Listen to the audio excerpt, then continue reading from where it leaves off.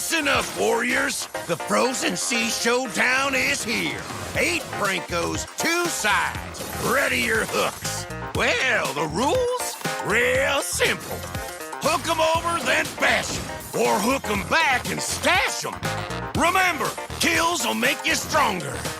More kills, bigger targets, so swing those hooks. More kills, better hook, so wipe off their looks. Crabs in the river, hook 'em. Reel 'em in for new skills. Stun. Magnet. Reflect. Chests in the cave, hook 'em. Reel 'em in for new skills. Team heal. Team super hook. Crazy ults, total chaos. Triple hook. Recall hook. Trick hook.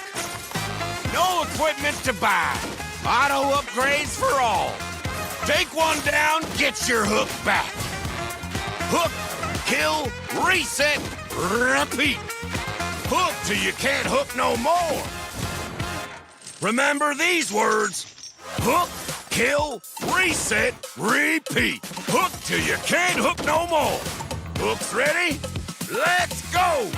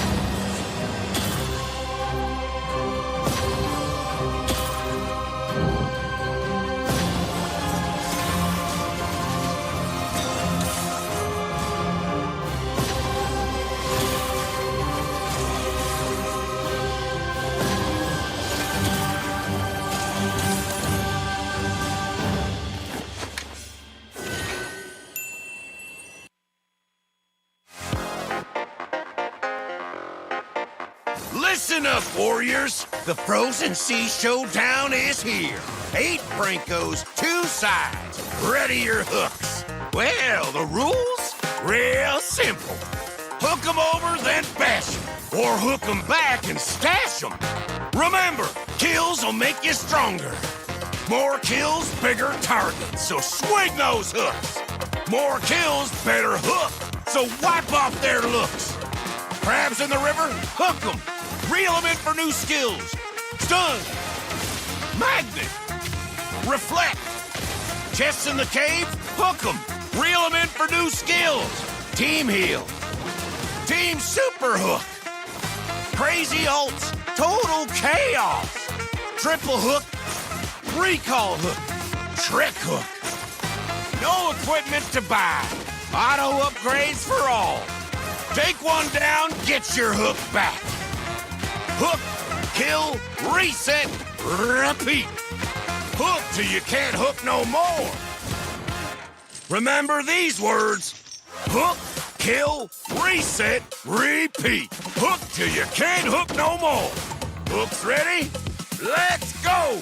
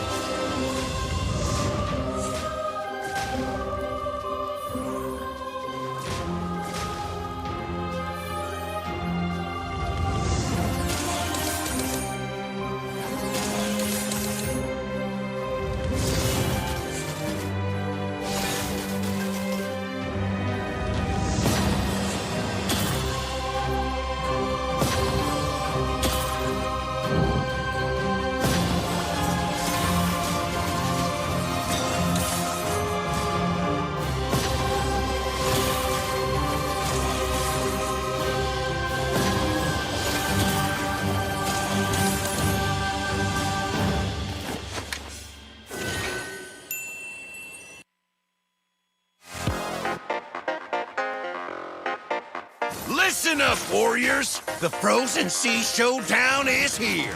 8 Brancos, 2 sides. Ready your hooks. Well, the rules? Real simple. Hook 'em over, then bash 'em. Or hook 'em back and stash 'em. Remember, kills will make you stronger. More kills, bigger targets, so swing those hooks. More kills, better hook, so wipe off their looks.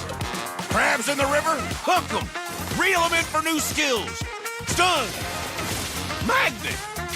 Reflect. Chests in the cave, hook 'em. Reel 'em in for new skills. Team heal. Team super hook. Crazy ults. Total chaos. Triple hook. Recall hook. Trick hook. No equipment to buy. Auto upgrades for all. Take one down, get your hook back. Hook, kill, reset, repeat. Hook till you can't hook no more. Remember these words.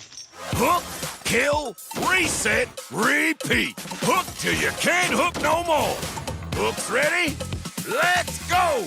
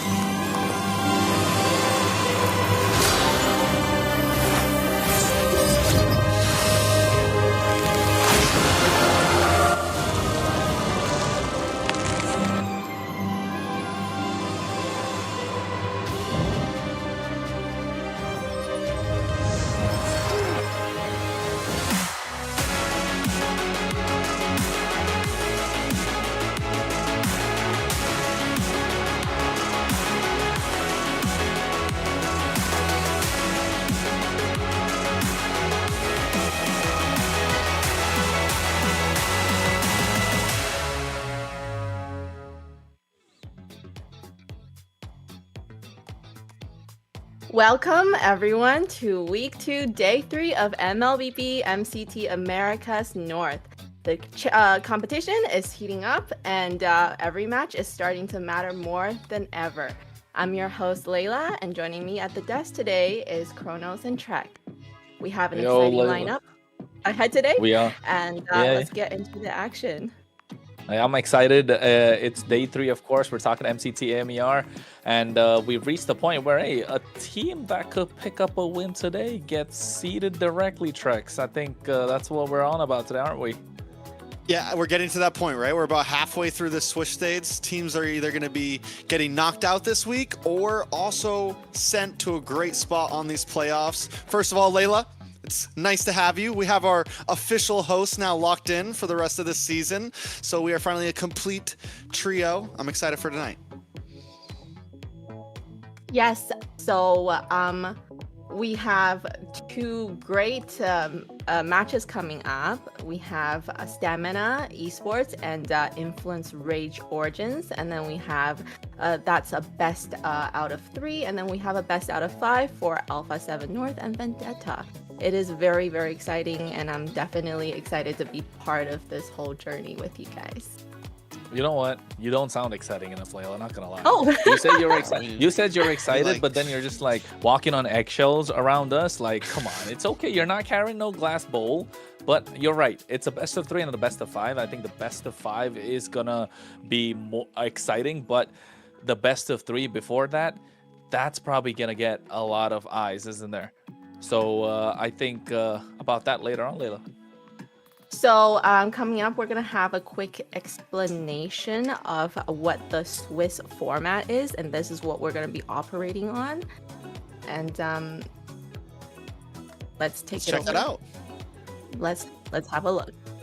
Welcome to AMER 2026, the official league for Mobile Legends Bang Bang in the Americas.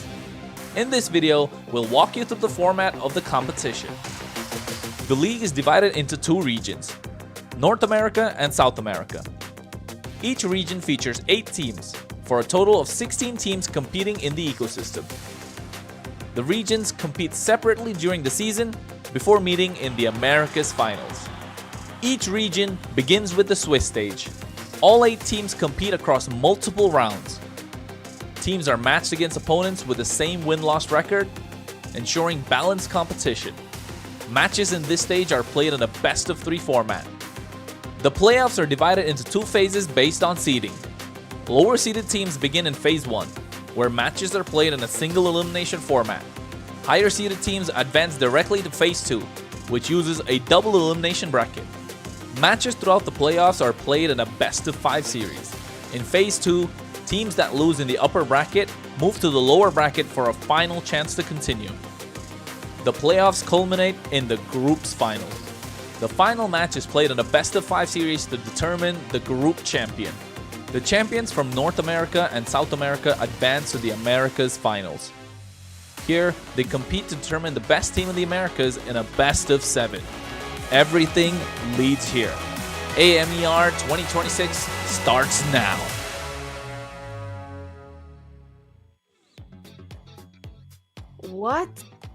What an exciting new format that we have.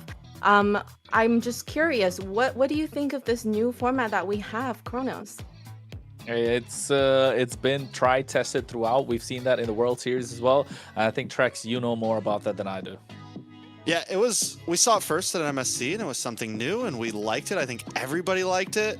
It was something intense. It was quick pace, and we got to see, it just felt random for once, and there was never knowing what was going to come the next day, and that's exactly what we're getting now on a slightly more microcosm base.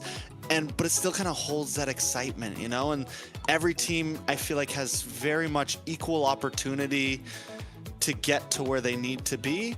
And we always see the best teams rise throughout this format. Yes, I, for one, is very excited to kind of see how this unfolds. And with the Swiss format, there's more fairness. And then wouldn't it be amazing to just kind of see somebody go straight to the finals? Hey, that's the best part. I think some of the players have been saying this as well. Like, hey, when are you gonna face this team? Possibly never, because they could just go straight to the final. The other team could get knocked out before they could even meet each other, and that's the best part about the Swiss. Okay, perfect. So coming up, we have also an explanation on the global ban system that we have introduced. It's something very new and exciting as well. Let's have a look. We'll have the global ban in MCT Americas to bring more dynamism and special strategies.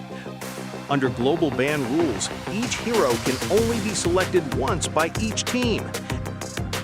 After every match, the 5 heroes used are banned for the remainder of the series. The pick ban applies only to the team that used the hero. The opponent may pick it next game. In best of 7 matches, the global ban resets for both teams if it reaches the final game. Expect new strategies, fresh picks, and much more.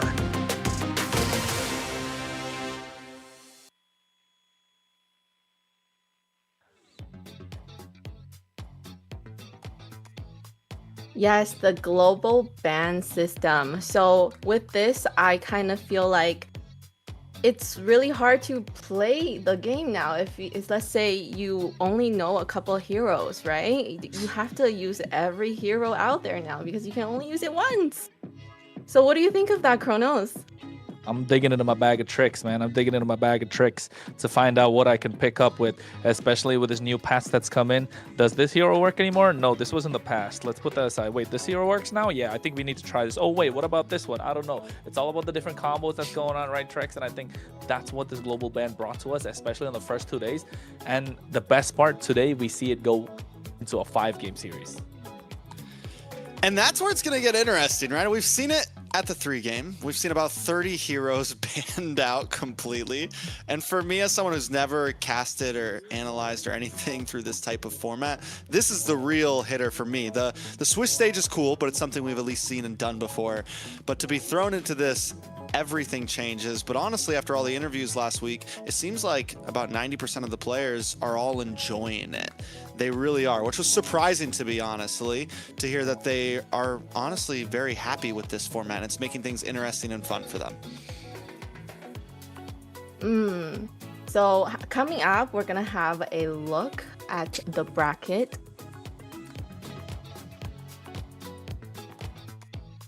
Okay, so the Swiss stage we have coming up. We have Stamina versus the Night Horde, and they have. Oh, well, yeah, you're right. Wait. I think day number 1, of course, we could see on the day number 1. about 4 games go about, best of 3s, 2-1, all the rest being 2-0, and then the final game being a 2-1 as well. And then they moved on to the 1-0 bracket, 0-1 bracket, and then that really resulted into something that we were excited about, which is coming in today. What we're going to look at is the first game, or at least the first best of 5 that's already been sorted. That's Alpha 7 North versus Vendetta, and then the other best of 5, which we'll be covering tomorrow, U2 Esports and Leon. And the other best of 3s, that's a 1-1 bracket. We're looking at Stamina versus Influence Rage, which is our first game that we're going to cover. And Leviathan versus the Night Horde, which we will be covering tomorrow. So we're covering basically the top half of the entire thing. The bottom half is going to be tomorrow. And it's going to be exciting this week, only for the fact that we get to see who's going to be the Seed 1 team and who is going to be the unfortunate one to get that Seed 8 tracks. I think another great thing looking back at this bracket is we've had a great division of best of 3s, 2-0 sweeps. It's right down the middle. 50% of the games have been 2-0s, 50% of them have gone the distance. And it's just showing that, you know, it can be a little depressing sometimes when it's just 2-0, 2-0, 2-0. I feel like this is one of the closest 8 teams we've had in a while in this level of play here. And it seems like there could be a lot of teams that can upset some others. And maybe we see that happen today. Maybe we see possible upsets happen today. I mean, it definitely feels like it could happen, is what I'm saying. Yes, very exciting. I definitely want to see the game that I am very, very excited for, obviously, is the best of 5 with Alpha 7 North against Vendetta. Why? And I'm Um, excited. Well, well, if you remember last year, I did kind of say something like I was thinking, Area 77 was gonna win. But now, Alpha 7 North is coming in, and I kind of want to see them win this year. Okay, Did fair you fair curse Area point. 77 last year? Is this your fault? Alpha 7, this might not be the fan you want, man. I'm just.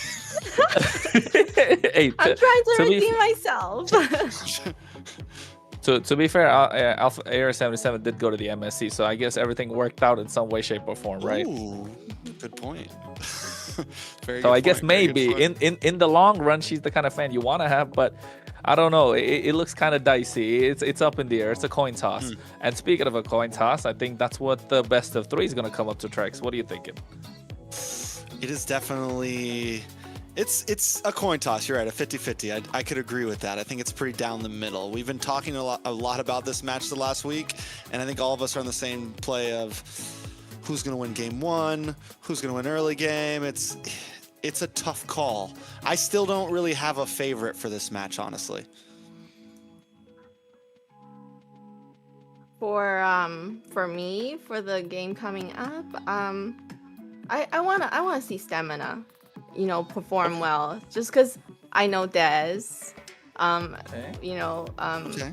being a streamer myself, I kind of just want to see him make it and do something really, really great today. Okay. And I think Your homie. and I think on that part, yeah, on that part, you're kind of right. We've been talking about it. Trex and I have been talking about back and forth about the same thing. Like, you asked him this question as well in the interview last week. Like, NA kind of has a new face or is looking for a new face. At the moment, it's Trex right there, but then we need somebody else that could like really fill it. A player, not a caster. So I mean, at that point, we were saying if Des could fill that because he's got a fan following, he's a streamer, like you said, he's always there to the public. He's got a face, he's got a name. The only thing is he's got to have the gameplay to fit that and fill that gap. That's quite a gaping hole for to fill for North America at the moment, because there are so many teams, there are players, but are they the ones that you could say like, hey, he's the guy? So, coming up, we're gonna have a look at the match one. Okay, Yeah, so we're gonna take a look for at Stamina Esports. It's gonna be Instinct in the EXP, Dez in the jungle, Yomel in the roam, Diamond in the gold, and Bless. Oh no, Yomel in the mid and Bless in the roam position.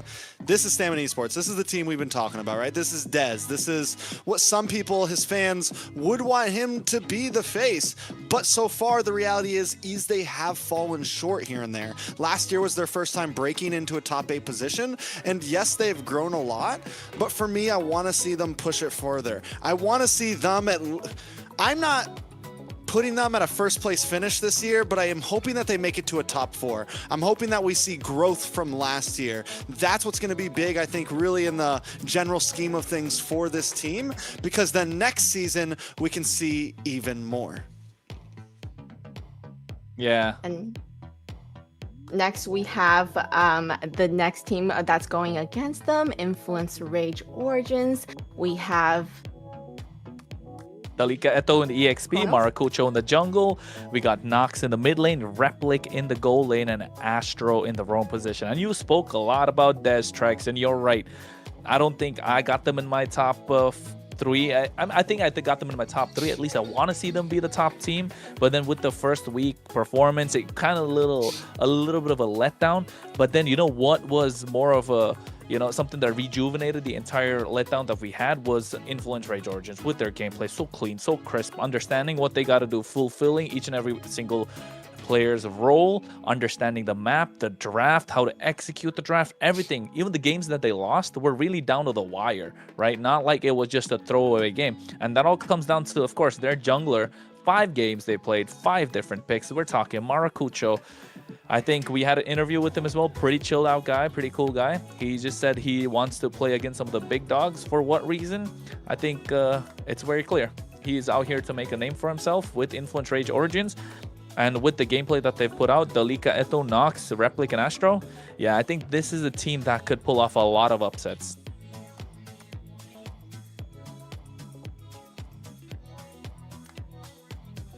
Okay, so we're coming up. We're in the pick and ban phase, drafting phase. I think it's going to be... Look. Yeah, I'm excited for the draft. I think it's going to be... I think before we dive too deep into the draft, I want to kind of respond to what Chrono said here. It's like a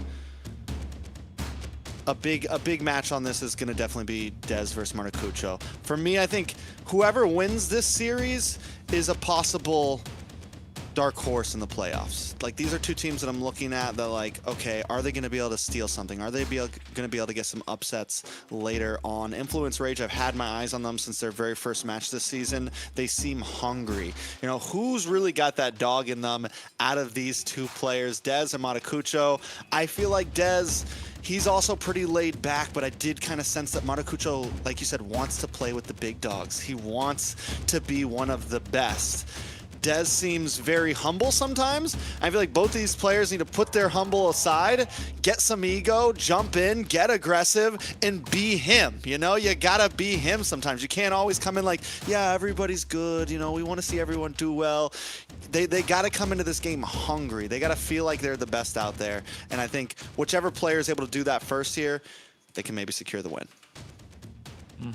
I think you're right about that, Trex. I think you gotta be him with a capital H on there too. Dez comes from a team called Team Ego now in stamina. He better have the stamina to take it all the way into the game. Game 3 if they lose the first one out. And I was when speaking about the bans and the picks, Eve, Baxia, as well as Phovius taken off. No, nothing exciting, nothing unusual. The Marcel, Freya, Jushin as well. We know those three are gonna be there.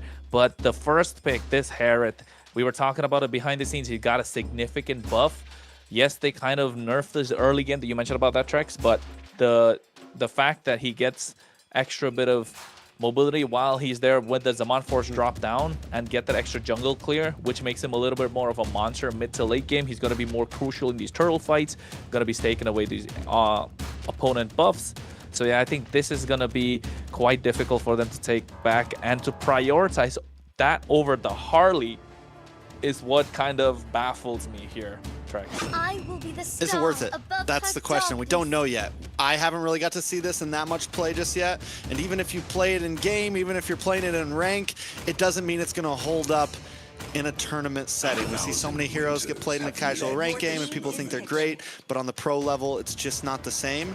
Obviously, Influence Rage feels like it is. Obviously, Influence Rage feels like this is the pick. The Harley, the Kalea is solid up front, well-rounded, nothing too much to worry about. And then we get the Hylos and the Guinevere. We have seen Maracucho play the Guinevere, most likely going to be a jungle pick. Possibly could get nope, no roam because the Hylos is already there. So definitely jungle Gwynny. You know what? I think Wu Zetian is still open, right? So I feel like that could be a pick for them. It's been a very strong hero, and we see a lot of players getting MVP with this hero because she can do so much just with her ult, her global ult. Ranger can poke far enough to at least maybe deal with Harith in early laning phase, comparative to certain other picks, but it's still a tough one. Kimmy gets banned out by stamina. Layla, I mean, you were right about the Zetienne. It might have not got picked up, but at least it was good enough to ban and get out of the way. But yeah, they do still need a mid lane pick, and some possibilities. Maybe the Yee's been banned out. We've seen the Farza a few times if you want to go long distance, but against the Gwynny and everything, it's not looking great in the Harith. So options definitely getting limited. Very interesting, because I feel like really a lot of the mages that are really strong right now are banned. So I'm wondering what they want to pick for mage. What do you think, Kronos? I think with the Lunox being banned out, Kadita, Lilia is probably the best option here. Maybe Valentina, you're right, but then again, is it the best one? You kind of prevent the Black Dragon if they go for it, but yeah, Lilia's the best possible choice, I'd say, especially against the Hylos, against the Harith, the Guinevere, Black Shoes, Purify, so basically two lifelines you have. So maybe save the goal lane until the end. We can always see a Beatrix, even a Claude. I'd be leaning a little to the Beatrix since you have the Kalea already on your side. The Claude because you have the Alice, so they got 2 ways to work around it. Over here, mid lane, honestly, Valentina like for influence, maybe. Valentina. Yeah, I'm thinking Steal the Tsunami Valentina. Slam. Yeah, That might be their best bet. maybe Kadita, but then again, like, is that the best option? They need some sort of a knockup to kind of add to what this Guinevere can bring to the table, right, Trex? The knockup would be nice, it's very true, and the Kadita could be something, but I think Valentina's safe, it's easy, it's comfortable, you still get it, you get the Tsunami Slam if you want to steal it away, you get the Black Shoes if you want to steal them away for survivability, and then whatever Stamina's last pick is, which honestly, Stamina still could use maybe a little bit of crowd control. They need they need gold lane. So you just pick up the Claude here, right? It's simple. Yeah. It's safe. And even though normally you would pick up, he's a shred hero, he still does great against squishier heroes. It's not like they have to have nothing but a bulky lineup for you to pick up a Claude. You know what? Melissa is still a solid choice. Got a nice bit of a Against buff. the dive? Yeah, against the dive, it's all right. The go away gives a little more sustain right now. I was thinking about the Wan, but never mind, because I was going to say, I haven't seen her in pro play for, what, years now? That hero is forgotten, but hey, we get to see the Granger, because you get to kite the Hylos. You can poke the Herald from far. I think this is looking solid, Trex. What you call the 50-50 in drafts, you and me today. Yeah, I think the Granger, this is what we saw when the Herald was possible. It was a good pick. The Granger was a good answer to the Harith, and Harith has such big poke in the laning phase. The Granger can at least kind of keep his distance and hold lane. He might not win lane. Could come down to a 50-50 in lane between these two. We don't know how good the Harith really is just yet, but the possibilities are there. I will say this, from Stamina, there was some big some damage, some kill pressure burst between this Granger and this Harley. If they can get any kind of big pickoff early on, it's dangerous. But then on Influence Rage, same thing. Kill pressure with all the knockups and crowd control. So a lot of it's come down to who can land those combos. Okay, so we have our picks coming in. Looks pretty evened out. I know that Stamina has the coach, so I'm hoping, the coach knows what he's doing and had these picks trying to counter pick. Well, what do you think, Kronos? Yeah, I think you're right. Of course, Rage Origins don't have a registered coach right now for MCT, but we know they're working through the background and doing their thing. But Stamina Esports, Rage Origins, with this first series, the first game, it's all about momentum. In a way, I still feel like Rage Origins kind of have the upper hand because they have a Guinevere against the Harley, which does really well. The only way I see Stamina really clutching this is if Dez finds those early pickoffs, if Kalea finds, Kalea is able to get those nice pickoffs to feed Dez or to feed Diamond. I think that's the way to go for this one. I agree. I think, again, it comes down to the feed the jungle, make the plays happen. And I like that, right? Overall, the difference is Maracucho doesn't have to be the star. We have seen him do great, though, on that Guinevere and be an aggressive Guinevere at that. It wasn't a tank Gwenny in the jungle. The guy was getting kills. The guy was chasing people down. So I'm still excited to see it. I don't think he's going to be catching Dez with any of those ults, but you never know. The Hylos is a great answer to the Harith as well. One misstep by Dez, you get stunned, you get locked up long enough. I think in this game, we were focusing a lot on Maracucho Dez, but my eyes are going to be on Replic and Diamond here, the gold lane face-off. These guys are going to be killers in that gold lane. They are the backup damage. They are the mid to late game promise. I mean, when you talk about that part, Trex, I think you're right, because Harith and Granger need to find a way to get that snowball rolling. Otherwise, it's going to be super difficult for their teams to kind of make it out. And not just that, even the EXP laners, like the Yu Zhong, the Alice, need to hit that level 4 power spike, have massive ultimates in that turtle pit, in that Lord pit. They're going to be the ones that are changing the pace of the game, and they're the ones that's going to be leading the team from the front when it comes to these neutral objectives, not just the first turtle, even the Lord. So I think it just comes to the point where we will find an answer. We will find how this game is going to go. Eyes are on already, and I think with these picks, of course, we got a lot of Dez fans that are going to pull up in the chat. So, Trex, you got anything for those fans? Well, before we jump into game, Layla, who do you got? Pick a team. Yeah, who do you got? Game one.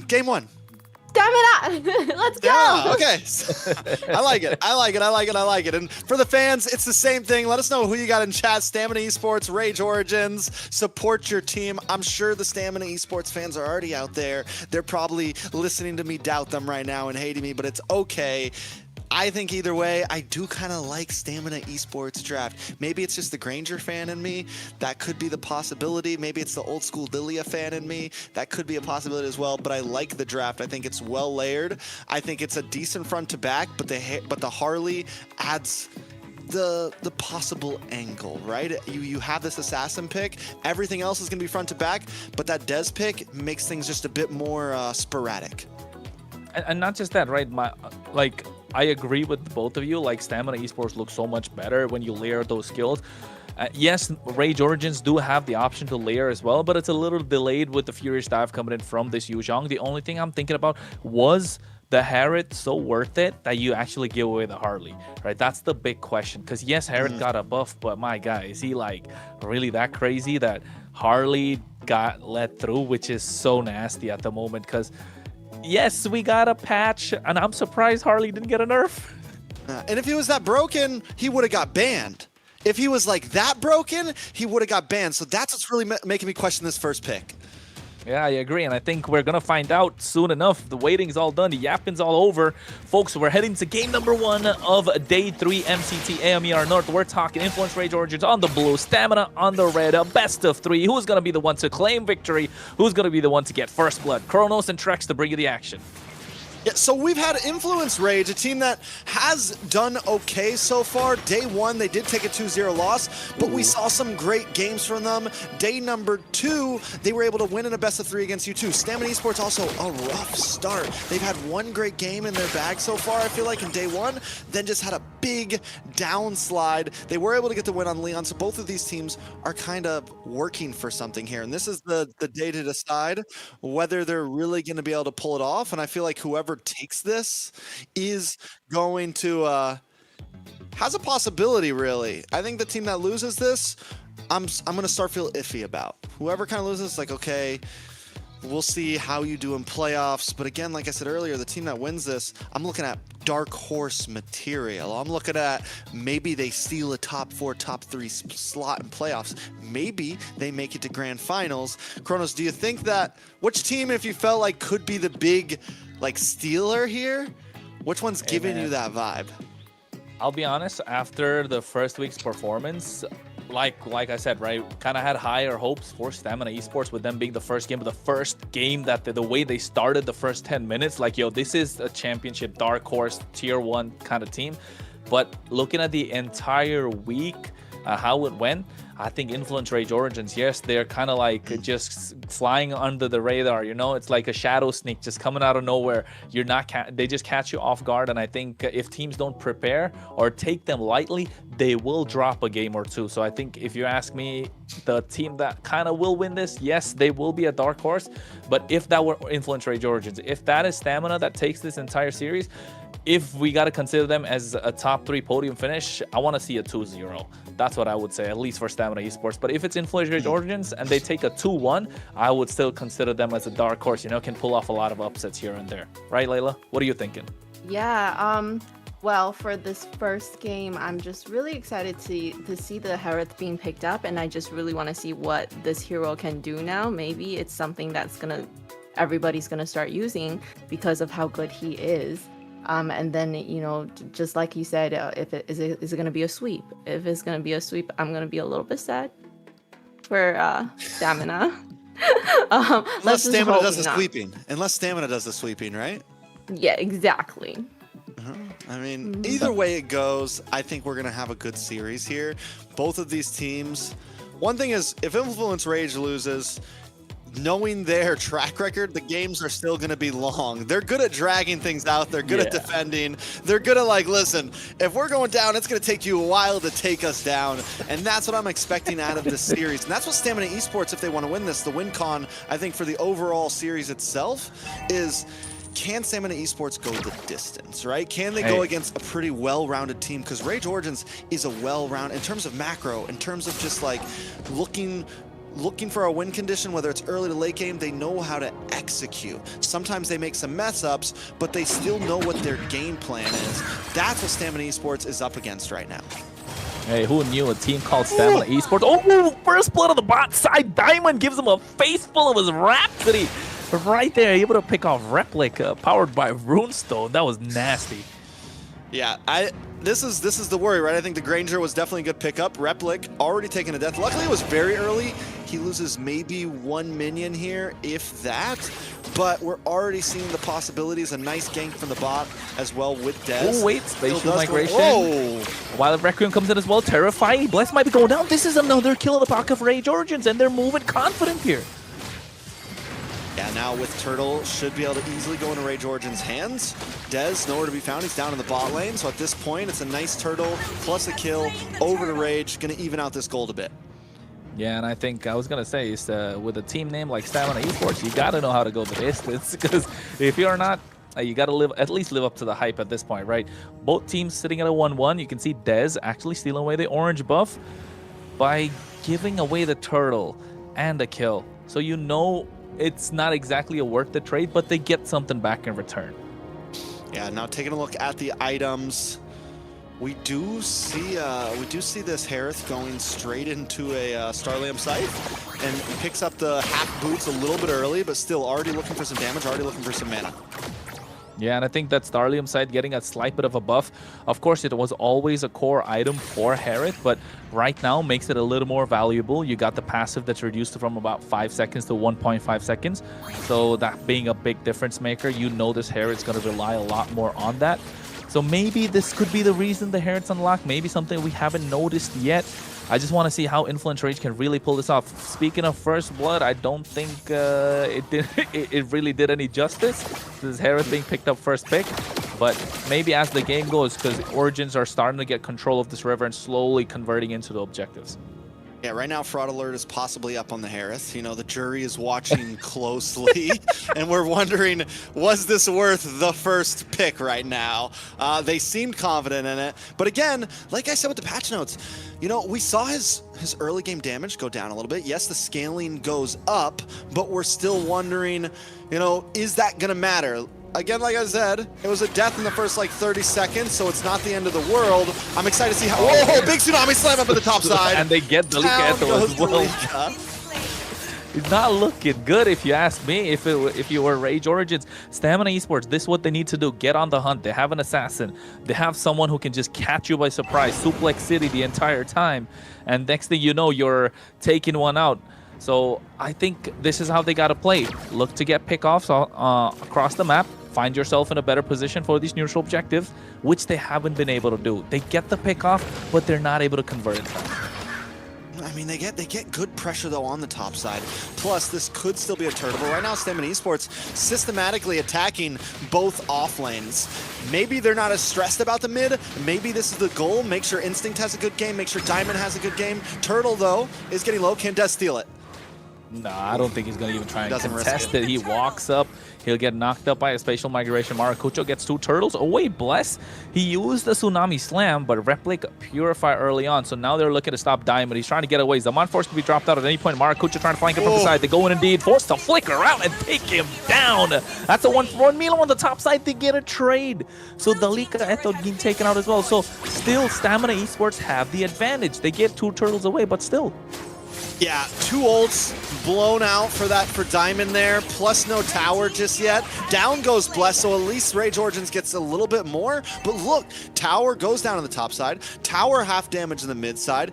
Bot tower should go down here. Rage Origins gets it, but I still feel like that was a win in the books for Stamina Esports overall. 100%, 100%. I think just able to move a little faster. That's what it's showing, right? It's getting to a point where Stamina Esports have taken charge, have got control. Meanwhile, on the top side, Delika Eto tried to make a play, went with the Fury's dive, got caught out with the deadly magic. Dez is online, ladies and gentlemen. 2-0-2 on this Harley. If you could take a look at his damage items, I bet he has the Genius Wand already, building to the Lightning Truncheon Power Spike. And we're going to start seeing this Harley create havoc. Meanwhile, on the bot side, Bless being stunned up. He gets the Tsunami Slam onto Maracucho, but get the Wild Requiem as well. Should be taking him down. Flickering out, but gets caught in the Psycho Ball. Meanwhile, Maracucho eating a face full of bullets coming out from Diamond. Astro making sure he can keep them at bay. Nox comes into the picture as well. Instinct wants to go in. Throne of Ruin can cover it from any point. Zaman Force drop down. They get the kill. There's Throne of Ruin. But Instinct makes it out, so they trade back. Both teams make some critical mistakes there, over chasing, get responded, lose a member, but in the end, Stamina Esports does lose 2. Rage Origins now taking a small gold lead.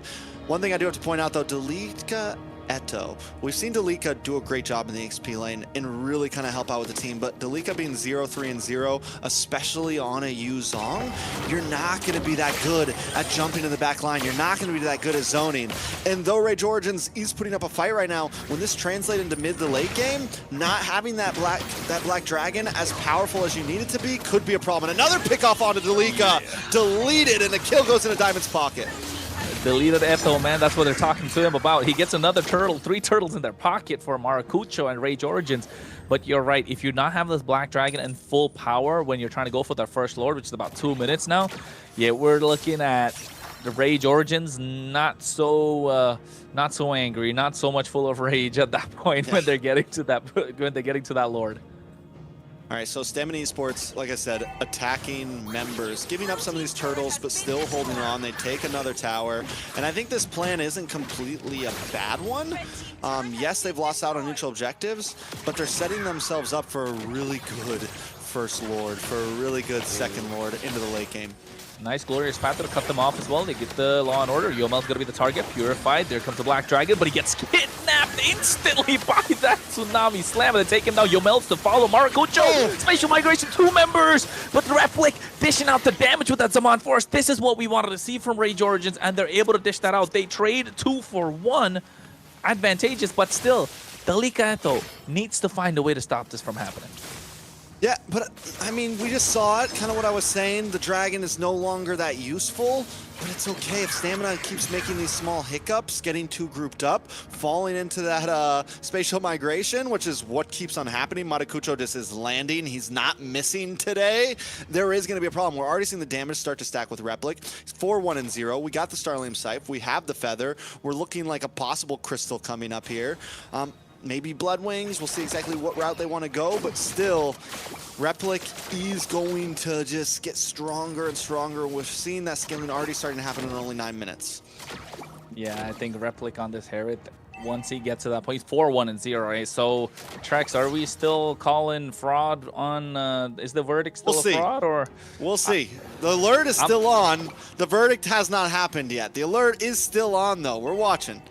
I agree. I think we got another date for the next call. Indeed, the jury's still watching. Yeah. They're still going through their notes. They're still discussing. So I think coming down to how this late game might go, mid to late game at least at this point. They're struggling to clear the mid wave thanks to the Yomel on this Lilia. But look how they're blitzing. The Lord knows the Zaman Force drop down. Yeah, here comes Eto with the Black Dragon form. Instinct looking to cast him off guard. Yomel's there as well. Throne of Ruin to come at any point. Retribution from Dez to clutch it all. And Bless gets the black line, but Maracucho's not able to follow through.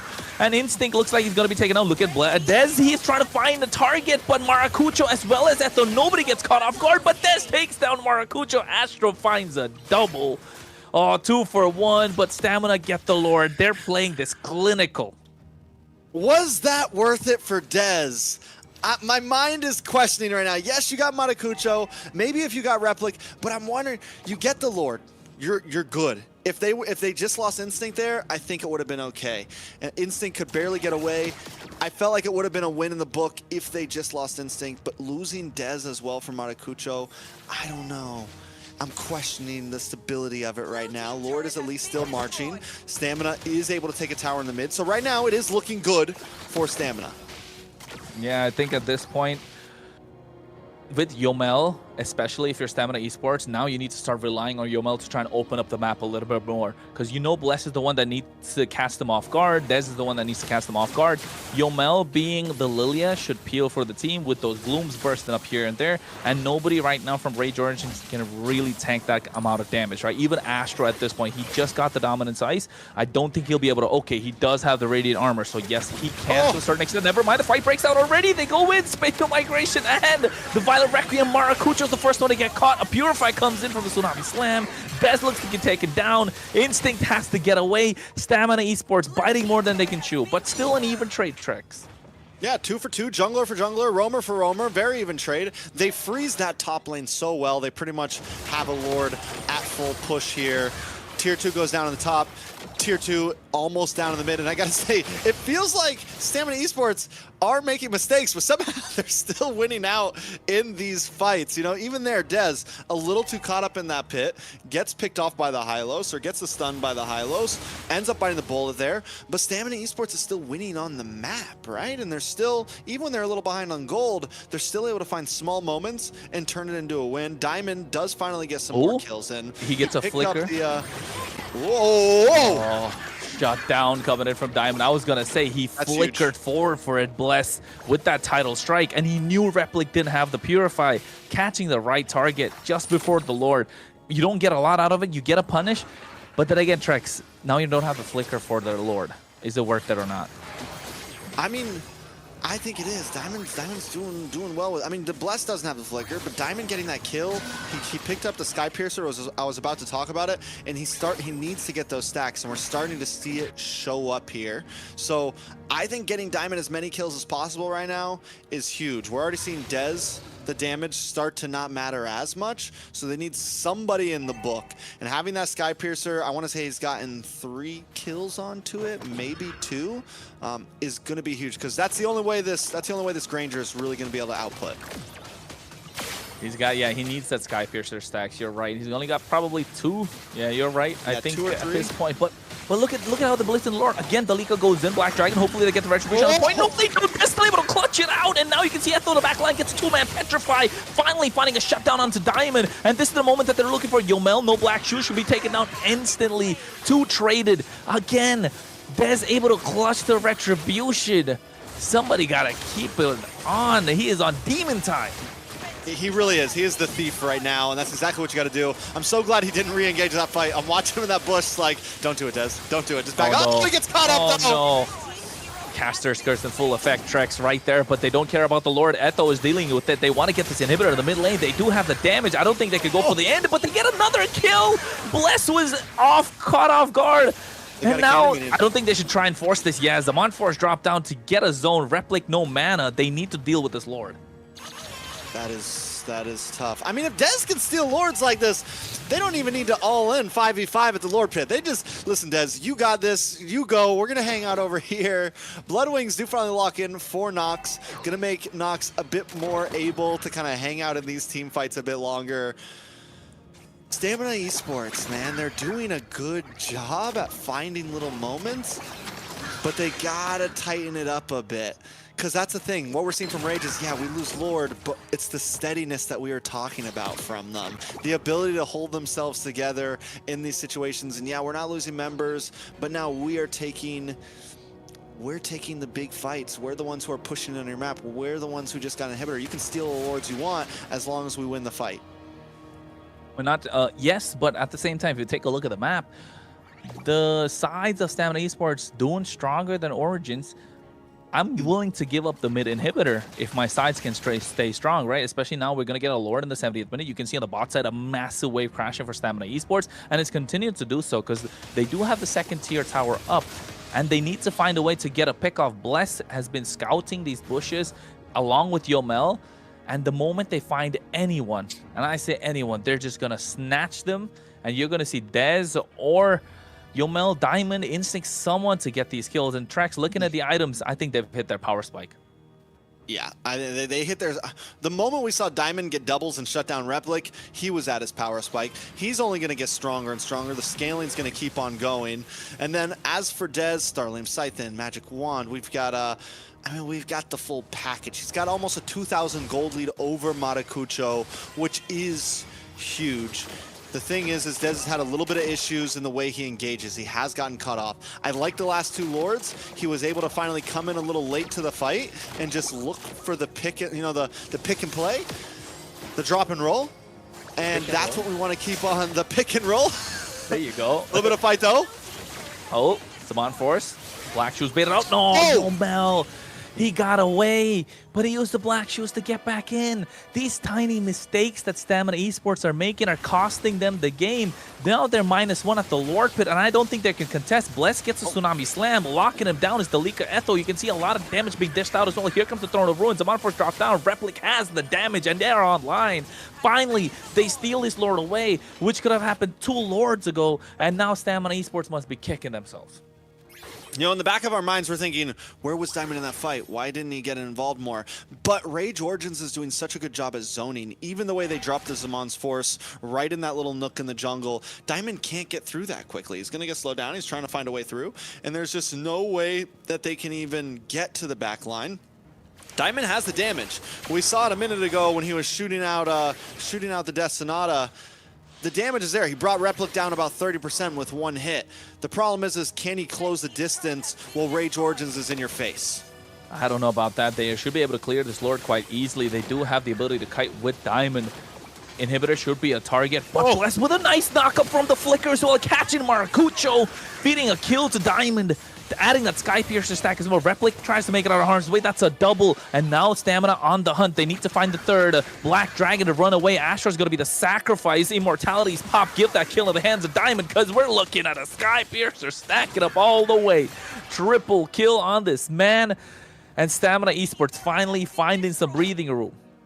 Yeah, this is where Stamina Esports is going to thrive, when they're actually being attacked and they can kite back. They have this type of composition where they can be patient and let Rage Origins come to them. It's why they haven't been doing as good in the Lord Pits, because Rage Origin already has control on the river, and Stamina doesn't have a way to get to them. But when Rage is coming at them, it's just boom, boom, boom, boom, back up, back up, back up, hit, hit, hit, and we're seeing that pop off for Diamond. Yeah, hit and run is what they can do at best at this point, Stamina Esports. And you're right, when they're kiting, they're so good. Hey, get the pick and roll, find a screen, and then shoot that 3. That's what Diamond's all about. At this point, need to make that championship play. But Delika Eto, again, in the early game, if he didn't get picked off so many times, they could have been a different story. If Maracucho was able to get those 2 retributions on point, it could have been a different story. But if we're talking about ifs, buts, and maybes, ain't nothing going to happen.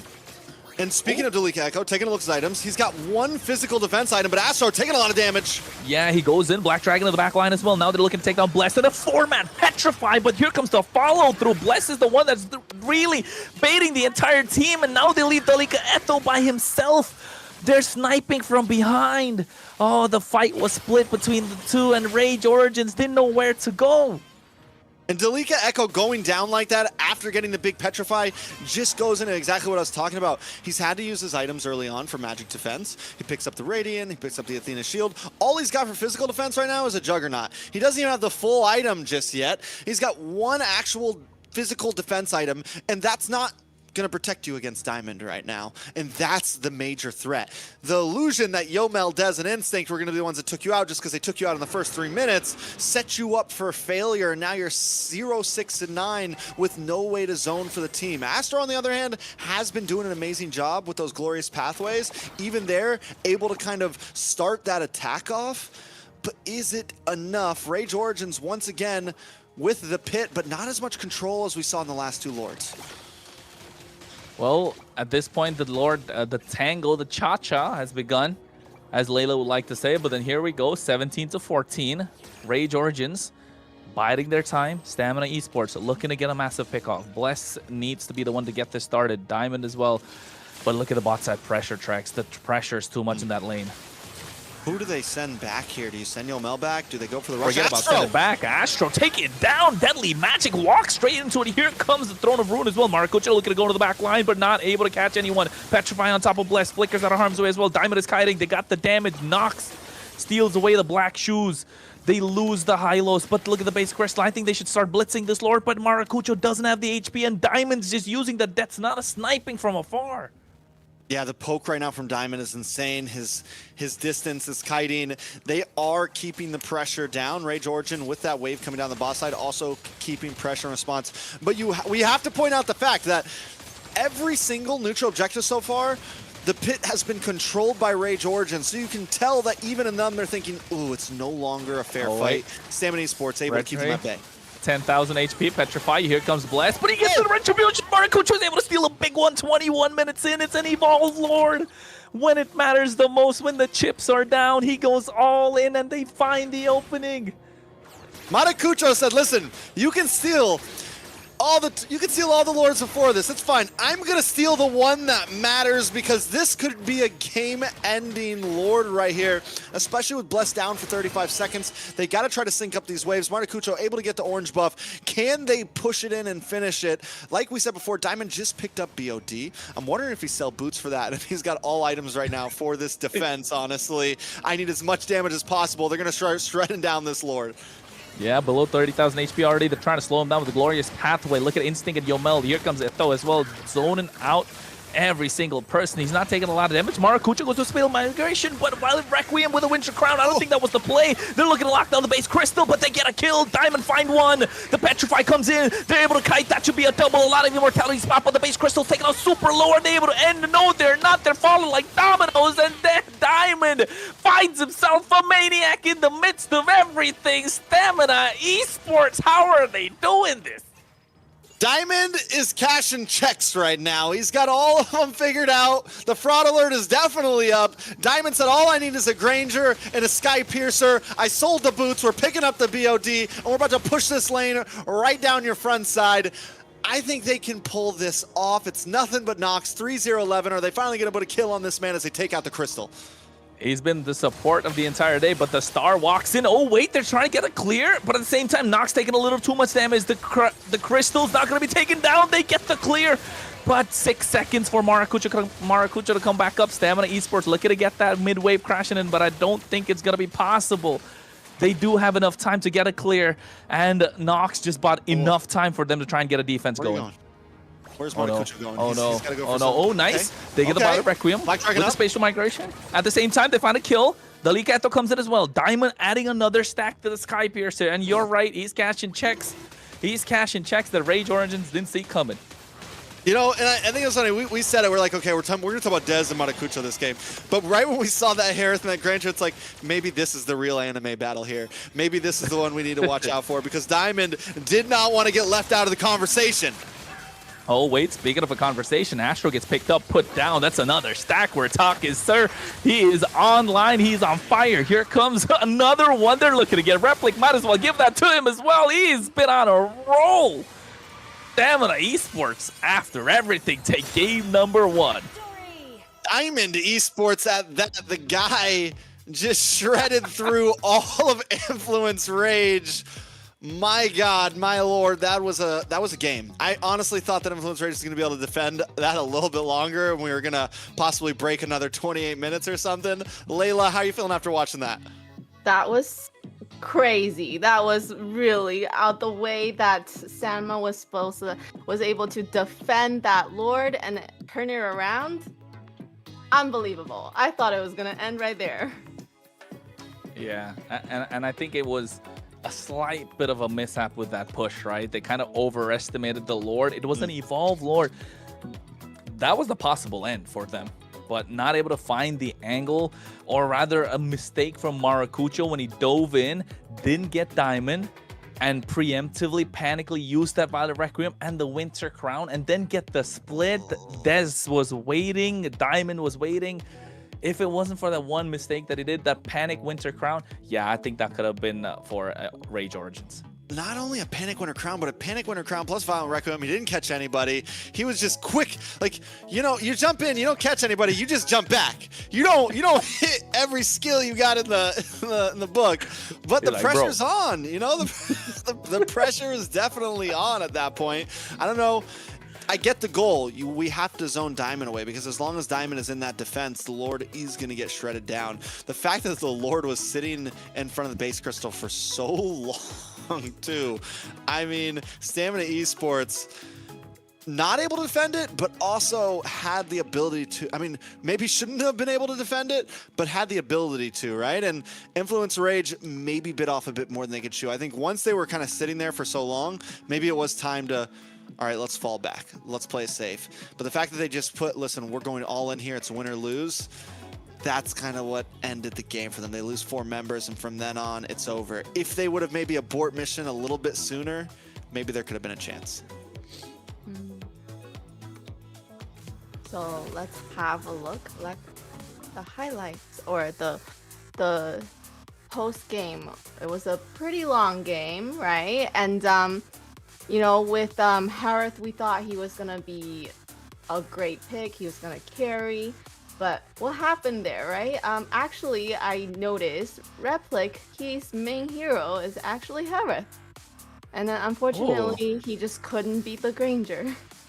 So What do you think? the verdict from the jury is that it's a fraud, right? It's not worth as a first pick. Harley's definitely the one that we need to watch out for, right, Trex? Yeah, I'm gonna lie. I got some of the ballots in. They're definitely saying that the Harith might be on fraud alert still. Might be full on fraud. Especially for first pick. I'm not saying it's not good. Replic showed some decency at it. Maybe we'll see something later on tonight. Maybe there's still possibilities. But for that game, all it took was a decently placed Granger, and there was nothing that Harith could do. Decent? You're talking decent? 18-3-2. Are you out of your mind? That's not decent. That's my kind of Granger, bro. That's the kind of Granger diamonds right there. Yeah, I know. He got double O's right there on his name. He's trying to show the double O this time for Influence Rage. Are they going to pull it off? They already got one in the bag. And I think with the way that they played Dalika Eto, yeah, he's looking to make that egg a comeback. He needs to find at least one kill in the game, especially with the last push. And you're right, that last push could have been so different if it wasn't for that spatial migration Winter Crown while Requiem play just coming out of nowhere. And Diamond on kiting heroes has been doing so well. So I think Stamina Esports finding their moment, finding their ways to get that victory. And you can see 33% kill participation and still Replic able to get a 38. So I guess is a great pick, but as a first choice, I don't think so. You know, I will say this, for Influence Rage, it was kind of surprising because in the past, they suffered from taking games almost too slow and not being willing to force the end. And I'm wondering if that kind of is what got them here. It's like, okay, we know that Diamond's getting out of control. The stacks are too high. Maybe we need to try to force an end here. When in reality, maybe they didn't need to force an end there. They do go for it. But in props to Stamina Esports, taking a look at these replays, I said in the beginning, they gave up every turtle. But what were they doing? They were systematically attacking the off lanes. They were focusing on Dalika. They were focusing on Replic. They were making sure that Diamond and Instinct had a great game. And by doing that, when it came to mid to late, they were able to shred through Dalika. And Bless almost never got a big catch onto Replic, never got a big catch on Matakucho. It was almost always either Astro or Dalika, but that was enough. You get rid of the front line, and Diamond can get to the back line. Mm-hmm. I think that's what the idea was. It made it possible. And especially with that assassin pick coming through, right? Yes, we're talking about Diamond.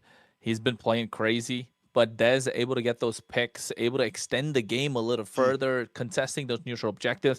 I mean, yeah, that Petrify, 4-man Petrify should have made it all possible, but Bless surviving, even with the slightest bit of HP, after that immortality gets popped, buying the time that they needed. So every small micro decision turning into something big, turning into something that Diamond can really find a way to snowball from, even though it was past 15, 20 minutes. When Diamond found his stride, yeah, Stamina Esports found their groove as well.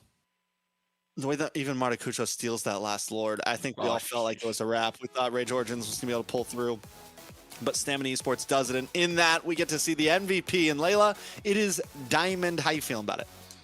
Amazing. I was looking at the stats and he was the richest guy there. He did so much damage. 129k.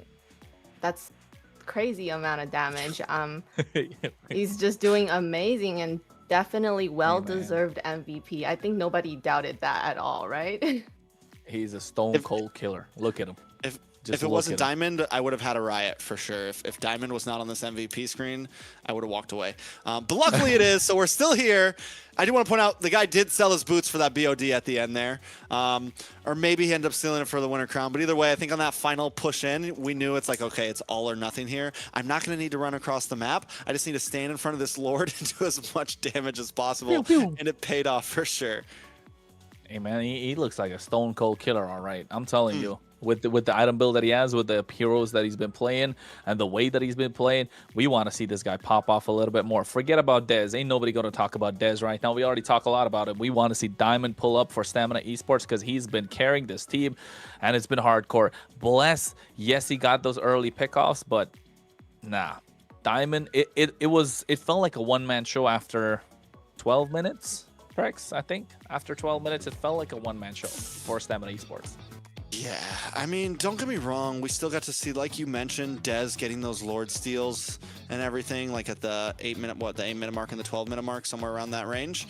And even then, him being able to keep the pressure. But yeah, Diamond, once, I think it was like the double kill in the mid or something, he killed Replic. Once those Sky Piercer stacks started coming in, it was just out of control. He was sniping. If your health got below 50%, you were gonna die in the next second. Pretty much. That's the way it happens. Once your health drops to 50%, you got about a second to live, and that's it. Yeah, Granger, what a hero. Like, it just, once again, it reminded me that Granger is a very dangerous marksman. Granger's just been I mean, he's a fun hero to play. Even when he was in meta, I don't even play marksman that much, but Granger was someone I'm like, this guy's just so much fun, easy. You kill people, they go down, you shoot, that's it. I mean, just overall, I've been happy since he got into the meta. But there is a stark difference between like the great Granger players and your casual Granger player like me, obviously. They really push the hero to the limit, and positioning is key with this hero. We got a little bit of time till draft pick. What are we looking for in game number 2, Kronos? What does Rage Origins do to kind of pick up the pieces here? I think if you're Rage Origins right now, you get the choice. I still think right now you go for the blue side. You get that first pick. You try and this time get the Harley instead of the Harriet. But also you don't want to give the Harriet away because he's super strong. But we've seen there's a way around the Harriet, the Granger. It's been there for a long time, and now we can see a little bit more. Oh wait, never mind. We're talking about global ban. So yeah, none of that. So none of that. No, but it still works out though. It still works out. You prioritize the Harley still. It's all right if you give all of that away. But I think right now, if you're banning out the Harley, maybe look to take the Suyo, because the Suyo is still super strong. If you're banning out the Harley, apart from that, just look how you can contain Diamond, right? And Bless on these pickoff heroes, we've seen even in the previous week, he was doing really well. The game where Bless was, I think, 0-10 and something, they still ended up getting the win because he knows to get the right target at the right time. I think that's the biggest difference maker if you are Stamina Esports. And if you're Rage Origins, you need to look to target down at least, take a couple of picks away from Bless, so you kind of neutralize the early threats in the game tracks. Yeah, I think it's a long road. It's definitely Rage needs to figure something out here. I think they need to be careful for Stamina once again, doing the same as last time, attacking the off lanes, right? Making sure I mean, they just did such a good job at it. From early on, we saw the first like 30-second gank onto Replic, then up to the top side on Talika. Early on, getting towers, completely just abandoning the turtles. So I think Influence Rage needs to watch out for that type of strategy coming back in, because if that's coming, it's going to be something similar. That's at least in terms of gameplay. Draft is a whole different story. Layla, how are we feeling about game number 2? I'm excited. I'm hoping Stamina can keep that momentum going. So let's have a look what they're going to pick for the draft. With the coach, I think the coach has done a really, really good job. The Marcel, always getting banned. I feel bad for the guy. I haven't really seen this guy in action. I really want to see that. He's gonna live there. He's gonna live there for the next 2 months, I'd say. He got a buff too with that platinum snap. You're now, when you get that shield, you're able to move around if you're his ally hero. So yeah, he is gonna live there for a while, and he's gonna be taking pictures of the draft that he's gonna see. The Yves banned out. Influence Rage again going for the blue side. Like I said, I think this time prioritize the Harley, but if you're Stamina, you're probably looking to ban it out, right? Yeah, I don't know. Is it worth the ban? Global ban, man. Oh, yeah, come on. Is it worth the ban? Now, don't change your thoughts now. Don't change your thoughts now. I just said, is it worth the ban? That's all I'm saying. Like, I don't know. I 100%. might not. If I'm Influence Rage, they picked up the Harley. I don't know if I'd ban I don't know if I ban it. I don't know if I ban it. I mean, they ban a Fred run, which is kind of surprising. I guess they are on blue side, so they can target ban a bit here. But they have to be careful because Stamina, they already banned the Freya. They could try to do the old, we're going to leave 2 heroes open here. You know, right now we still have the Jushin up. Boxia. We still have Basha. Both of those are still up and open and possible. I'm wondering if we're going to see, you know, the old 2-hero trade up here. I'm thinking the same. I'm assuming it's got to be the 2-hero trade up, right? Because if you're Stamina, you really want that. But they know. But if they leave the Harley open as well, kind of Influence Rage know that they're not going to pick the Harley. So maybe pick up the Boxia, prevent the Harley from being picked up. But then again, Influence Rage is overthinking at that point. So I don't know. I think if I was Influence Rage, probably take out the Suyo to kind of throw a wrench in the plans. That's early. Layla? That's early. Yeah. I mean, like, all the heroes that I know how to play are getting banned, so it's like, and I'm just wondering for game 2, you know, if Stamina really want to bring it, are they gonna pick a hero that Dez is really familiar with for jungle? Yeah, I mean, right? we've been waiting for Dez to pick up like something Dez-ish for a while, something like a big assassin pick. The Basha though does get left open, but they decide to ban the Zushin, so no trade up for Stamina really here. Really, do we see that? Do we see the Harley come in? It did not get banned out. If Stamina doesn't first pick the Harley here, it was a fraud from the start. Hey man, Stamina already picked Harley the previous game. We're talking global bans. Where are you at, Unk?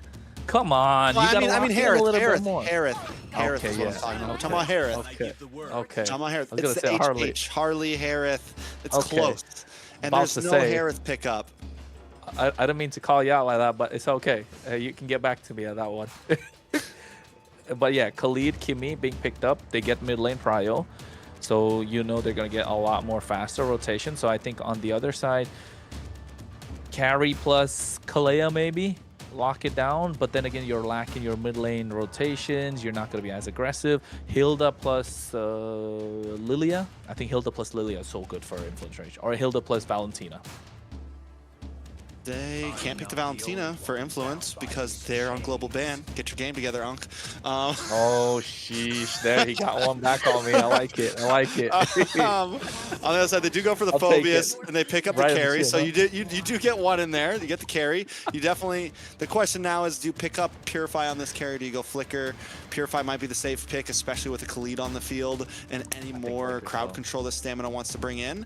You mentioned, Layla, Dez picking something he's comfortable on. Could this be a game that we see like possible Assassin, possible Haya? Might not be bad against something like the, you know, possible Lancelot. Something a little crazy here going up against this tanky front line, something that can get to the backside.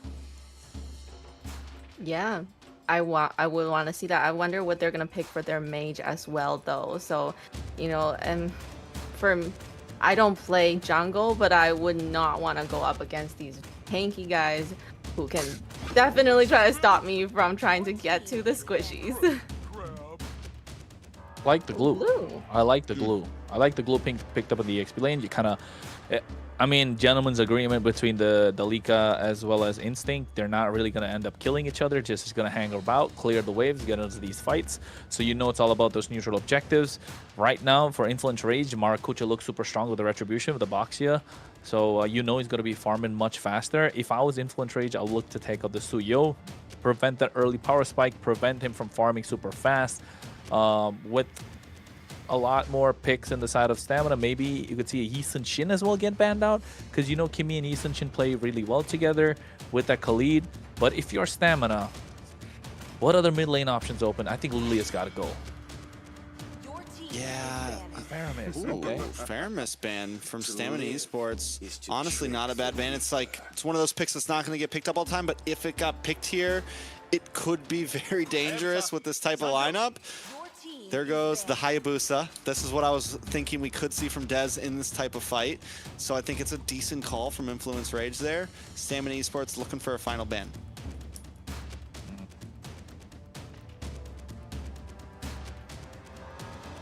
I'm thinking, I still think Lilia is a solid ban here because there's not a lot of mid lane options open. The Valentina's already picked up. They got the Jushin off the table. The Zetian's gone. The Fire Mist is gone. The Kimmy is gone. If they want to go, maybe take out the Kalea, but it's not gonna do any work for them in the roam position. They're really gonna give away. Or maybe if you're Stamina, take out the Hilda even. Because if you're looking to go the Eastern Shin, you want to take away the Hilda, right? So if they ban out the Hilda, it could give us a little bit of an indication. There you go. I think Eastern Shin is still a great choice for them on the table. X-Borg being taken off. So a lot of true damage not available still. I think Stamina, probably lock in Eastern Shin for the final pick. Yeah, you just and jungle Lilia YSS. here. Jungle YSS is simple. Lilia, they can't pick up the Lilia for Stamina. So they're kind of, they need to look for something getting older. else. Yeah, Gray hair you're getting older showing. fast, man. You're hanging out with us oldies too much, honestly. I know. It's a tough spot, I guess. I mean, again, we've seen the Farza be something that gets falled back to on this mode. The Kadita is another thing that gets falled back to. No, they don't need a mid. They have Kimmy. No. Where are we right now? I like the Nolan. I like the Nolan only for the fact that the entire time I was talking about the Suyo, right? He got a fast clear. He's got an early power spike.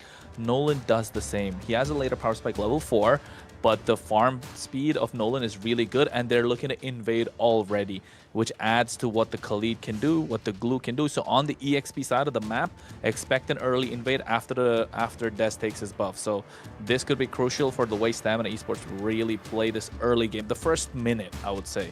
That's where it's crucial. But Influence Rage, they need a mid. You're right, Kadita, Lunox is an option, Kalea that I spoke about, but they're giving away so much mid prio in the hands of Stamina Esports, and they're really expecting an invade at this point. So kind of like a countermeasure. Novaria. When was the last time you saw Novaria tracks? M7, I think. Rosa probably picked up a Novaria, I'm pretty sure, on Team Aurora at some point. But it's been a while. And even then, I don't think it ever did that good. It's a pick that for me, teams will fall back to it, and I'm like, ugh, it just doesn't hit for me. But we'll see exactly how it goes. Layla, any thoughts? I mean, I've seen a lot of really great Novarias that has great aim. It might hit. It might hit. The right people in the back. True. Claude makes it a strong lineup. You know the Claude's gonna run the Purify, so is the Kimmy. I like both sides. I think Influence Rage have a decent lineup. What are you thinking, Layla? Last words? Last words? Go Stamina! I'm really hoping. I mean, I'm a little worried about him using Nolan and then having the Kalea there to kind of stop him. And then I don't know what the win rate has been like for Nolan. Nolan hasn't been picked up as much, and I don't remember Nolan winning. U2 has a clutch Nolan jungler. They've won one game with it. They lost one game with it. But they're the only team that has used this Nolan. We've been wondering if anyone else was going to do it, so I am excited to see Dez on it. You know, you mentioned the Layla. I mean, you mentioned the Novaria, Layla, and I like... the more I look at it, the more I think about it, it's not a horrible pick. Against the Khalid, against this dive potential that Stamina Esports have, the problem with it is it's a little slow in the start. But if it can come online, those meteors could definitely start to hurt for sure. Yes, and I think those Astral Meteors are going to be crucial when it comes to sniping somebody, at least poking someone down before carry or before Replic or Astro can get someone. And not just that, the ultimate kind of gives an extra hitbox for Astro to pick somebody up. So yes, I think in the grand scheme of things, Rage Origins look solid, but if you give the Nolan a little bit of leeway in the first minute or the first 1 minute 30 seconds, it's gonna be difficult for Origins to find a way to come back. And then Nox is just gonna get hunted down by Dez on this Nolan. So yeah, I think still 50-50 for me, Trex, but I'm leaning to the draft of Stamina Esports a little bit more because they can be more active with this Nolan on the map. What about yourself? Yeah, I mean, they can be active in terms of, like, again, early game kill pressure, which is what we saw from them last time. It's what they like to do. But Rage Origins does have some quick movements on the map. You have this Basha, you have the range with the Novaria, you have Astro on the Kalea that can, like, help kind of stiff arm a bit here and there. So I think if Rage Origins can find their spike and not fall behind in the off lanes like what we saw last time, there's a lot of opportunity. Yeah, you're right. I think a lot of opportunity is what they need at this point for Rage Origins to try and make some sort of a comeback possible. But folks, we soon will be heading into the game. You can hardly hear the sounds, but I think we're probably gonna get a little bit of a tease before we go in. Layla, in these last few moments, you said you're supporting Stamina Esports, right? You're supporting the streamer Dez. But what do you think Rage Origins could do to make themselves come out with the win? I mean, if they're able to protect their back lines, I mean, they have, you know, the great front line. As long as their back lines are protected, we doing good. We're doing good. We're doing good. We're doing good. Yo, Kronos is phasing through reality right now. It's like super speed. We just need the little momentum going in the back. There you go. Yo. He's flying at peak I'm going through right now. Speed of moving light. through time. I'm moving through there time. you I'm moving through time, I folks. didn't know you looked like that, Kronos. It's all right, man. I got some Imagine makeup on. having two I got some Laylas, makeup on. Anyways.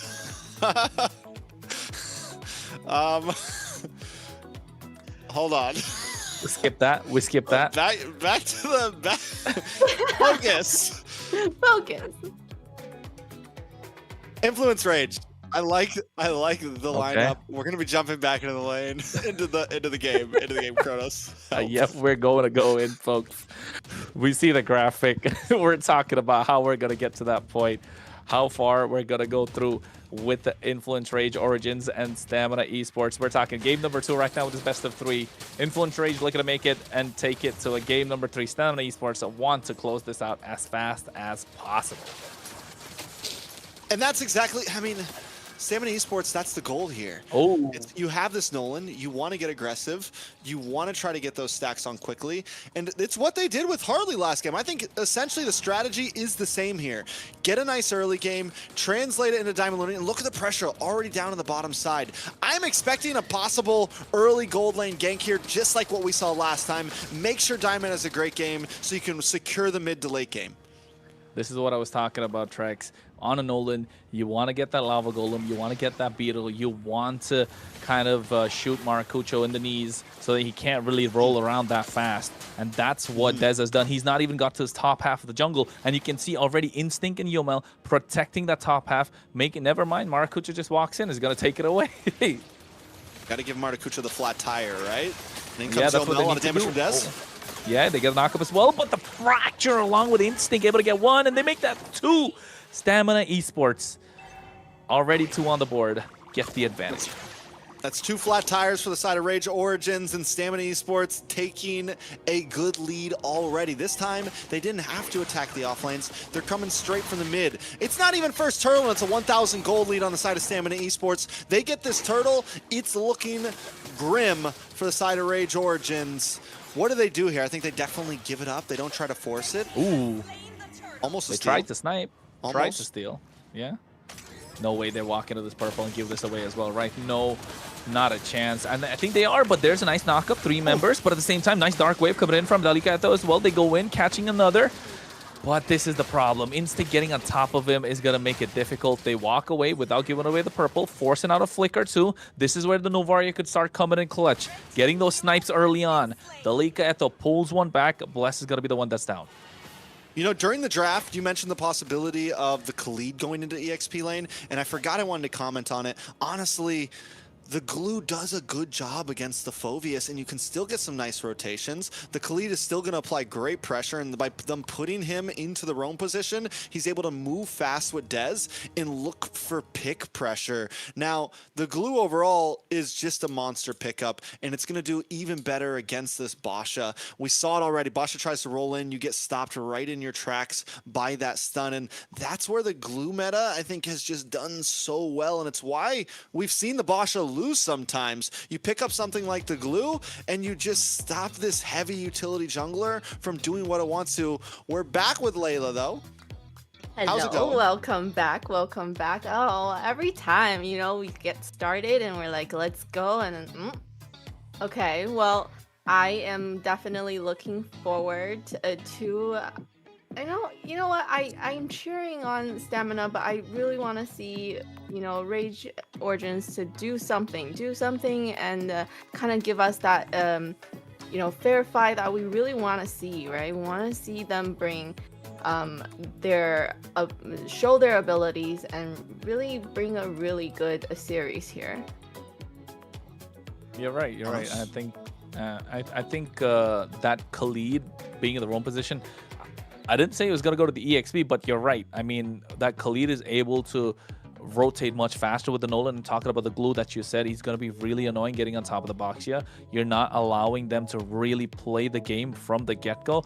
And the Nolan having that early advantage, right? I said it, like in the first minute, if you allow the Nolan to invade and take away that lava golem that they really want to do all the time. This is a Nolan rotation. You see them start with the purple and then get to the lava golem, steal that away, go to the beetle, take that away as well. And now all of a sudden, the opposite jungler takes his orange and there's nothing to pick up apart from that. Then they get the crab, so you don't even get the crab. You try to get their lizard, but it's already protected. So it reached that point, and then in the turtle, no, Dez is level 5, Maracucho's level 3, just get to level 4. It's a slaughter. It's a complete slaughter, and it's going to continue to do so if they don't find a way to stop this Nolan from that snowball. But the problem is not even the Nolan, right? The problem is the tools he has around him. This Khalid, this Kimmy, as well as that glue that you mentioned about Trex. And it's going to be very difficult for Origins to find a way to make a comeback. And they need for Stamina Esports to get more aggressive and make a mistake. So I mean, yeah, that is the plan for Rage Origins. They've been able to do it in the past. They've been able to drag out games.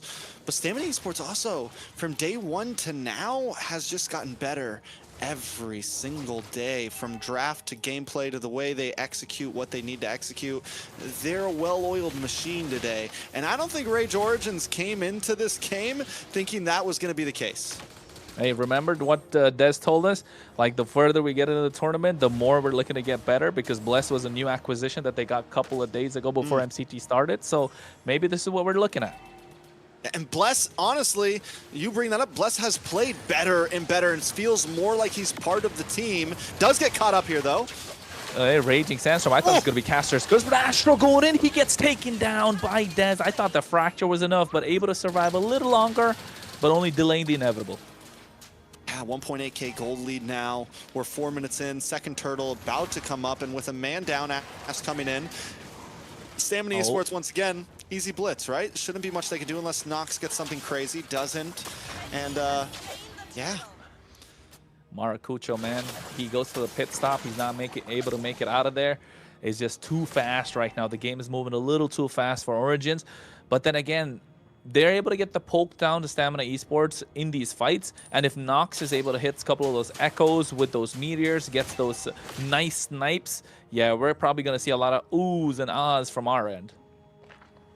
We will see exactly how it goes. Hopefully Nox gets to that point.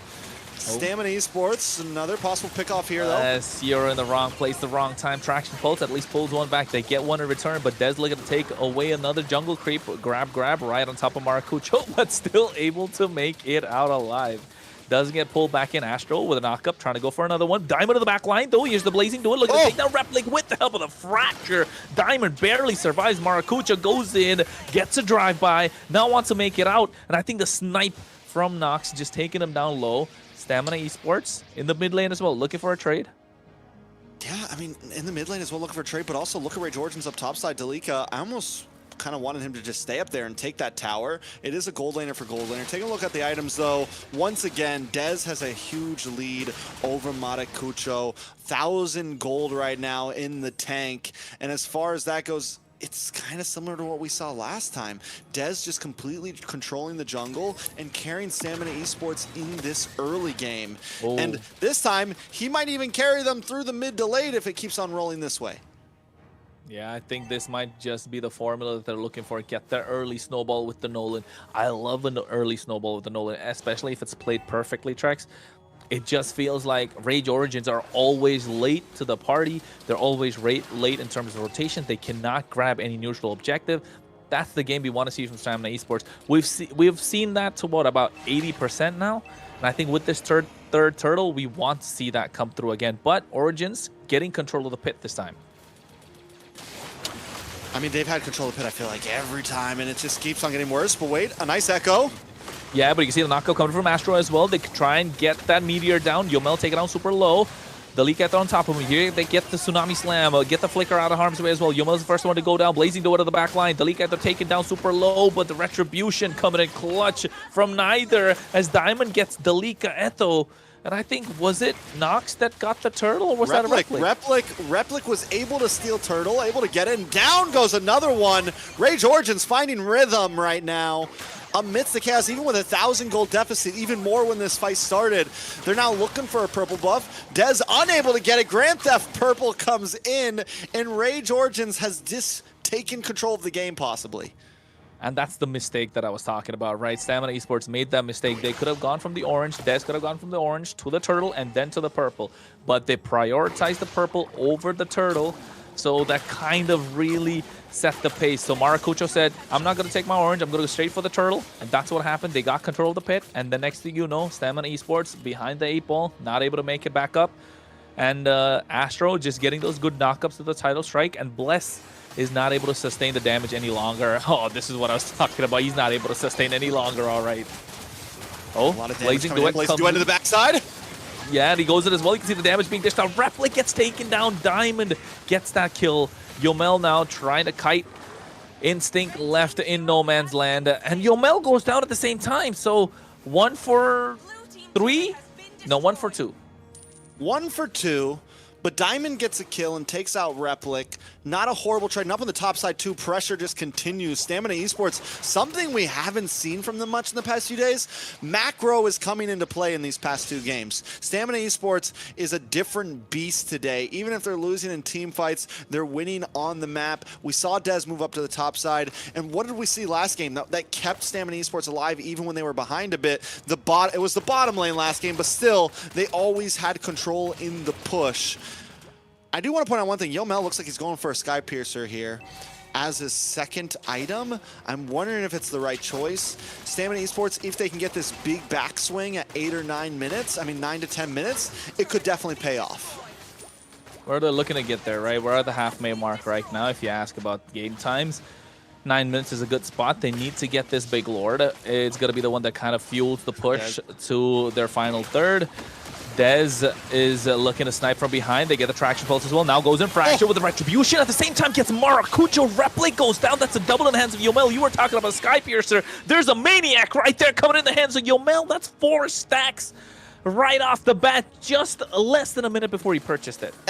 I know, he did purchase it. Did it come through? I'm wondering that. I know before it was just the 2 gloves. Hope to God he purchased it. Pretty sure it is in.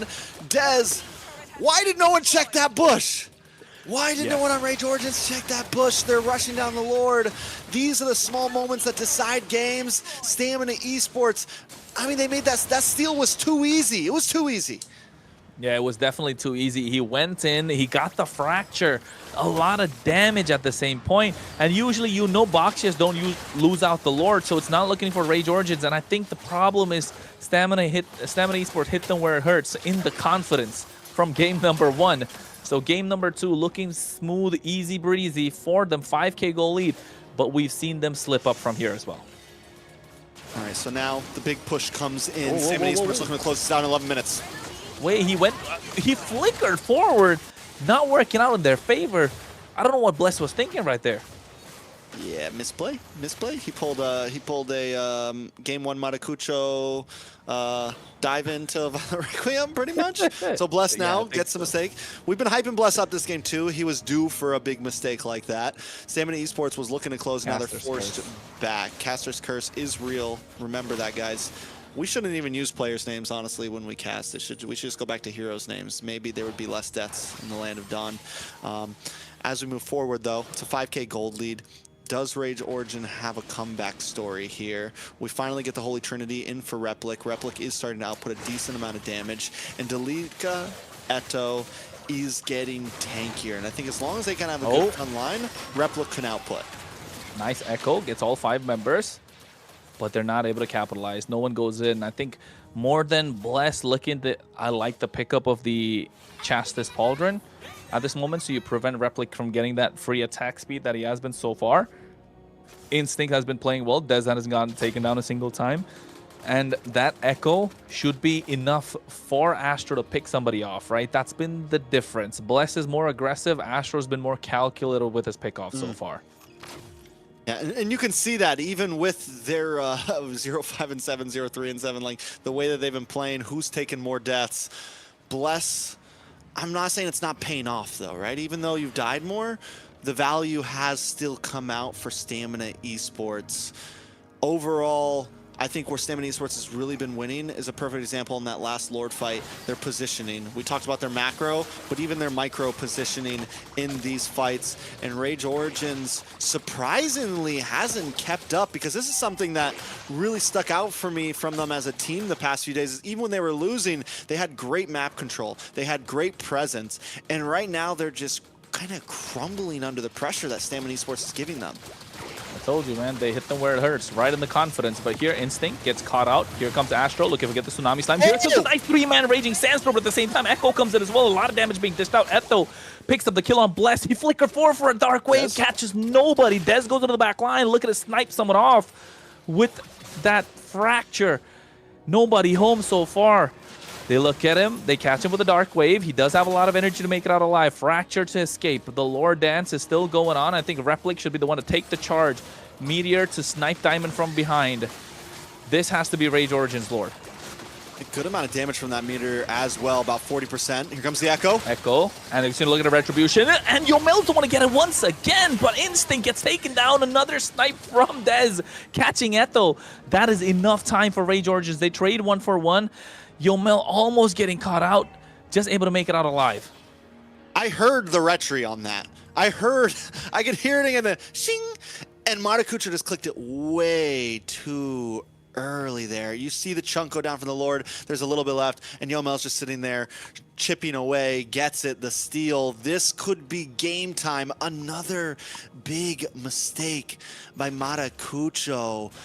Don't know what he ate this morning, if he ate this morning, but we're seeing the pressure land, because this is not the Maracucho we normally know. We were hyping this guy up, and right now, that's just small things. And this is what we were worried about this game was going to come to. Who makes more mistakes? Tsunami Slam, looks like Bless is the first one to make it. They get out, Extraction Pulse as well, Diamond taking on low. This is where you start seeing Novarius coming online, right? The ranges start hitting. The range is starting to show. And Stamina Esports need to start respecting that. If they get poked out a little too much, that Echo could be a lot of disaster. Astro going in, flickered out after that Fracture coming in. They're able to defend this one. Maracucho looking for a drive-by, goes in, trying to get a stun onto Yomel, but he's able to kite. He is a Kimmy after all. Goes in a little too deep. Instinct comes in as well. That Astral Meteor doing a lot of damage, Trex. That is a lot of damage, but once again, Bless, there's a mistake from Bless. You know, it's like each time one team's doing well, somebody whiffs it. And this is the second Lord push now that Bless has gone too deep by himself and gotten caught off. And he's supposed to be the engager. He should be the one zoning them back away from these towers to open up space for Stamina Esports to take these inhibitors. And with all 3 inhibitors standing, we're sitting at a 5K gold deficit. I would say the possibilities are still there for Rage to fight for this next Lord. Definitely. Oh no, wait, they go in for a 4-man. Oh my God. They kidnap Bless. Bless is the first one to fall. They go to the Blazing Duet. Diamond has to get out with a BMI. That was a lot of damage coming in. They could not hang with Replic. Astro has to make it out alive as well. Replic trying to go in, but in the back line, Dez finds a kill, takes out Maracucho. They split the fight apart. It was only a diversion. It was the delusion. Smoke and mirrors, and Origin fall for it. Oh man, but Rage Origins, if they just had a little more damage, if they just had a little more possibility, and this is where we're starting to see maybe the problem with the Novaria. Even though the big damage comes from the snipes, you get a what was that, a 4-man knockup? A 4-man knockup! Oh, man. And all they could get was Bless in that. If there was just a little more, and yes, Replic's doing a great job, but it's just single target damage. And the same thing with the Novaria. It's really just kind of single target damage. Yes, if they're grouped up and you land the Meteor along with your Astral Echo, there's possibilities. But we're seeing that problem. They can get these big knockups, these big plays, but they can't clean house. I don't know if I saw that right. Did Dez have 5,000 gold ahead of Maracucho?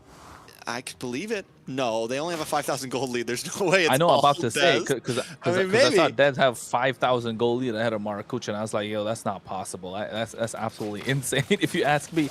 But then again, it's all right. We'll take a look at it later. But now they get the Lord started. Stamina Esports taking charge. Oh, they get the knockup on Astro. Bless is going to be the target, and he gets taken out as well. Replic's going to be the one to get that diamond taken out super low. Blaze Needle comes in as well with the Winter Crown. Instinct goes down. Replic is online, finds a double. Looking at the third, Astro gets taken down. Meanwhile, Dez in the mid lane looking to get and clean house. They want to get the mid lane inhibitor. Yomel is being stopping everyone from going away. Delicato buying time. Maracucho is going in on top of Yomel, looking to get that kill. Gets a stun. Finally finds a Diamond, able to get that one as well. They get a trade 1-for-1. Replic and Diamond. Replic flickers forward. He's looking to take Diamond down, but look at the base. They find the opportunity, but Dez wants to finish the game. Only Nox is there trying to defend. They have a whole big wave coming in. I don't think Nox has the wave clear. He tries to flicker forward. He goes for the fracture as well. But Mace is going to be the target. I don't think it's going to be a super nice idea. Dez sells boots to get the immortality. Oh my god. But that's worth it for Dez. That's a win. That's a dub. 2 inhibitors. And Rage Origins didn't even get Lord. And he bought so much time that everyone's back on the field. And yes, that's a 6,000 goal lead for Dez right now.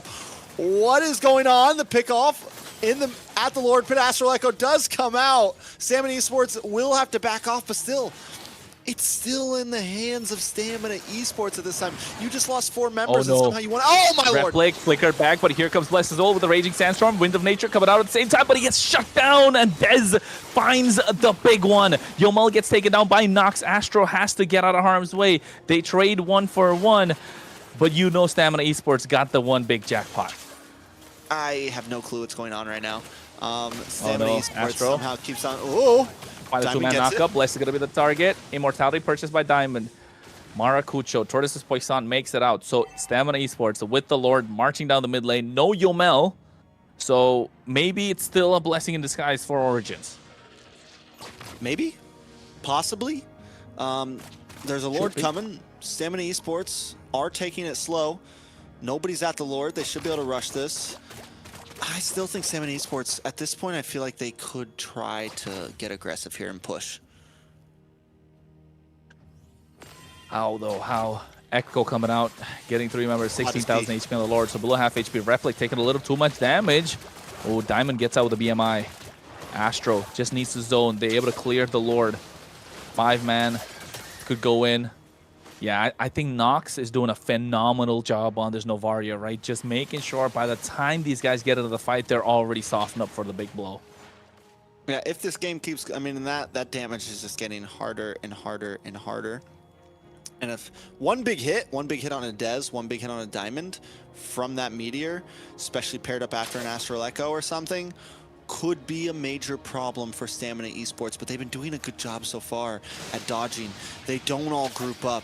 They kind of keep a spread angle, and Diamond now, Immortality. Earlier we saw him with the Winter Crown. We're definitely going to see a possible item swap as we move forward into some of these big fights. And knowing Diamond, if everything's in the line, and having the Claude, he might just sell the boots too at some point and get even crazier. A lot of possibilities on the map, and that's who my eyes are really on right now. Diamond and Dez looking for the finish. Can Rage Origins even really come and compete for the Lord? I think they can, definitely. They have Astro, right? They have Replic. Yeah, they have to. I mean, they have the vision control. They definitely have a lot of damage. Oh, wait, they get a Blazing Duet as well. Oh, that's the first target. That's the most important one. Yomel finds 2, and this should be the 3rd. They were able to go in, but the wrong target went ahead. Rage Origins throwing the advantage that they had, and now Stamina Esports, they don't need to wait another 20 seconds. They can just walk into the base crystal, and that's what they're planning to do. A wave coming in the mid lane, a wave crashing on the top side, a bot lane inhibitor is going to be taken down now. Delika Echo buying time, gets a grab on top of him, canceled out with the Winter Crown, but Yomel's already hacking away at the base crystal. Noxus can barely stand. And Stamina Esports clutching it out 2-0. Layla, what did you think about that one? Wow. Haha. What did I say? Who's gonna be sweeping? Yay! That's all I can say. I'm very, very happy. I like it. I like it. You know, Stamina Esports, they had a rough start, and as I was saying throughout those games, it feels like they've gotten stronger and stronger and stronger. Influence Rage did not bring their A game, and overall, Stamina capitalized on that. They continuously, there was still some small mistakes from Stamina. I think there's still a lot in terms of progress for them, but they definitely made less than Influence. They definitely were on point in so many plays of that game. The one Lord Steal with Dez hanging out in that bottom bush, just back to back, they were able to kind of make things happen. Yeah, I agree, and I think the only ones that we could really point out as a mistake from Stamina Esports was Bless, right? There weren't really other crucial mistakes from the Stamina Esports. So I think if Bless is able to lock in a little bit more, I think we can say Stamina Esports, a good victory. Still, with a 2-0, I think they've impressed. We want to see a little bit more next week as well. Yeah, with that game, like what could what could have they done differently to even turn that around? Like Dez was so far with all that gold, he had no death, did he? Zero death. I think he did go deathless there, and I think Influence Rage, the real goal of that game was to don't lose the early game. That's what they could have done differently. Don't lose so bad in the early game. Don't let what happened in game number 1 happen in game number 2. But Stamina Esports was able to do that. Yeah. So let's look at all the stats. So Dez with no death. Amazing. Like you said, Bless, I think we've been hyping him a lot. It's okay though, if he dies, but they still capitalize from his death. It's fine. You can die as many times as you want. It doesn't matter, right? True. And I think the big one to point out, like you mentioned, Dez going deathless, right? Not just the fact that he went deathless, not just the fact that he got the early snowball that they were looking for. Oh my God, Trex, it was a 5K goal lead, my guy. Look at his goal, 17.5K, and Maracucho's like barely at the end there. It was almost 6K towards the end there. It's 8,000. Oh my God. If it was one more 1,000, we could say that line. His power levels are over 9,000, but at this point, he just 609. Yeah, and not just that. I was trying to say that in these fights, he was more of a diversion. In that Lord pit near that river, that long bush on the left side, they got a 4-man knockup where Dez was in it, but somehow after 30 seconds, Dez was behind Maracucho, able to get a kill. So always looking for the next best trade, looking for the next best position that he can be in. Yeah, so clearly Stamina Esports have found a way to practice a lot more of these compositions with these global bans, and they're able to make it happen for themselves. Rage Origins, I think, just succumbing to the early aggression and losing and lack of confidence in this game compared to game number 1 or what we've seen from them in the previous series. Trex. I agree. I think, yeah, I mean, was it like a full-on lack of confidence? Was game 1, did it hit too hard? Those are a lot of questions on my on my mind. But yeah, Maracucho just didn't, in the nicest way possible, and just the reality, he didn't show up today, right? Because we've seen him play so much better than he played today. And I don't know if that's a him issue or if it's a Stamina just got better issue. That's going to be something that time will tell as Rage Origins goes on to their next opponents, because that's when it's really going to be crunch time for them. And Maracucho's going to have to stand strong. He's going to have to be able to hold up against these other junglers. He got to pick like Basha. In game 1, they got their Prio Harith. They seem to be getting what they want in terms of draft. It's just execution that they're not able to pull through with. Yeah, and the the Novaria, she had a lot of team participation, but it's just not really making that much of a difference. And the Yeah. MVP goes to Des, our boy. Let's go. What do you Hey. think, Chronos? Clearly, Layla is a fan of Dez, right? Yeah, we figured it all out. we figured it out finally. Ice I know caster alert. It took a lot, right? It took a lot of opening up the safes to find out she's a big Dez fan, of course. But 609 KDA, absolute monster on this Nolan. Understanding what a Nolan rotation is, especially in that early game, able to be the distraction when the team is able to dish out the damage.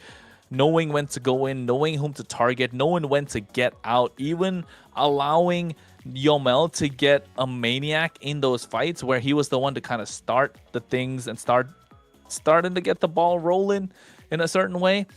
The only complaint I probably have is with the early aggression on the board, they need to find a way to close games out earlier, right, Trex? We said this earlier as well. They did this in game number 1 in the opening game of MCT AMER. They got the early snowball 10 minutes in. What should have been a 15-minute game went about 20 minutes, 27 minutes. It could have been closed out a little earlier, a little more clean towards the final third. Maybe able to get that final fadeaway when when we're on when the shot clock's down to about 5 seconds. Just needs to hit that game time when it comes to the end. Get into demon time, Dez. That's what I'd say. Demon time Dez, but honestly, There you go. even with them, demon. There it is. Is that it? Is that That's it? That's Demon it, bro. time I'm telling Dez? you, demon time Dez. I called it. Approved. He did lock Seal, it. Let's And go. he did lock in a day. But what's really shows out for me with Stamina is that they didn't have to do the early game, right? Like they were able to really translate Dez winning early game into a nice mid to late game. In game 1, we saw them be able to rely on not just Dez but Diamond as well on the Granger, and they came with a full strategy this time, and that's what's good to see from a great team. It's not just on one player. You don't just have one win condition, you have multiples, and you know how to fall into those win conditions at any point of the game. Yes, so we have obviously the MVP. We're gonna do a little interview with him, and I have lots of questions. So we're gonna now be joined by Dez, the Demon Time Dez himself.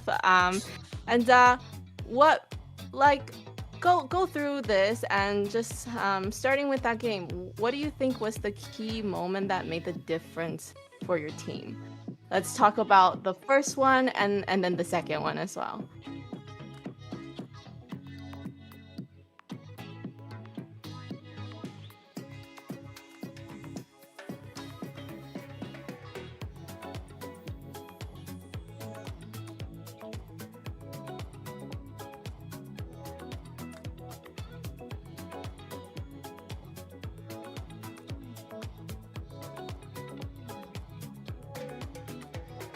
And speak on Discord.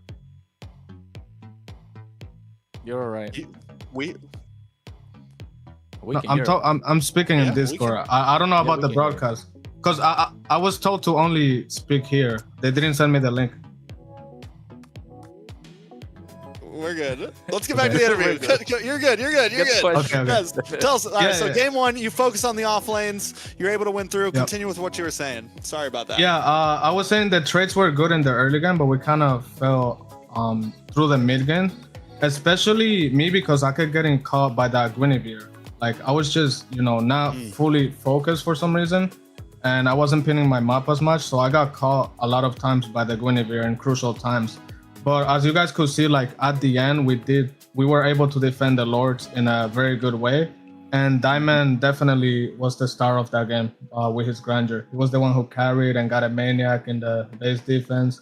And we were able to win that one, which was very good because we thought initially we were going to lose. Hey man, I think with both games being done, yes, Diamond was a crucial factor in game number 1, but if it wasn't for your clutch Lord steals, right, it Oh, wouldn't yeah. have gotten to that point of the game. So We're looking at Dez locking into demon time right now for after this series. I think game 1 with those Harley clutches, game number 2 with that Nolan, Maniac coming in later on as well. 1 minute you're in the bush, 1 minute you're behind Maracucho. Talk to us what happened to the game number 2. What was the shot calls? Because we know you went in early.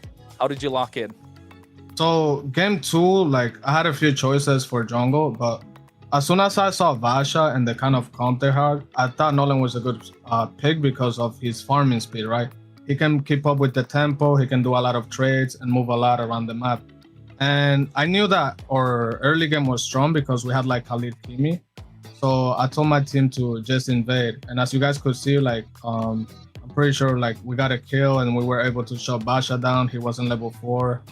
And we even got the first turtle, but then we lost the team fight on the blue buff, which was bad. But a lot of the mistakes that game was like, you know, letting Khalid get vision because he was obviously gonna get bursted.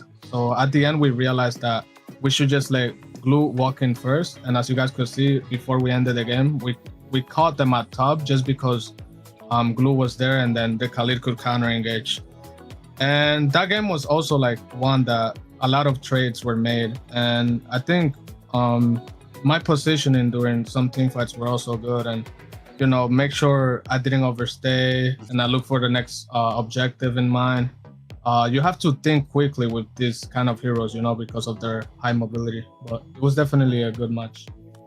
I like it. I want to focus a bit on some more behind the scenes. You know, you guys really seemed like a well-oiled machine coming in today. Every day, it seems like your team has gotten stronger and stronger. And on the other side of Influence Rage, they just seemed off. It felt like the mental game wasn't completely there. I'm wondering, you know, you didn't have to wait till 2 a.m. to play tonight. You guys had an early start, right? So is there anything you guys do before games? Any like prep, you know, like hour before game? Is there any kind of, you know, like pre-game, anything that happens that you pre-game? You know, what's the pre-game for Stamina Esports? What's the ritual? Honestly, we didn't have much time to warm up because, you know, some of the players, they have to work, they have schedules, even on the day of tournament. So we only had time for like 2 ranked games, and, you know, rank doesn't always help. But the best thing to do is probably to, you know, analyze games, learn from other teams, and try to apply those things in the tournament. You also have to be like really mentally prepared, you know. You got to make sure you're locked in, you're at your 100% before the match, and never like underestimate your opponent because, again, every team in this tournament is very, very good. So, you know, with your amazing carry on that second game as a jungler, what advice would you want to give to the viewers? So for all the viewers watching, especially those that are looking to improve as a jungler in their gaming, what one piece of advice would you give them? I would definitely say the best thing to do and the best thing that helped me was watching other players, you know, watching other MPLs, learning from your own gameplay as well. You can always watch your own mistakes and try to learn from them. But yeah, mainly just watch other tournaments. Don't copy paste exactly what they do because every team is different, every region is different in their play style. But definitely try to see situations and try to learn things from it every single time.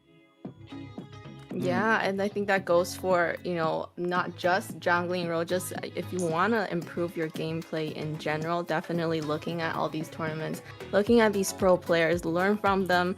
I know when I first started as a roam, not so good, and then I got better. Someone was like, you should probably watch MPL. I'm like, okay, let me do that.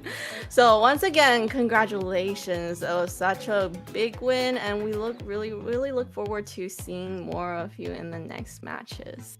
Hey, you know what, Des? One question before you bounce off. Oh my Sorry. You said last week, last time we had you, you said that Bless was a new introduction to the team, right? And you're getting better as the season move forward. So are we gonna see that get better now? Last week was 2-1s. Now we're seeing 2-0s. Maybe we see 3-0 next week. Yeah, hopefully that's the plan, man. You always gotta try to constantly improve and just trust your teammates.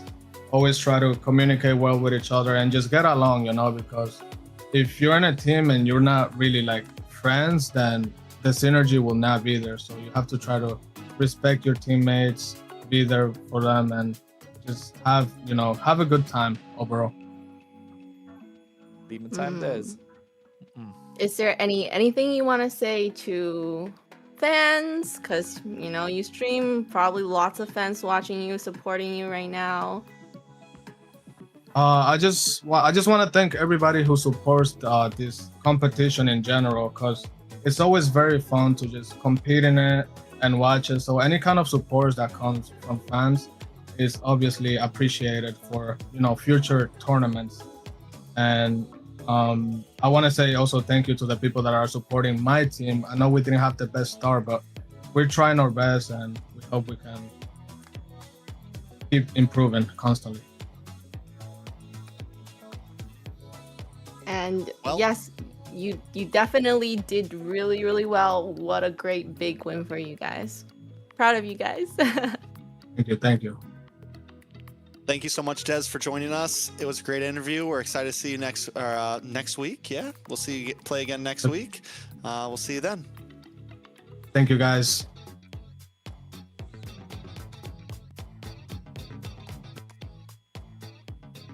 Well, that was I got to see Des. I was in a Are car. you I'm are you such a fangirling fangirl right right now. now. Are you fangirling Yeah. right now? Hey, like, get it together. Get it together. I know. No wonder. Great big win. Well, it's just he's a streamer. She doesn't I'm know a she's got streamer. butterflies. Very, very proud. Imagine I if don't there was two remember. Deses. No, bad. Sorry, I had to do the throwback. Call back. Yeah, just watching let's him get back. stream, and just being grinding, jungling his 1,000 star jungle. That was epic. I was there for that. Doing I a like lot it. of good I like to hear things. it. Awesome. So a good win by Stamina Chronos. Do we think they have what it takes to keep this momentum going? Tomorrow's going to be an even harder opponent, or next week will be an even harder opponent. Do we feel like, I mean, it does look like they're on the upswing right now. If Demon Time Des shows up, they definitely can. If he locks in, gets those retributions, those Lord Steals, able to get that early snowball, going deathless throughout the entire game, definitely.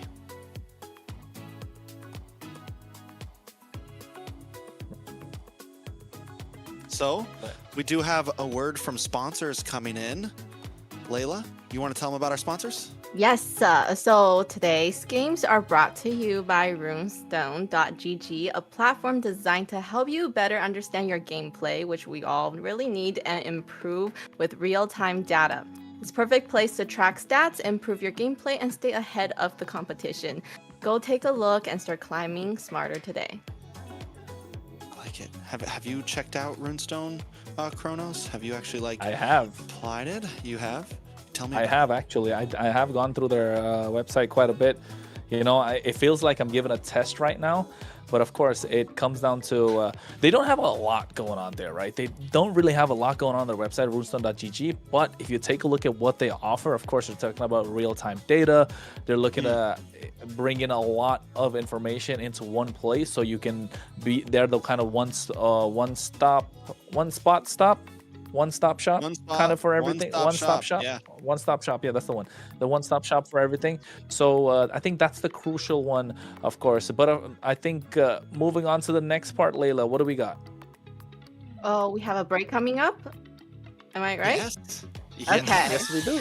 Okay, so we're gonna be here. We'll be back in 3 minutes. I hope you guys really enjoy the game, and we'll see you back here at the desk soon.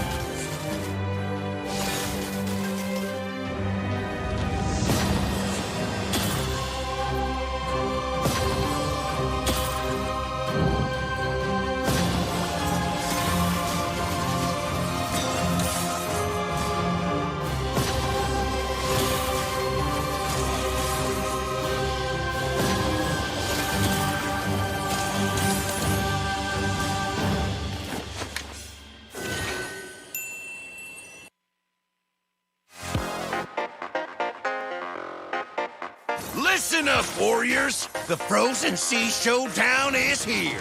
8 Brancos, 2 sides. Ready your hooks. Well, the rules?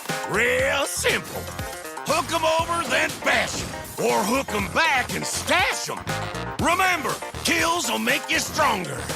More kills, bigger targets, so swing those hooks. More kills, better hook, so wipe off their looks.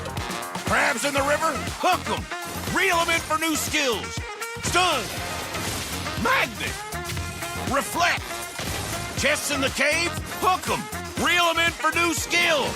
Team heal. Team super hook. Crazy ults. Total chaos. Triple hook. Recall hook. Trick hook. No equipment to buy. Auto upgrades for all. Take one down, get your hook back. Hook, kill, reset, repeat. Hook till you can't hook no more. Remember these words. Hook, kill, reset, repeat. Hook till you can't hook no more. Hooks ready? Let's go!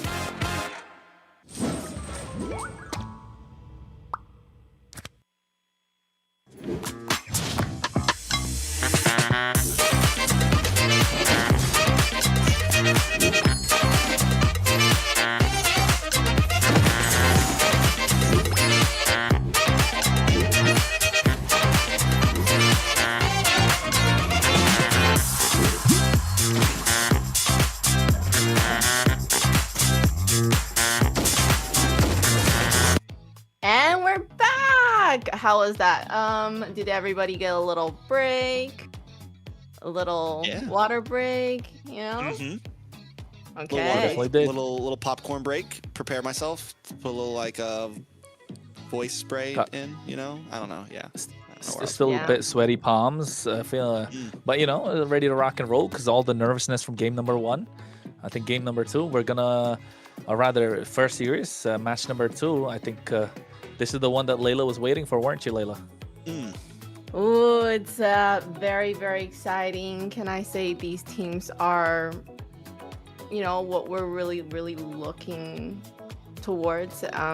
We got really big names in those teams, you know, so definitely gonna give us some really great game and great highlights. I can see that already. Yeah, Alpha 7 versus Vendetta is going to be a stomp. I feel like a stomp, not like a 3-0, but it's going to be a show. This is a match that I've been looking forward to for a while. And even though Alpha 7 has been dominating overall on the board, I honestly believe this could go any way right now. Vendetta seems to be this underdog that could become a first place team here. They look amazing. They've been able to beat teams that have taken other teams down, go through trials and tribulations, deal with crazy drafts, and have constantly adapted to what they've been up against. So now they're up against the quote-unquote final boss of MCT North, and this is going to be their biggest challenge, where so far they've done great in the face of adversity. Tronos, what do you think? I think Vendetta is the team that could. They don't want to be the team that could. They want to be the team that can beat Alpha 7 North, like you mentioned, quote unquote, the final boss of MCT North. And not just that, I think MCT South included, might I say. You never know. Alpha 7 South is a strong team. Alpha 7 South has been rolled. They got knocked out by 9Z earlier last week. So I think there's still a little bit of a debate, but so far they're probably only 4 teams that are kind of undefeated, and I think Alpha 7 North is the only one that went in 2-0-2-0. So yes, they're looking to be the final boss so far. But then again, it comes down to the draft, and one thing about the draft, I want it to go all 5 games just so we can pick our brains apart about the draft, seeing those 30 heroes, 50 heroes banned out. Gonna be a treat. Gonna be a treat to watch. I'm waiting for the Layla pick, the Eudora pick. You know, come on. Like you know, going all it's the not way gonna in. happen. That's true. If we get 50 banned heroes, what else is left at that point? Trust me, you think that way, but there are so many other combinations that are open, right? Which you don't get to see quite a lot. The Tigreal could come through. You can see the Atlas pop again. You can see the Kufra come out of the wrong position. In Melissa. the EXP, you could Melissa's a good goal lane. Juan could come through. Iritel's another solid choice. Bruno's there. Clint is available. In the mid lane, we already saw Novaria. We could start seeing the Kaditas pop up. We could see the Lilias come through again. The Faramis could be a I feel like you're great just naming solid heroes choice. at this time. No, think about it. The Faramis to counter the glue. But yes, I am naming heroes as well. But, you know, these are some picks that could come through. And I think in the game, when it comes down to a best of 5, everything is open, right, Trex? Yeah, and with that, speaking of games, we're going to look into Alpha 7 here. Alpha 7, as we keep saying, the quote-unquote main character of MCT North. We have Nats in the EXP lane, who's been a complete monster, best player, the guy looking to be the best jungler in NA, Cole World in the mid, Zia in the gold lane, and Shark, the OG, sitting in the roam. This is a roster that we all have our eyes on. We've seen how well they play. They've dominated every team so far, and they're trying to make Vendetta just another check on the board here. I think they're looking to come into this with a 3-0. I think they're looking to make it look like they are as strong as everyone believes them to be, but Vendetta is definitely going to be the hardest team they've faced yet. So with that, I really do want to know what kind of heroes do you want to see best player try to pick up? Hey man, Don Carlos got to pull up. Don Carlos got to pull up, but at the same time, Vendetta is going to be the next team on display, folks. Merciless, Tarzan, Churobami, Melon, Mythbami, the Bam Bam brothers are going to pull up this time. Are they going to park the bus? Are they going to bring in the van to try and take down the side of Alpha 7 North? That's the big question here. And we know one more thing, Trex. I know you want to say something, but one more thing. We spoke about this. I know everyone in North America is looking at this as well. Best player versus Tarzan. Is Tarzan really the king of the jungle, or is Don Carlos going to make him fall to his knees? Oh, I mean, Tarzan, if there's someone that could do it, it's going to be Tarzan. It's going to be that. And that's going to come down to not only the way they play, but some of those picks they want to get. And that is what Layla was asking. What are the picks we're looking for? The thing is it's going to go deep. There is something. Didn't we have a before we get to all that, didn't we have a possible roster swap coming in here? I want to say there was the chance of that happening. I don't know if it's showing on screen. Let me but we will see exactly. I want to say Akiro might be playing for Vendetta today, but right now it is showing in game so far as normal, so I'm not going to bring it up just yet. But you mentioned picks for jungle. Best player showed versatility, but Tarzan honestly has showed versatility for a much longer time. Best player used to be locked in to more of assassin picks, whereas Tarzan was picking utilities. He was picking up things years ago. Even when we got into the heavy assassin meta, he was still willing to try new picks, still willing to push the envelope, has clutch pocket picks, things like in the past it was like things like the Akai. So we saw him pick the Uranus on like day 1 too. So overall I just feel like Vendetta seems to have a couple. We haven't seen Alpha 7 have to dig deep yet, and I'm wondering if it's more because they just can't dig deep, or are they just going to continue to stick to the basics? Oh, hello. So I'm just looking at this, and they both have a coach, so that's a very good thing. I think when you get a team like this, you definitely need to have a coach to kind of coordinate. With Freya Ben, okay. With the Bam Bam Bros, okay. When Kronos was talking about this, because I play Roam, I do think it's kind of funny that the Roam and the Mage are always rotating together. It's very cute. So I kind of want to see them, kind of see what they pick up, and then kind of see that combination happen. And you're right. Speaking of the Bam Bam Bros, that mid and roam duo kind of stick together, rotating together. We know that they've been playing this role for a long time. Cole World coming into the mid lane from the roam position along with Shark. So of course they think in a similar fashion, you could say. But is that really going to show against like the synergy that's been there for years right now with the Bam Bam Bros against that raw talent that's just there in the side of Cole World and Shark? It's definitely a possibility. I mean, Cole World and Shark is a new is overall, I mean, yes, they've played together, but not like this, not mid and Rome, right? I mean, it's definitely a different lineup. It is, I mean, overall, Nats as well, joining in with best player Shark and Zia. Like the major two highlights of this that we know, or the major three highlights is Zia, Shark, best player. That's where the synergy really is. Cold World and Nats obviously have been connecting well, but it's still different than what some of these players have played with for the past year at least. But wait a second, the Marcel! No way. Let's Walked go! in. After the new patch, this hero for me, that patch was labeled as a, it was like a balancing. It felt more like a huge buff with everyone being able to output damage now on Just the ban the Marcel, man. photoshopped heroes. It gets let through. It is a best of 5 though. If you're gonna let it through, you do it game 1. You No. risk it in game 1. But the thing is, now that you let it through to the side of Alpha 7 are never gonna let that pick through, right?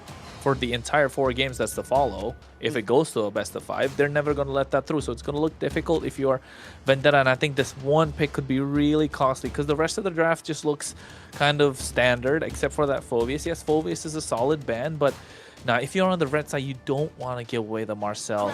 It's too expensive a pick right now. They get the Zetian as well, so you got a lot of wave clear, you got that range, you're not gonna get caught off guard. No one's there to dive the backline so far, at least. They need to add maybe a Suyo right now to the mix. That would just absolutely destroy whatever Vendetta are thrown at them. I gotta be honest though, the Marcel, there's your Suyo, but still, the Yve plus the Sora, not a bad trade, honestly. Like, those are also 2 bannable power picks that normally aren't let through. The Suyo looks good, but it's not godly, especially in the hands of a Harley. So Vendetta, like, they didn't completely lose out on these first 3 picks. There was just so much left open that everyone got, everyone got their hands in the bag a little bit here. Do I think Vendetta, I mean, we'll see how prio this Marcel is. Was it worth a Yve, a Sora, and a Harley, in your opinion, Yeah, all these heroes that are being picked are the heroes that we want to see banned right away. So we're gonna have such an exciting first game, just letting all the heroes that we don't want to see coming out. And now I'm just seeing how does that work with the synergy for all the heroes that they're picking, right? Kronos, what do you think about that? Yeah, I agree. I think they need to find a way to get to kind of keep pace with this Marcel, at least push him away from the river. I'm looking at Hilda to be picked up if you're Vendetta. In the hands of Mitbami, they need to find a way to stop this Marcel. Not gonna lie, he's gonna walk into the jungle. Need to find that stiff arm, like you call it, Trex. Otherwise, he's just gonna be able to walk into the jungle, be a problem to this Harley, and you're not allowed to rotate whatsoever and take away the element of surprise from this Harley. Because when you're a Harley, you want to have that element of surprise as an assassin, right? So if you take that away, he's not such a big threat that you think he is. So I think at this point, Hilda should come out. If you're on the blue side, Granger's a solid choice. You prevent that kite, you prevent that kiting ability, you prevent that range that they have along with the Zetian already. So I think Hilda's just got to go here. For VTA? I mean, if Alpha 7, they ban out the Hilda. You mean Alpha 7 needs to ban out the Hilda. They ban out the Hilda. VTA maybe picks up Glue here. Wouldn't be bad. I mean, it's been a monster overall. It can kind of be that stiff arm, and you still leave yourself some flexibility for possible EXP lane roam swap at the end. Well, no, I think he goes Sora. Oh, so Sora EXP. Yeah. So just because you get to dive into the backline, right? You can dive onto the Zetian. You have that BMI. So Arlot EXP, okay. So that makes things work for them. Yeah, it's fine. You don't really die early. You do have a little more damage before level 4. Even level 4, you're able to get those massive final slashes. Eason Shin in the goal lane is absolutely solid. You get the better of the Claude in the laning phase. So I think Alpha 7 North have cooked up a solid lineup. VTA with his high-lows looking to dive. I still think the Marcel was a little too expensive to let go here, man. I don't know. I'm looking at Alpha 7's lineup. Unless the Marcel is really just that godly right now, I like VTA's lineup. Like, Alpha 7 has not a whole... I don't know, the front line's just not completely there for me. I do like the R-Lot, but it's going to be hard to catch multiple people on the side of Vendetta. The Claw's going to be everywhere, the Harley's going to be everywhere, the Sora's going to be everywhere. There's not a lot of targets that, it's going to be hard to get like a 3 or 4 man big swipe there. So we'll see if they can pull it off. If there's a team that can pull it off, Nats can definitely do it. Like if there's a player that can do it, that's who I'm going to put my money on. But I do really like Vendetta's lineup here. You're Any right. thoughts? Yeah, you're definitely right about the Alpha 7 North. They don't have that kind of set, and they don't have that kind of front line to really tank the damage or anything. So I feel like Vendetta has definitely a more solid composition. Well, let's see exactly how this goes down. It's a best of 5 tonight. Probably one of the most exciting games we're going to see so far in the MCT North Americas. This is Vendetta going up against Alpha 7. Alpha 7 hasn't dropped a single game so far, Kronos. Do we think they're going to drop one tonight, or are they going to clear through Vendetta? I mean, if they're going to drop one, this is the game. You guys said it. VTA's lineup looks super solid with this Harley being there, right? You'd have this Marcel that can walk in and out, but if the Harley has enough damage in the early game, get that farm, you're going to be able to push him away. That's what they want to do. Okay, still gets that golem, so still alive in these fights, still not giving away a lot of gold. That came in clutch, otherwise it would have been disastrous because best player would have hit level 3.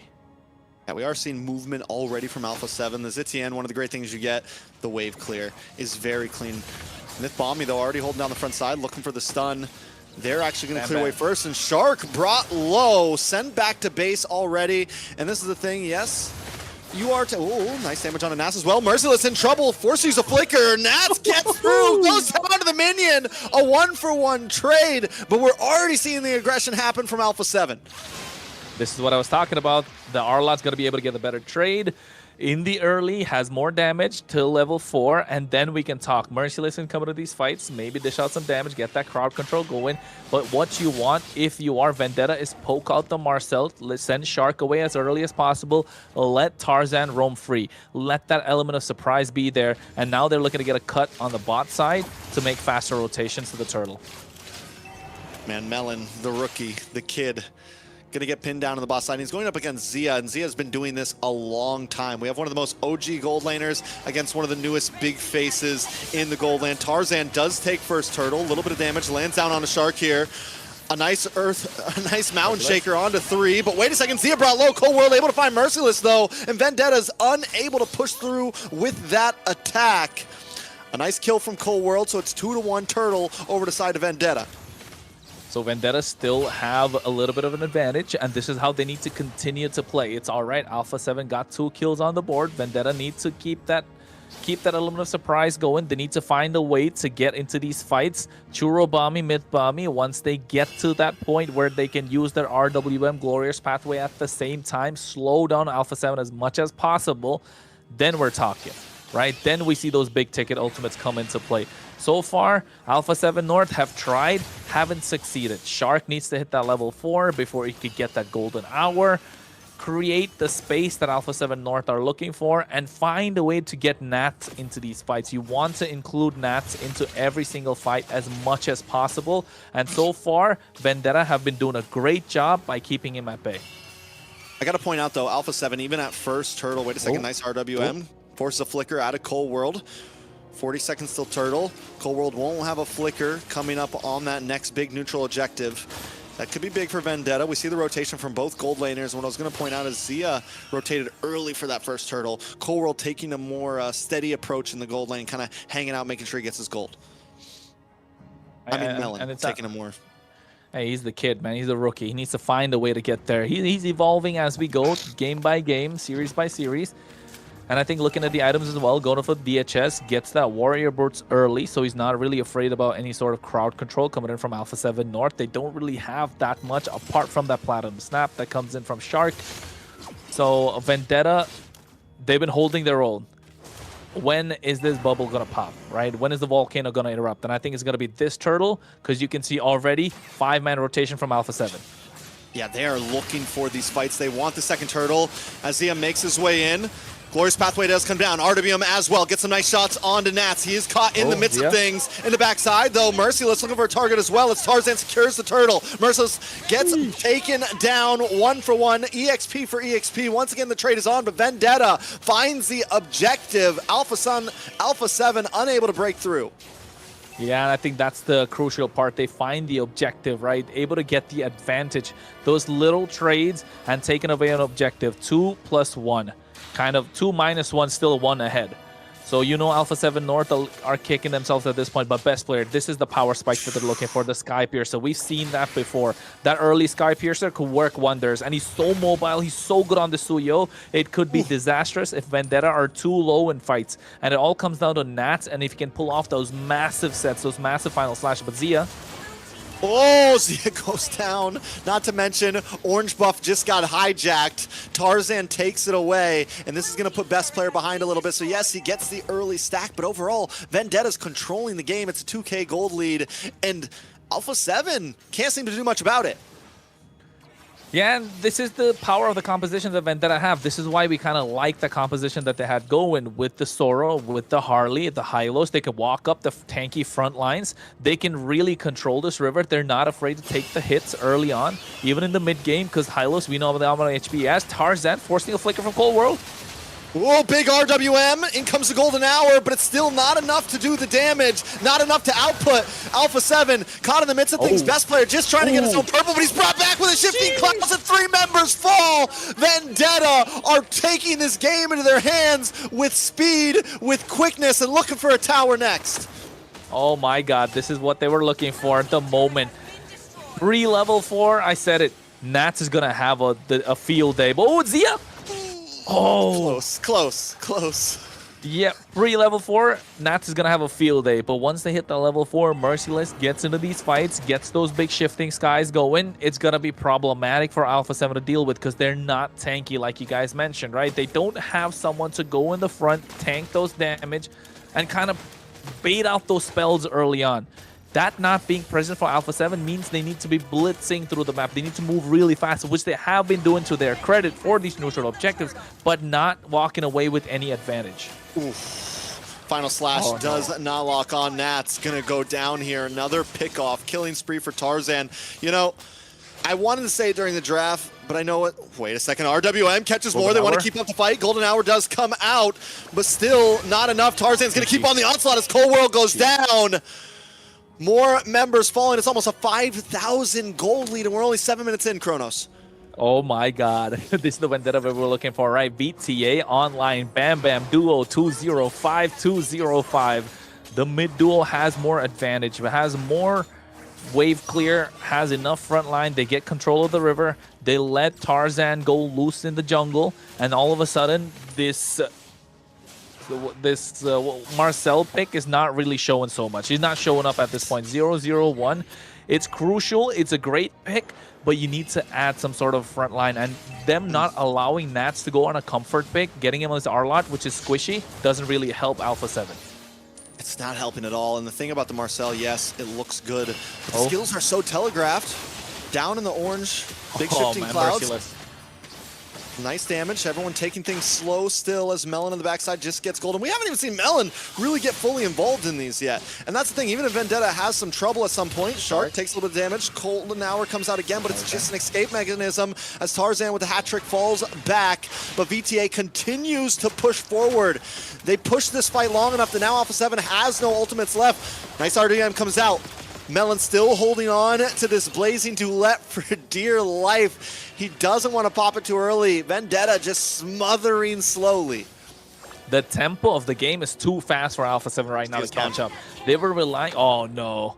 What was he doing? What was he doing? The deadly magic, it's delayed, you know? It's like it's a slow kill. It's a slow burn. And that's what Vendetta's doing to Alpha 7 right now. It's a slow burn. So clearly, Harley is the pick you want if you're on the blue side. You don't want to give that away. It's the one that you need to prioritize. 404 right now. We saw that previously in the hands of Dez. We're looking at it right now in the hands of Tarzan. King of the jungle so far. He gets the Lord. He gets all 3 turtles. 9 minutes into the game. and Shark is not allowed to walk up and even face check bushes. And that's when it comes down to what they've done in the EXP lane. You cut off Nats with whatever pick you can go for, and now you're looking at problems. I'm going to be honest, I never even put that together. Tarzan, King of the Jungle. Like, that's why he picked the name when he went full on jungle. It never even clicked for me, that the whole play on that. It never did. Oh Been years God. casting Tarzan games, and I never even thought that Tarzan, fictionally, canically, is the king of the jungle. But a big RWM comes out. Tarzan to the backside, locks on a Cold World. Cold World is going down. Punch the clock out, go home. Vendetta does not stop right now. Lord still crashing down. It's perfectly synced with the mid lane. Melon's going to chip away as the rest of the team works on to the bot side. They rotate down, and Alpha 7 is pushed against the ropes. Man, I'm talking about the tempo. The game is going too fast for Alpha 7 to keep up. And they want Nats in these fights, but he's not getting it. Oh, wait. Melon gets pushed in, but it's still not enough. He's able to walk away safely in the backside with a blazing duet, plus the Winter Crown. Vendetta do get stopped, pushed back. No inhibitor goes down, but only 3 kills on the side of Alpha 7. They're unable to fight against this composition right now. Yeah, I think Shark really has to show up right now. 0-0-1. They don't have the stiff arm right now to stop Vendetta from diving in. They do have this R-Lot, but then it's not the best pick in the EXP lane. They could have gone for the Lapu Lapu. They could have gone for the Alice. It could have worked out, but you know what? Look at Tarzan. He's going for a Holy Crystal. It's going to be disastrous if he gets that. The power spike is going to be too much, and Alpha 7 North needs to find a way to get back. Pathway comes out, caught up with an RWM. Best player's caught, taken out, killed out by Turobami. Shifting Clouds to bring back another member, and Shark falls next. Cold World caught up in a blazing duet, taken out. Tarzan gets the kill now. They're under the tower. They don't care about the shots. They're moving for the base. It's Zia and Nats against 5. But no, Vendetta's not done yet. They want another inhibitor before they close this out. Moving up to the top side. It's 10 seconds on the clock for Shark. Nats back on the field. Best player looking for it, but they are going to look to end this, and I don't think Alpha 7 can defend. Base down to 20%. Base down to 0. Vendetta take game number 1. Now we're talking. Now we're talking. We might go all the way. Get their first defeat on the board. Alpha 7 North. They need to lock in because Vendetta are coming with a vendetta. They're coming with a vengeance, and they want to take this game. They want to take this series all the way, Layla. Wow. I think we did expect that, right? Yes, we had the Marcel, but you don't have anything to combo with the Marcel properly. They got the Wuzatim, and, you know, it's same thing. Her ult cannot be really, you know, come after that. What's after that? So what, based on that draft pick, did it play out the way you guys expected? I mean, I called it. I said that I felt like the Alpha 7 draft, even you said like the Zitian ult, if they're all spread out, there's not much you can do with it. And the Marcel, yes, it looks good, but reality is it's not really a Shark hero. The Golden Hour is a super telegraph skill. Yes, you have crowd control, but you don't have set potential. You don't have any surprise factor. You don't have any ways to just really punch them in the face, like just attack them. It was, and after they lost the early game, all of those skills were just defensive. I liked the draft of Vendetta the moment I saw it all finished out, and they played it perfectly. So yeah, I think for me, it went exactly how it was planned. So let's have a look at the stats. Okay, so you know, that's a really short game. Very short game. They were. I was That's all I got to say about that. It's short. What do you think, Kronos? I think apart from the fact that it was a short game, you can tell that Vendetta had it locked in. Because like Trex mentioned, right, you could see that this Marcel wasn't able to do anything. Yes, the skill is quite telegraphed. You're able to zone them out with that Golden Hour. It's not a set. You need to kind of layer skills on top of it. And that being the problem for Alpha 7, they needed more time, right? And the time should have come from the EXP lane, but Vendetta did a fantastic job, especially Tarzan, going early, taking out Nats. Yes, Nats got the first blood, but he got down at the same time. It was an assist from Tarzan that made it possible and that made it a little difficult for Alpha 7 to make it or take it to the game past a certain point. And this is what the highlights that we're talking about early on. You could see Nats forced to go in, Tarzan able to try and get that kill added, and then now all of a sudden this was because Shark had to go back into the base, making it difficult for Alpha 7 to contest the river. And the moment you're not able to contest the river, Vendetta are looking to go all in, and Tarzan is let loose in the jungle. And when you let Tarzan let loose in the jungle, you're looking for trouble, especially when he's on a Harley who is looking for pickoffs. You can't see where the deadly magic is coming from, and Alpha 7 North just couldn't hang. Best player wanted to get the better of him, wanted to be able to roam around freely just like Tarzan in the jungle, in the river, but this Marcel in the early game not getting any added damage along with him just didn't allow them to get to that point, Trex. Yeah, and at this point, and we're looking at these highlights, I mean, early on the pressure was on, the RWM was perfect. We asked the question during draft, the Marcel, was it worth a Harley a Sora and a Yves? And then they got the Harley to top it all off. It was definitely worth it. Even with Merciless taking 3 deaths early on, he was still able to make plays happen. And that's the good thing about the Sora. Even if you die early on, you get to level 5, you get to level 6, you get that level 4 locked in, you get 1 or 2 items locked in, and you can make huge plays happen with those shifting clouds. And it's not just a huge play, it's a surprise factor. So I think going into game number 2, we got to see something different from Shark. We got to see something different overall in terms of composition. I think Vendetta baited them in to that Marcel pick. I think they knew exactly what they were doing. Like, yeah, you can have the Marcel. We have a quick answer for that. We're going to get the better draft in the end.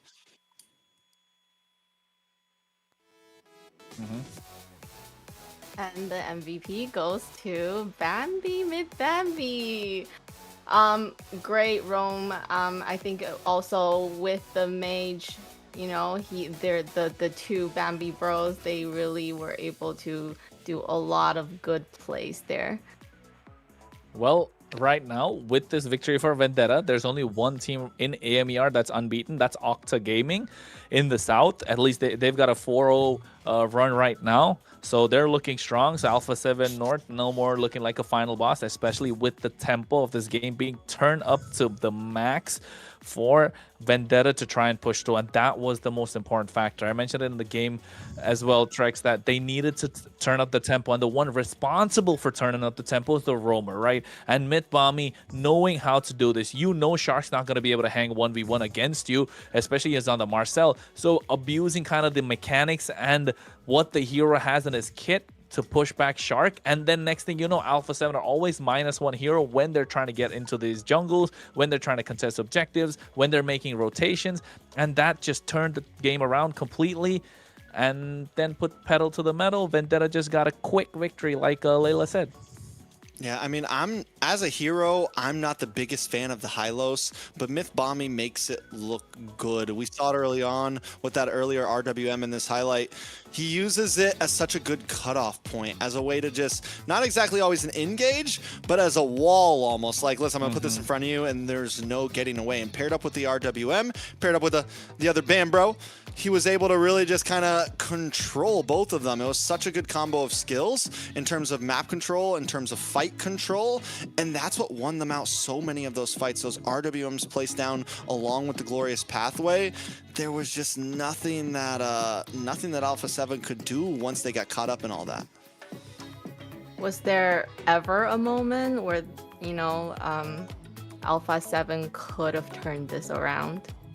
If there was, it was supposed to be the first 30 seconds to 1 minute. Shark just had, honestly, the game's it was right in the very beginning. It is right in the very beginning because it turned into snowball effect, right? We've seen that the first blood that came out of the top side, 1 minute, 30 seconds to 2 minutes-ish. I would say not even 30 seconds though, 30 to 2 minutes. That's the timer, right? You got Shark taken down low. He's forced to recall. The moment he recalled, Tarzan is +1 on the top side, and Nats, he's already too deep into enemy territory, trying to take down Merciless. He gets the kill. He goes down because of the help of Tarzan. If Tarzan wasn't present, that could have been a win for Nats. And then from there, Tarzan got that kill, and Harley getting a kill. That's 200 gold. you're really, and not just that, he was able to walk freely in that top half of the map before the first turtle, because Shark went to the bot side to add more pressure along with best player. So that kind of freed up what Tarzan could do. And after that was just Tarzan probably telling Mitbami, like, or Mitbami telling Tarzan, hey, look, Shark's on the bot side, you don't have to worry. And he's roaming around freely. Whoever walks up, especially Cold World on that Zetian, don't have any stun to lock him down. He just walks in, deadly magic, poker trick, get out of there, and that's another kill. So there's no possible way to stop him. So if they needed to win, Shark needed to dominate the river with the help of Corwall, and simply they were not on the same page, or they didn't have the tools in their kit to make that possible. And that's when it comes down to the draft, right? Yeah, I would say it was more of the latter of what you just said, right? Like, they didn't have the tools. With having such a squishy EXP laner, such an aggressive EXP laner, there was no way that they could get through the front line. Like, how could they really pop off in the early game? It was really just Suyo. Suyo would have had to get a quick pick off. If Nats doesn't die in that top lane gank and Suyo gets the kill, maybe there could have been some scaling that happened.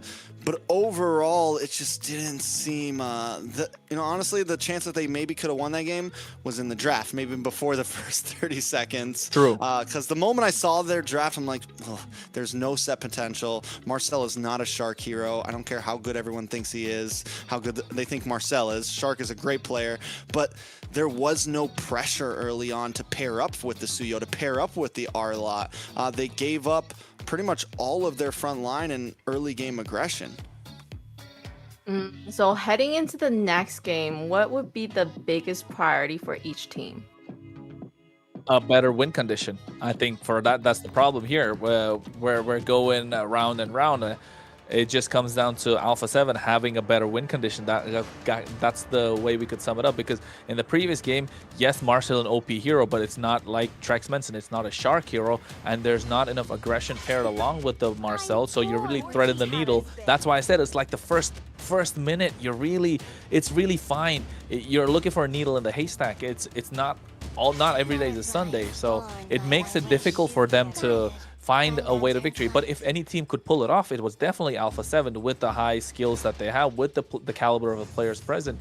But again, you can't pile the pressure on just from the start, right? So maybe give them a little more room for finding win conditions, a little more ways to find a couple of answers. Then we could see Alpha 7 be able to pick up a victory. If you just give them one win condition throughout the entire game, get the early snowball, get best player to do the best that he can, get that level 3, steal that golem away, and then direct snowball, it's going to be super difficult. But because of that, Vendetta knew it, pushed the gas, and the next thing you know, they walked out with a 11-minute, 39-second victory. So game number 2, I would say find a better win condition if you're Alpha 7, but if you're Vendetta, keep pushing. Don't let Alpha 7 breathe. Keep that tempo going up. Yeah, so with that, Alpha 7, I don't think we count Alpha 7 out, right? They lost the game. Oh, yeah. A lot of these players are used to losing a game 1 and coming back and winning game 2 and 3. I think it definitely felt like a draft issue there. Now, VTA, though, they get blue side. Alpha 7 opt for red side. They opt for second pick. And we've seen red side do well. The double hero swing back, especially once the draft starts to open up. And that's what we're possibly looking like right here. Jushin is banned out, but the Yve can be open for the side of Alpha 7. Vendetta do not ban it out. They leave it open, which means Alpha 7 has a free Yve here. They have a free Sora here if they want it. What is VTA getting out of this, honestly? Valentina.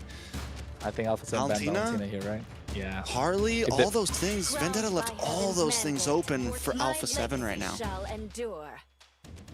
It's Valentina banned right here. It's gotta be. It's gotta be Valentina first pick. Yeah. I mean that's. Yeah, first pick. Sorry.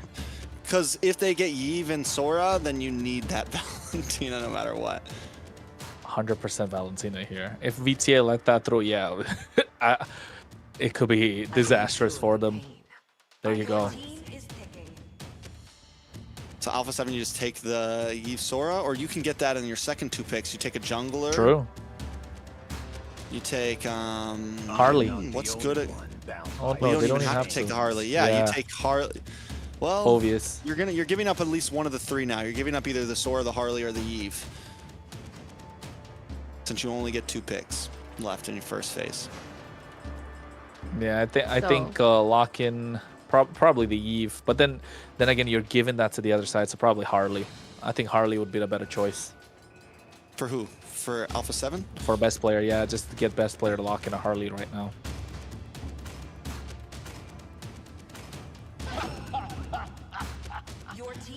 Wait. Yo, Wait. what's going on? That's the gourd. Was that a miss? Is that real? Gourd is a good counter against the Valentina. Yeah, but Ooh, Frederick. And they hard. like, Too early, I agree. What's going on? What do we think about the drafting picks? The coaches, what are they thinking? Sir Rose is either I don't think he's cooking. I don't know what's going on. Glue, so forget Sora. We'll save that for game 3. We'll save that for when we're at match point. We'll save the Sora. Yeah, maybe that's the strategy. They're saving the best heroes for the match when that they're about to really lose? counts. So the gourd is kind of indirect counter to the Valentina, you can say, right? With the Mystic Gush, yes, the Valentina gets that, but you have the range good against tankier heroes, and I think they hard reading into the fact that Tarzan was probably going to go for a Fredrin, maybe. I don't know. That could be the possible answer. Early. They could pick that gourd It's very early. whenever they It's want. They could super fifth early. pick that gourd. I agree. And now they give up jungle possibilities. Fredrin Uranus pickup Harley's from gone. VTA is solid, super solid. They even take the Uranus as a possible counter in the jungle to the Fredrin. They can't take Suyo on Alpha 7 side. and Do Shin. we see maybe a Fanny here from Alpha 7? It could be possible. It player? looks super strong. Yeah. I think VTA Take it looking to ban it out. Layla, give us something. I'm speechless right now. Yeah, we're grasping at straws right now. I don't know, with what they're picking, it's just so out of the ordinary, or what we just haven't seen. So it's like everybody's kind of just watching to see what their reasoning is behind. Joy band similar to a Fanny band. It kind of both those heroes supply the same exact thing. Alpha There is 7 Leomord. on the gun here. They do need a gold laner. Claude's gone. Nolan again. I like it. Fast jungle clear. Beats the Fredrin. Okay, now I see why they picked up. Okay, still the glue could have been a final pick. I agree, but then again, in an expanding river map, you get to see a lot more Fredrins pop up because the mobility of the Fredrins kind of balanced out by the speed of the expanding river, the speed of the river. So yes, in a way, but that was like super early on the gourd. Not gonna lie. So yeah, but the Nolan looks solid. Gonna be faster, more mobile. We've already seen what a Nolan can do this early on today. The champion's spirit alone. But if you're VTA, Ooh.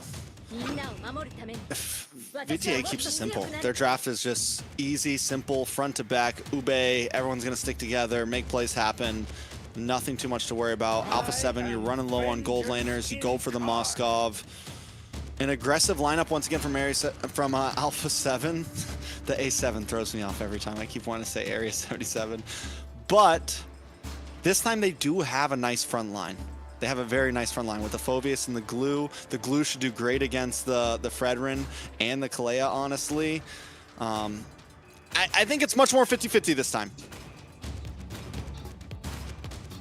I still feel like the Vendetta lineup just looks really good to me. I mean, this is just safe picks, right? It's the heroes that we know that works really well.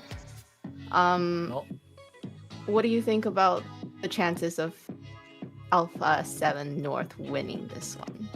I think they got a better chance compared to game number 1. A little more well-rounded.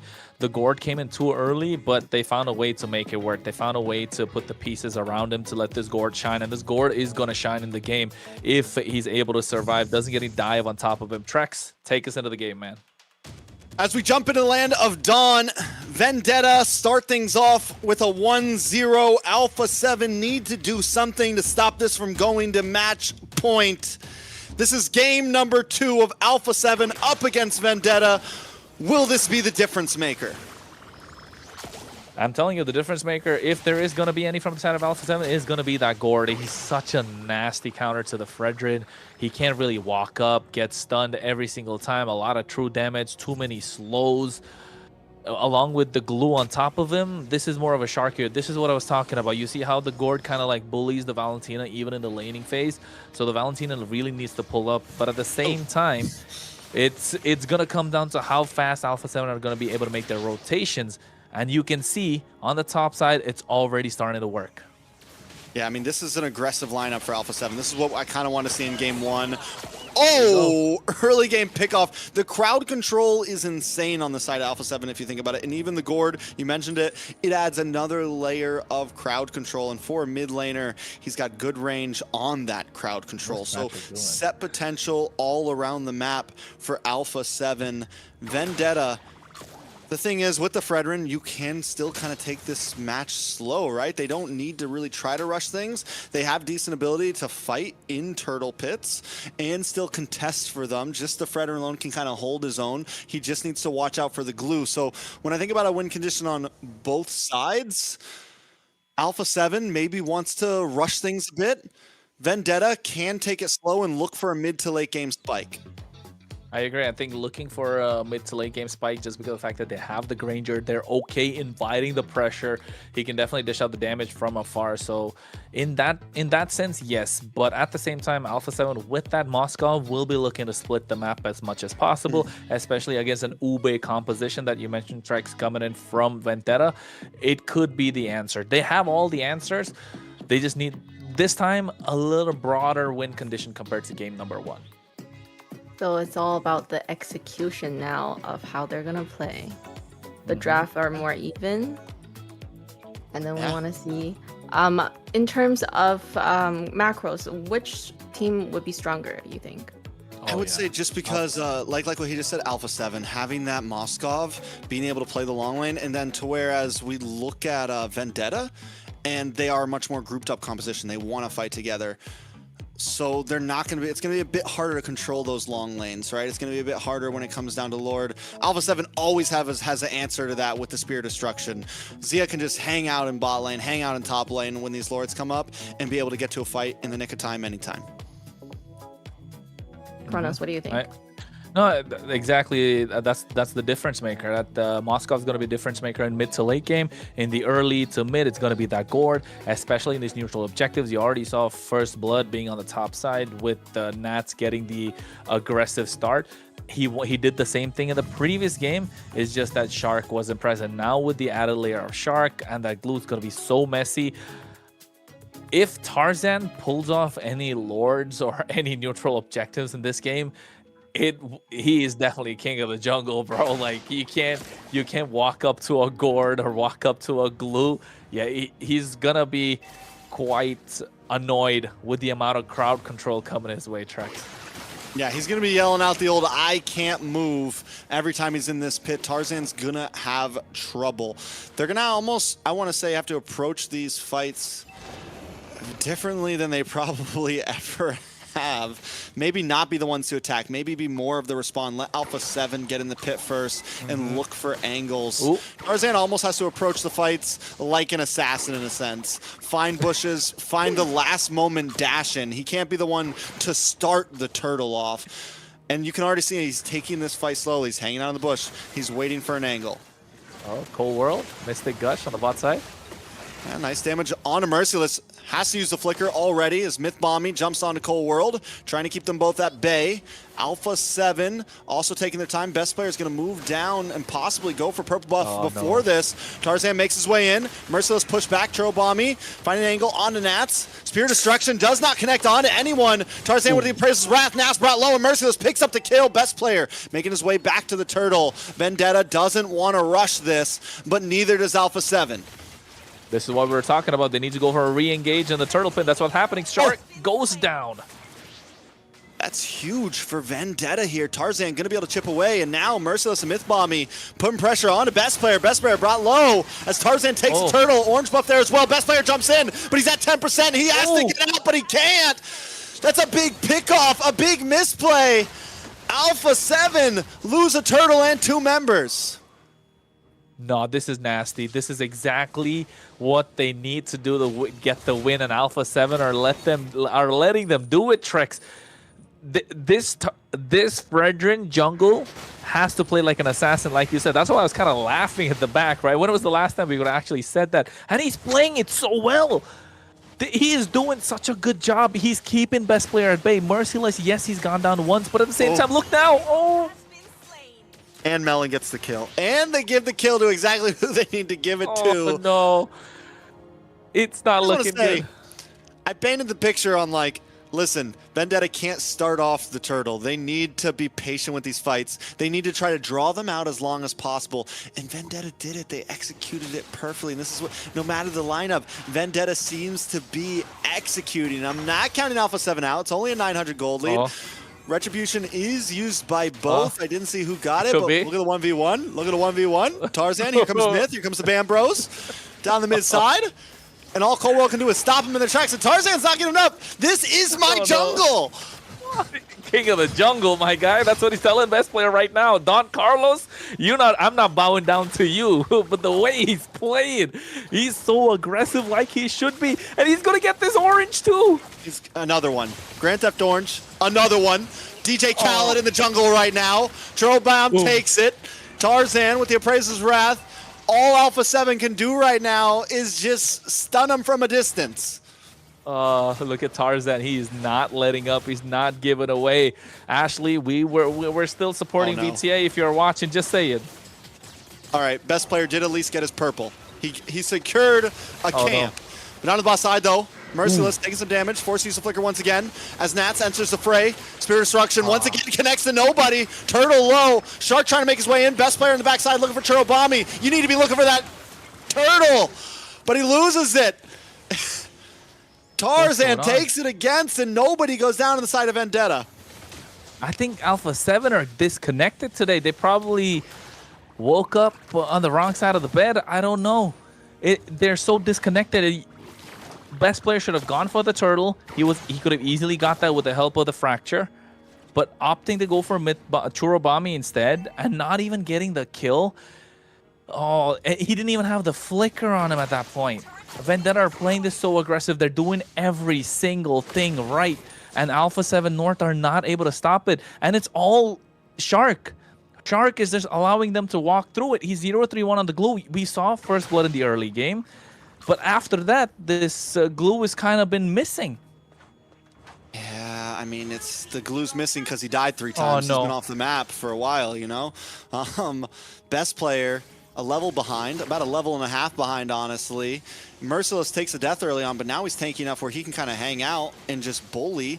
And you pair that up with Tarzan, and it's true, best player just can't do much. Look at the damage on Merciless. Consecration comes out. Does get pushed back. Survive. 3 people on him. Here comes Myth Mommy. It's no problems, no issues on the side of Vendetta right now.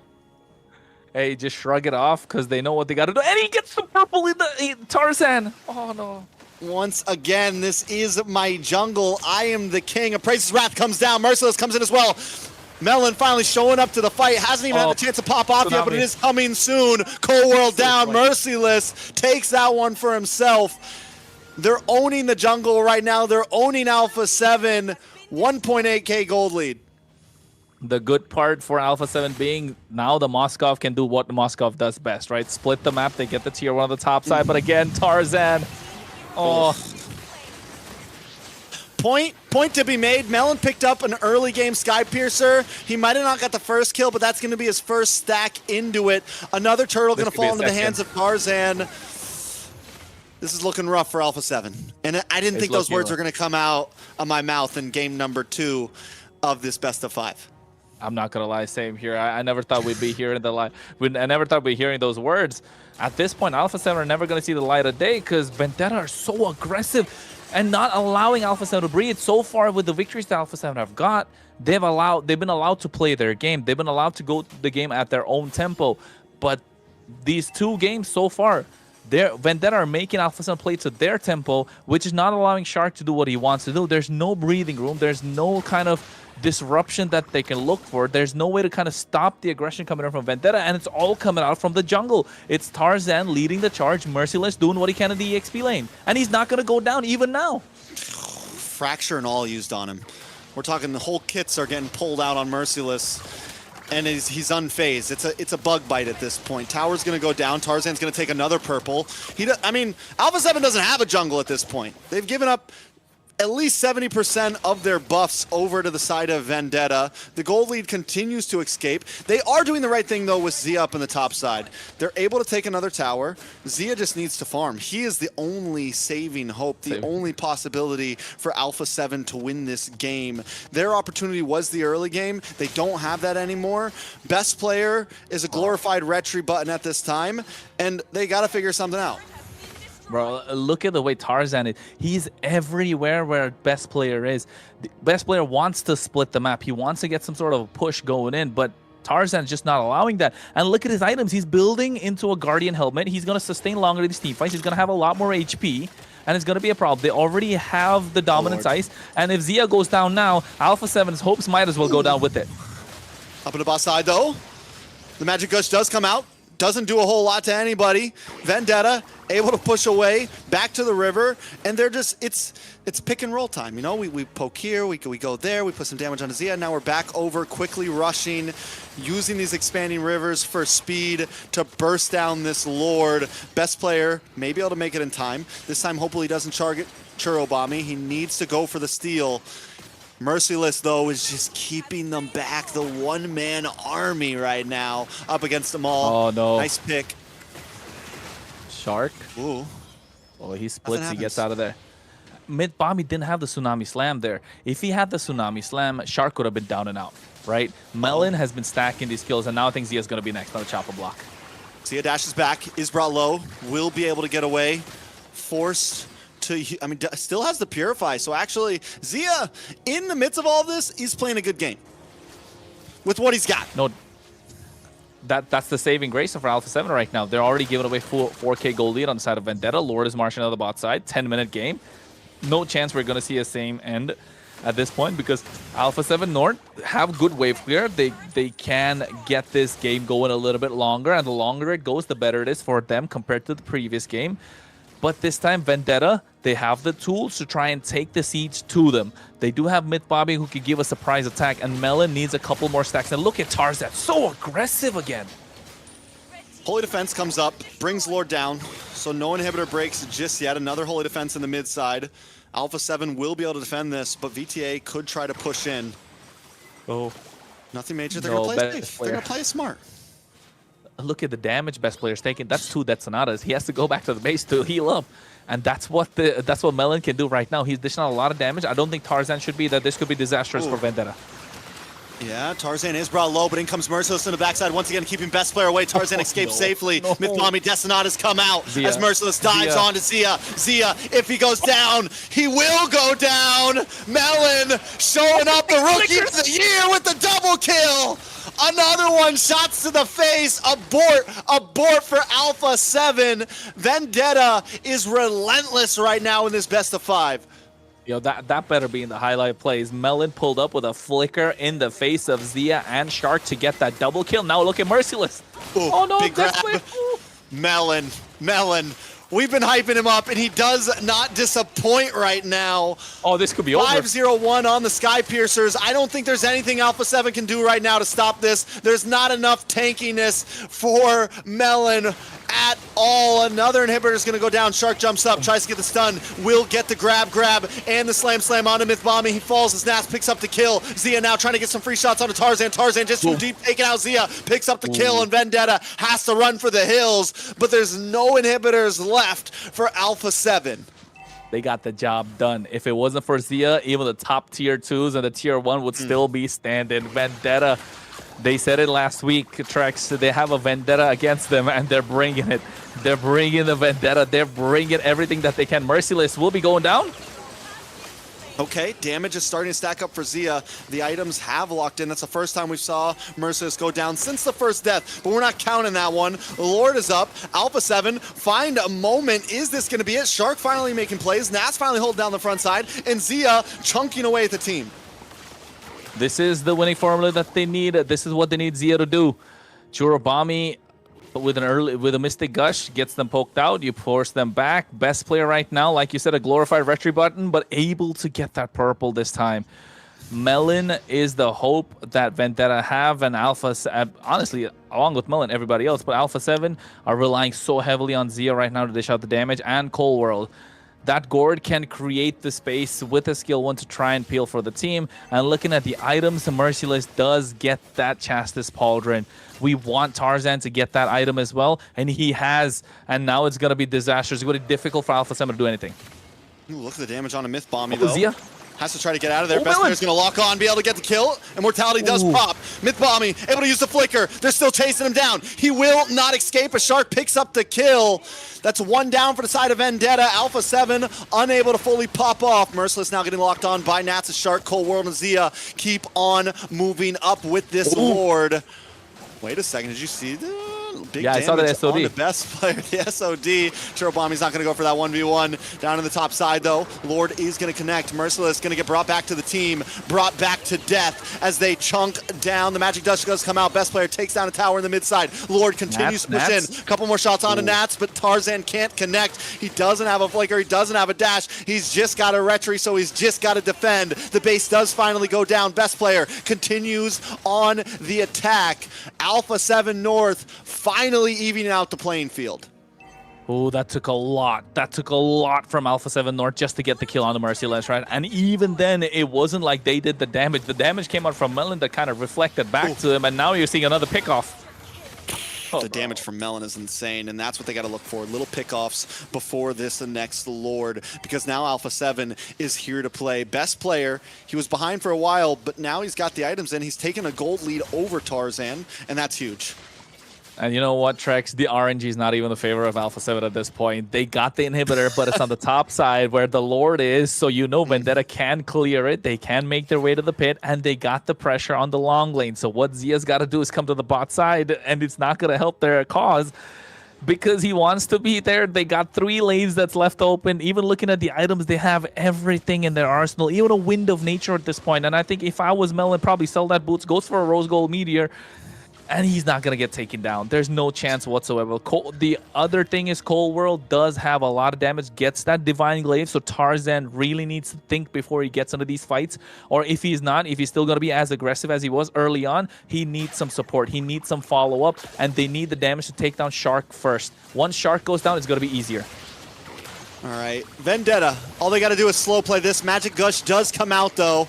Alpha 7 looking for the attack here. They know they've used up some of their ults. They maybe need to make a play happen. Merciless keeping down the front line. Best player brings out the Fracture. It's a lot of damage on a Merciless, but he will be able to back off. Cold World trying to get some stuns, but can't find them. Zia, more damage on a Merciless. Merciless finally pops a Consecration, able to get some health back as everyone readjusts. Vendetta just need to slow play this. It's looking very similar to how they beat Night Horde when there was no inhibitors left. If they slow play this, let the minions push in, get Alpha 7 to force away from the Lord, they can have a chance here.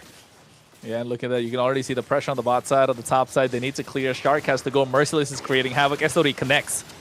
Best player is looking for the entryway. Can they get it? Yes! He steals the Lord. The Tsunami Slam does come down, but Myth Bomby may not survive. This is Tarzan and Merciless on the backside. Nat's able to find Myth Bomby, and now Merciless falls as well. Tarzan might just be the next one. A double kill for best player. A Lord and 3 members, 40-second death timers. Alpha 7 might be able to tie this up. This was nasty. All the heavy lifting done by Nats working overtime. They called him back to punch in the clock and get more work done because he was zoning away Melon by himself and Churubami. Those are 2 damage dealers that are required, and now the push. This could be the finish. It took time, but Alpha 7 were able to keep composure. They're going to lock on this base. They're going to try to end things here. Melon holds them off all alone, but it's not enough. He couldn't get the final minion. Alpha 7 takes game number 2 and ties it up. Honestly, Trex, deep down inside, you and I, we know we were rooting for the underdog. Vendetta, in this case, Alpha 7 North did not look like themselves, and hopefully that was a wake-up call after that second game, because if you let them do that to you one more time, I don't know. Can we really count them as the top dogs of this entire competition? That's hanging by a thread right now. That's hanging by a thread. They came in with so much momentum, Vendetta, and what happened? It just dropped. And I feel like Zia, what amazing damage. He really held it there. If he could just, you know, make it to late game, they had a chance. Yeah, not only Zia, Shark 2, once he got tanky enough, he was able to really hold down the front line. I think once Vendetta lost their pacing, they even started to kind of fall apart in some of those team fights. And I don't know if it was them falling apart or Alpha 7 just playing that much better with that lineup. We liked their composition, but because they lost the early game, they had to wait for the composition to come back together in the late game. I think... Layla?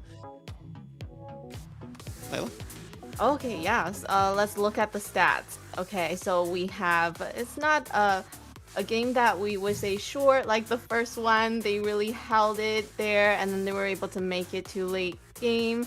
And let's look at I would say what stood out to me the most is definitely Rome coming in and Shark doing what he can, grabbing everybody. What do you think, Kronos? I think you're right. I think, like Trex said, once Shark got tanky enough, it started to make a difference. But then again, look at the team fight participation. It's only 9%.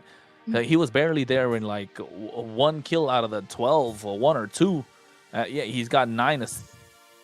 Okay, I think that's jumbled up, right? Yeah, that's jumbled up, right? It's got to be jumbled because, up. So team fight participation works in terms of how many kills you were a part of.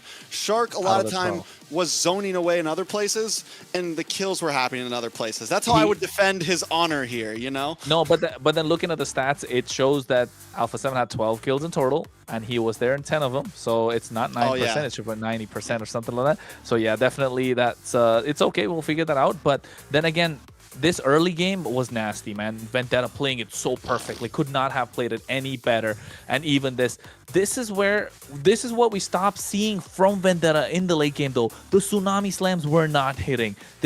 We barely got to see any. And if we did, it was onto Shark, and they didn't have the damage to burst him down.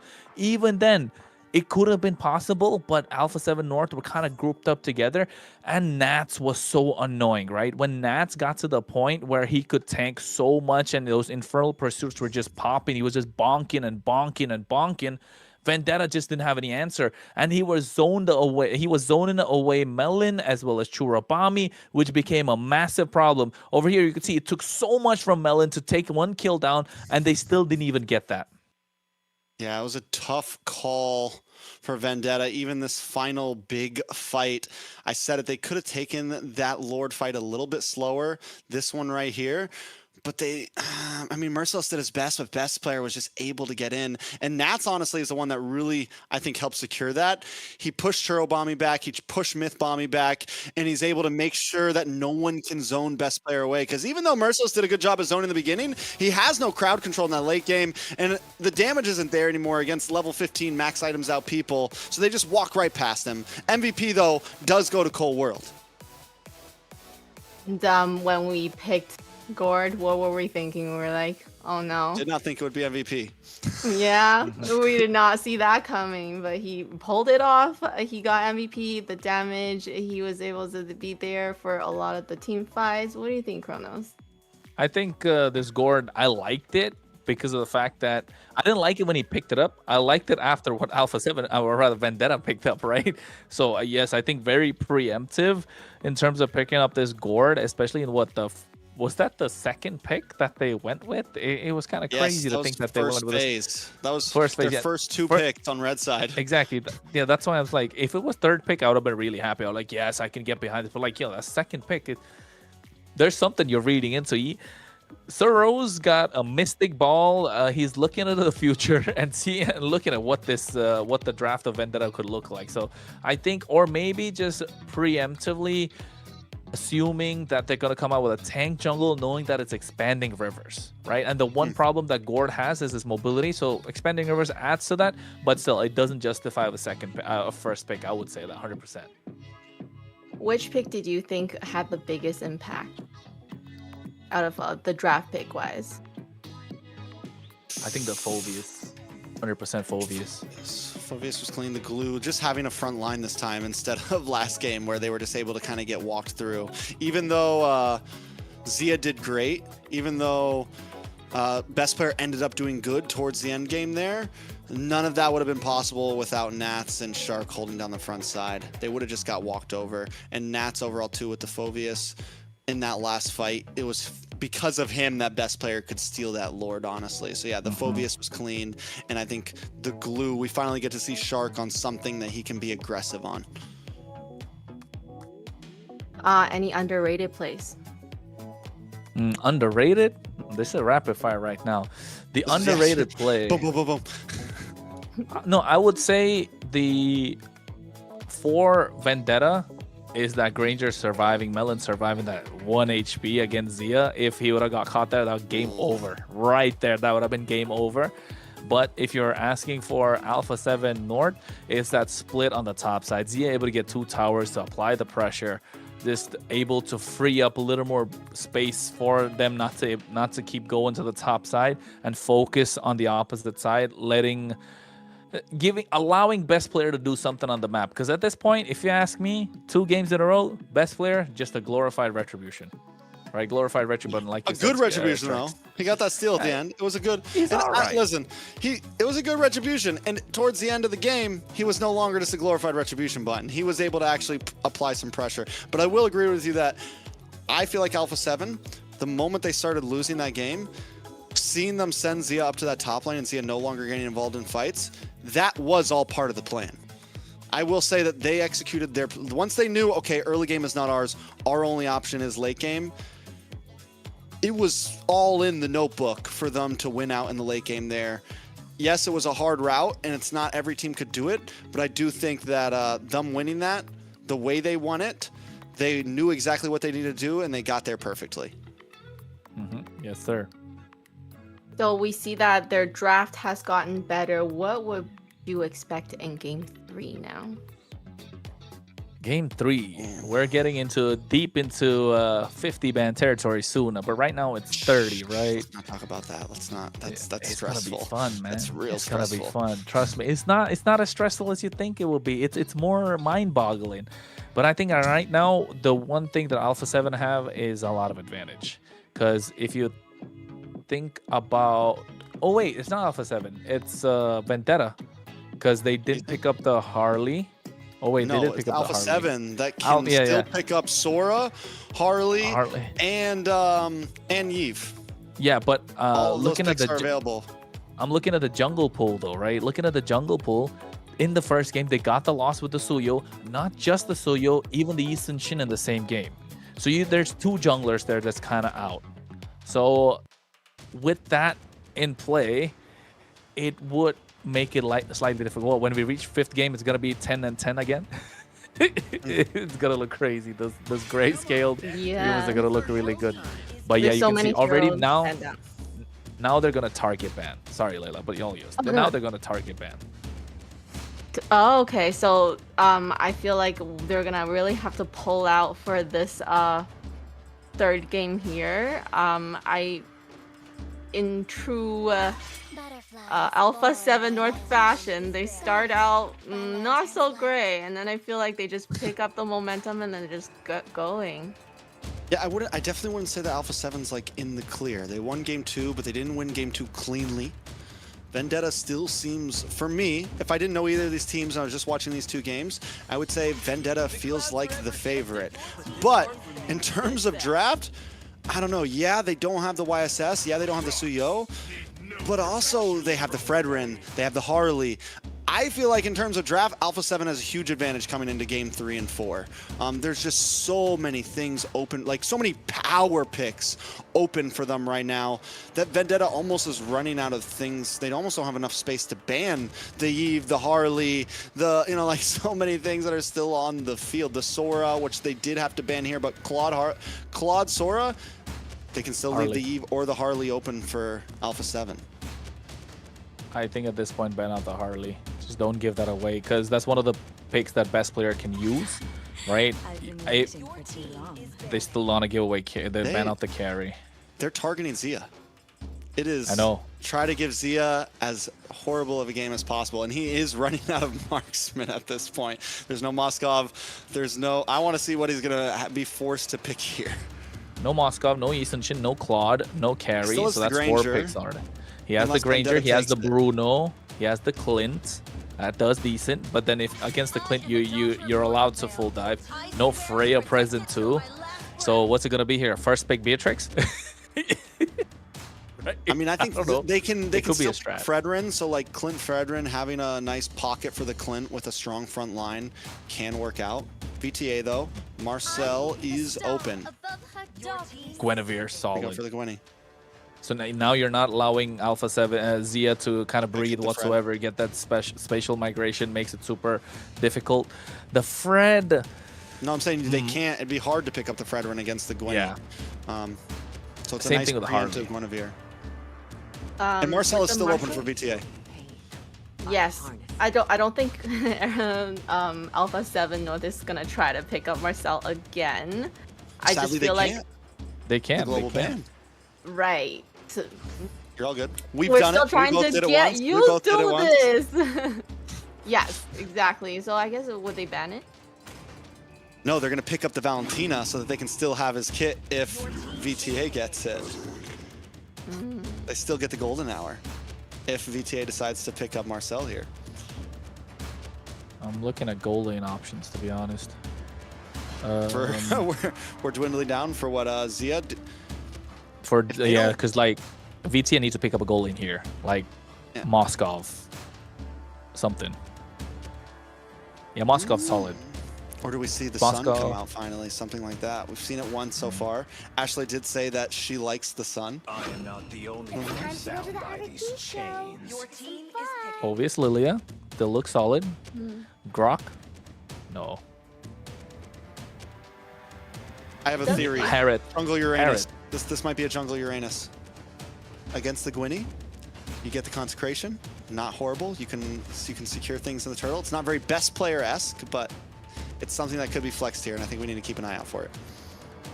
either Uranus jungle or I'd say Harriet right now in the gold lane. So that way you put Uranus in the EXP, add some more damage with like Fanny, possibly Lancelot in the jungle. But I think if you're running out of gold lane options, this is the best chance to pick it up because you know VT are gonna ban it out. Never mind, they're going crazy. Khalid is gonna be the choice. They get mid lane prio. At least they're able to control the river. Now, if you are Alpha 7, ban out all the roam picks that are possible. Hylos and Kalia are already not available for them. Maybe take out the Gatot Kacha. Maybe take out another hero that could possibly provide a little more knockup. Kaja, I would say. Never mind. Oh wait, they got They're banning gold laners now. They're like, listen, we can do this. Because they still have the Granger as an option. They still have the Harith as the option. So I think we see possibly Alpha 7 ban out the Harith here and then just take the Granger for yourself. Because then there's also nothing for VTA. Oh, ban Moskov? Yeah, I think ban Moskov because you have a lot of magic. Then you get the on Granger the to counter the Harith. Yes. Yes. That's what I'm thinking. Because you don't go for the Harith because you have too much magic on your side. But then again, yeah, the Harith doesn't really fare well. Never mind, they go for the Hilda. Prevent the early game aggression that could come in with the and keep up with the Khalid. It still makes sense so far. Sorry, Layla, we're in deep theory right now. We're in deep. We're in deep in this draft right now. We're deep. Leomord's gone. She's just. Oh. I'm trying to keep up. I'm like, let me take notes as well, you know? Make sure next time when I play, I know what's going on. Hayabusa? No, right? No way. I don't think, no, they last pick jungle. I think they last pick jungle. Yeah, the last pick jungle. They need to go gold lane here. Granger. Just lock Granger. I don't think there's a better choice.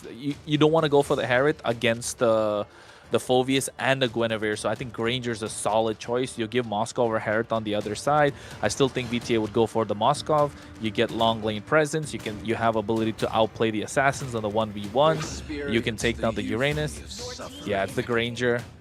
Moskov plus Grok? Moskov. Maybe? Grok's not bad. Grok's not bad. Grok's a good, I mean, it's set, it's simple, they need damage, and I feel like Moskov and Lilia just aren't packing the punch right now. What if they swap Gwynny to roam and pick up something That would be insane. That would be like absolutely insane if they go. They could put, if they put Guinevere to roam, they could go Moskov in the gold lane, in the jungle, probably lock in. Yeah, they don't have much left there either. They could pick up the Nolan. Lancelot. Then you're kind of squishy. Ooh, No, I don't think Nolan works there. Nolan doesn't work for VTA because they have a Khalid that's just super aggressive in the early game. So yeah, maybe Suyo could be a choice. Never mind. Glue, roll. Irithel. Blue Airthel. Too late. Even late than the Moskov, in my opinion. VTA. I don't know, but the Airthel's not bad against the Granger. I would say this, because you can kite. It's easy. It's much easier to not get hit by his skill 1. It's a good hero to dodge the skill 1, at least in laning phase. And you get some burst damage. I did want some burst damage, not just like shred, because I want to see more damage. But yes, we've seen her picked up once. I thought I could swear I thought I saw a Joy ban on the other side, but yeah, it's a Joy. The Joy. It's okay, but I'm not a fan of the Joy here. I think best player has his work cut out for him. Layla, give us some breathing time. Tell us about this. I'm not sure how Lilia would do. Because, you know, yeah, she has that ult, but I feel like Joy could still catch up to her, you know? So I like Alpha 7. Okay. I like Alpha. I mean, I think it's both sides. The Joy might be questionable. It might pop off. Vendetta, on the other hand, the Airthil is kind of my risk pick there. And how are they going to output damage? We'll see exactly how it goes. We're going to jump back into the land of Dawn. It's a tie series right now, 1-1. Alpha 7 able to even the playing field.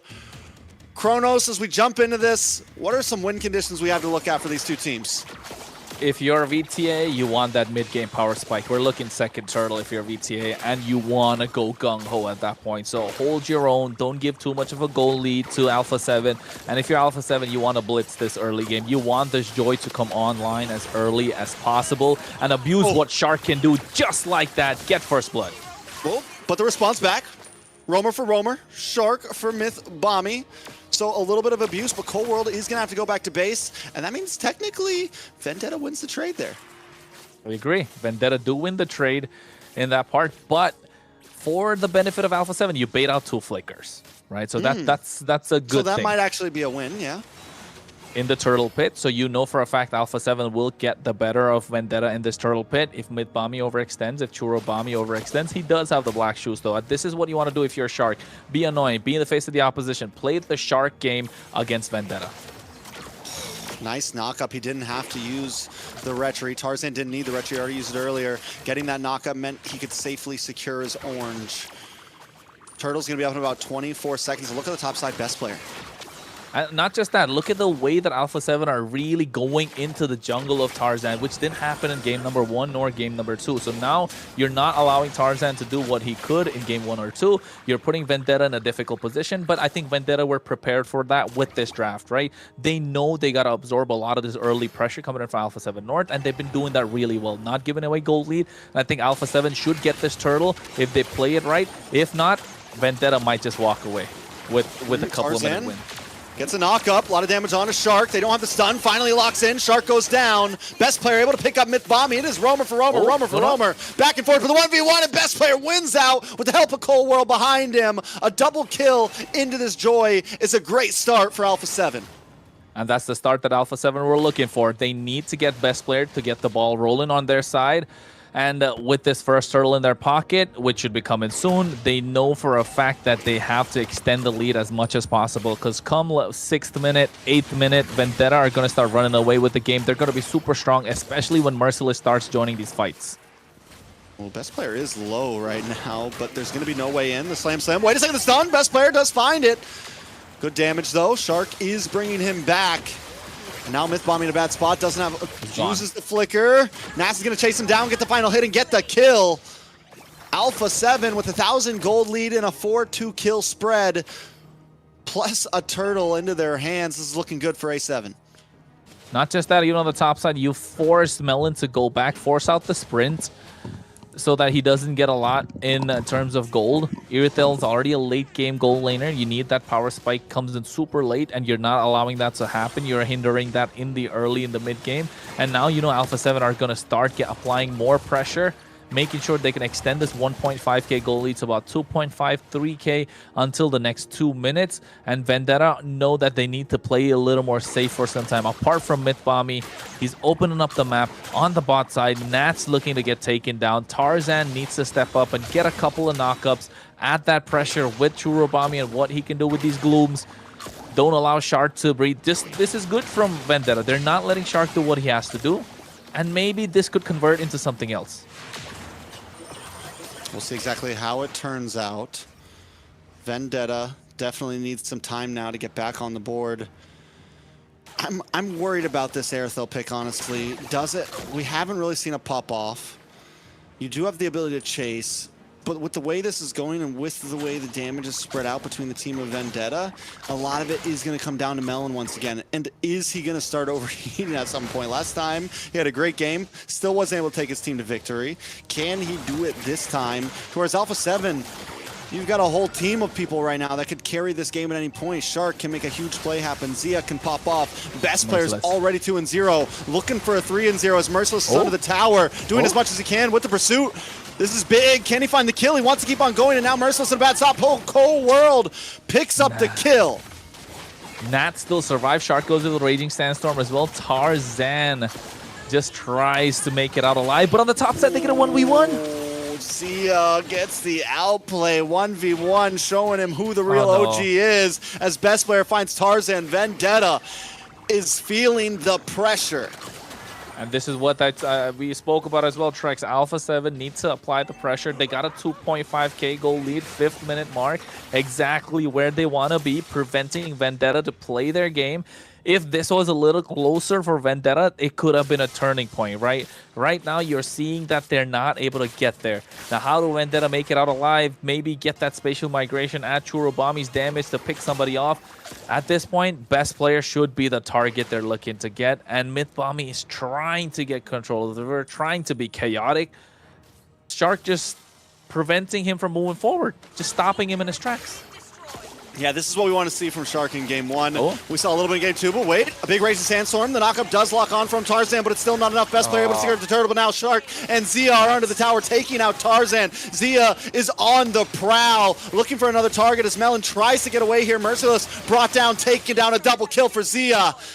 Alpha 7 are finding towers, neutral objectives, and members of Vendetta every single time. Every single time, and this is looking like a flip U-turn of game number 1 and 2, where Vendetta brought in the early pressure, but Alpha 7, this time they understand what their game plan is, knowing their picks. This is what they got to do, and they're playing it well. Now the goal lead is extended to 6.5k. Once it passes the 5k mark, Trex, it makes it difficult for any team to make a comeback. Ooh, I don't think there's anything that Vendetta can even fight with right now. Oh, no, Mats comes into the backside.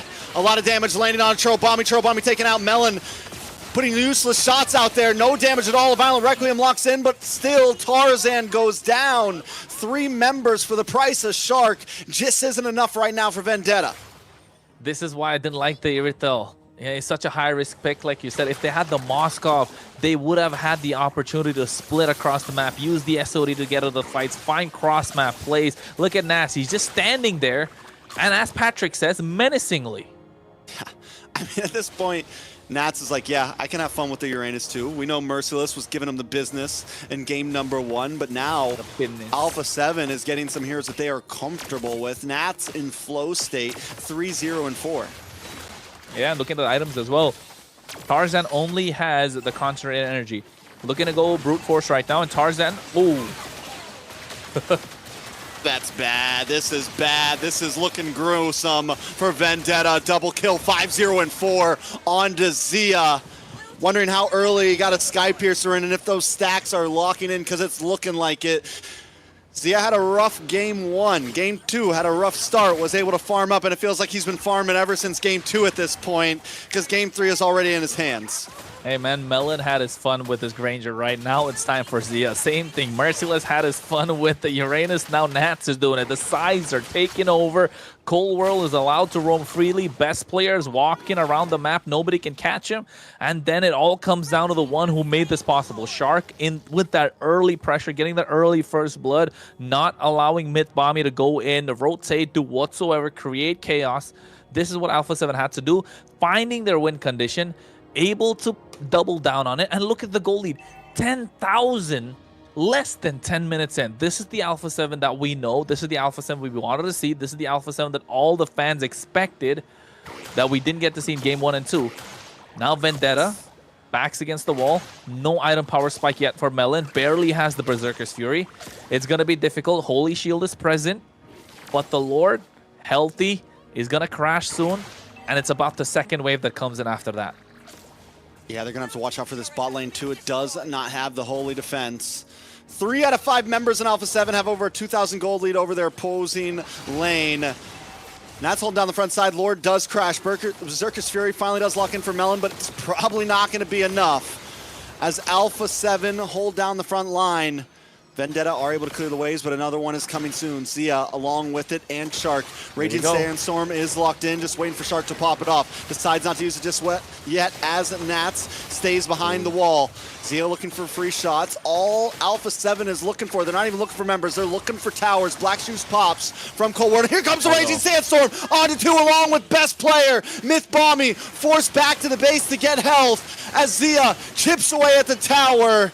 Vendetta still in the defense as Merciless, Melon, and the rest of the team just look to hold down the base. Zia does get knocked up. Tarzan forces spatial migration away. Nats still just being a nuisance in the back line, and Myth Bombing finally drops.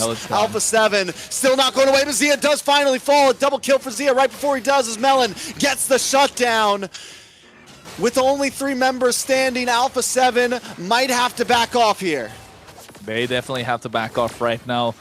They've bitten more than they could chew at this point. They were forcing an end. Honestly, it would have been better for them to try and get the other inhibitors. I don't know, a little lack of discipline, you could say, coming in from Alpha 7 right there. 9.4k goal lead. Yes, they have the goal lead, but you want to look more clean while finishing these games out. You know you have the end. You know what Vendetta can do if you get them, if they get you to the point where it's super late. This Irithel will start shining. We still need maybe another item for this Irithel to do wonders. 2-2-1, not looking good so far. Best player not gone down a single time. Nats, Cold World. The only one that's gone down is Zia. Yes, Shark in the early game, but that's kind of his job at this point. And no one can really take down Nats on this Uranus. That's another reason why I thought Moscow would be slightly better. But that's all in the past. This Irithel really needs to shred it. If you're going to go DHS, the crits are not going to work out. So if you're going to go crit, you're going to need some sort of shred to take down this Uranus. At this point, who can really take down Nats? They need to expend a lot of resources. And he's on a Purify, for God's sake. I don't think they have enough resources to get past the Purify and the Consecration, honestly. It's like you Violent Requiem, he uses the Purify, you get the grab, he uses the Consecration, and now there's nothing left in your kit to really stun him and stop him for long enough. Nats is immortal at this point, I feel like. The only way they're going to be able to get to him is if they kill all 4 members of Alpha 7 and leave Nats as the last man standing to defend the base. Well, at this point, I know a lot of people that are watching would have said we don't like the Uranus pick coming in from Alpha 7, and it's working wonders, and you can see why. Lord's crashing on the bot side, no inhibitor. They're trying to defend, but who can stop Alpha 7 at this point? Nats is literally just standing there, absorbing all the damage he needs to as Shark and Cold World patrol the top side. Lord has come through. Zia right behind it, looking for free shots. The wave on the mid is coming soon. Alpha 7 don't try to force it this time. They know what they came for. They came for Shark. inhibitors. Here comes the big flicker from Shark, and Melon is targeted down by best player. Cold World under the base right now, getting a face full of shots. We'll be able to maybe get away here. Under the tower, more damage from Alpha 7. Shark low. Vendetta just trying to defend itself, but Churro bombing, and Tarzan is trying to find Shark, but he's unable to do it as Zia finds a shot, takes him out. Myth bombing back on the map, the Bam Bam Bros just trying to defend, but Alpha 7 should be able to lock onto the base here.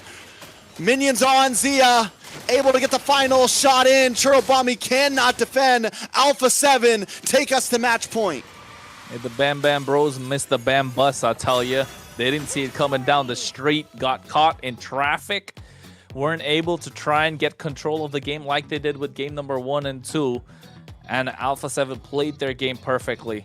You asked for win conditions, Trex. I told you Alpha 7 needs to get that early game on point before the second turtle, need to get a 3.5k goal lead. That's what they did. Got a 2.5k goal lead, found a way to snowball and let it loose. No one to stop the raging sandstorm, nobody to stop best player from going in. Alpha 7 dominating win. What do you think of a best player's joy? Come on, Trex. The joy was it was phenomenal, honestly. It was really good. It made me think that, okay, this is a viable pick. This is if best player picks it up, I don't know how many other people we're going to see use it, but best player made it work very well, and it just fit very well against the composition they had. Yeah, and there you go. Not a lot of kills at all for Vendetta, and best players, Joy, no death, doing really good. What was that, a double kill that he picked up early? Yes, and Yeah. it was being able to do that early on is what really put Alpha 7 into that spot of being able to win that game so cleanly. Yeah, I think it just came down to how Shark was able to play that aggressive early game. Unexpected that Churubami and MLBB would just walk up to a Khalid, try and get a clear when there is a Valentina Khalid on the other side who have 100% mid lane priority. That's kind of like the best mid lane duo right now in the meta. Maybe you can argue with a Hilda plus someone else, but you could see this is where the game kind of slipped. I mean, yes, it's too early to call it. This is the double kill that you were talking about, Layla. And I think it came down to how best player was able to outplay Tarzan. Tarzan really put everything he had into it. Just that the hero doesn't have the kit, doesn't have the tools, especially pre-level, pre-4th minute, where you don't have the concentrated energy to try and survive. It became a little difficult for Alpha 7, or rather Vendetta, to try and make a comeback. And Alpha 7 knew what they had to do with it. A run and gun, find a way to make this lead a little bigger, a little more bigger. Balloon to a point where Vendetta just couldn't stop them, and the next thing you know, Alpha 7 just let it collapse, let loose, and this Irrital probably still farming for the next game. Yeah, I mean, Alpha 7, this is the composition. These are the types of compositions I expected to see from them. Game 1, they definitely came in a little sketch.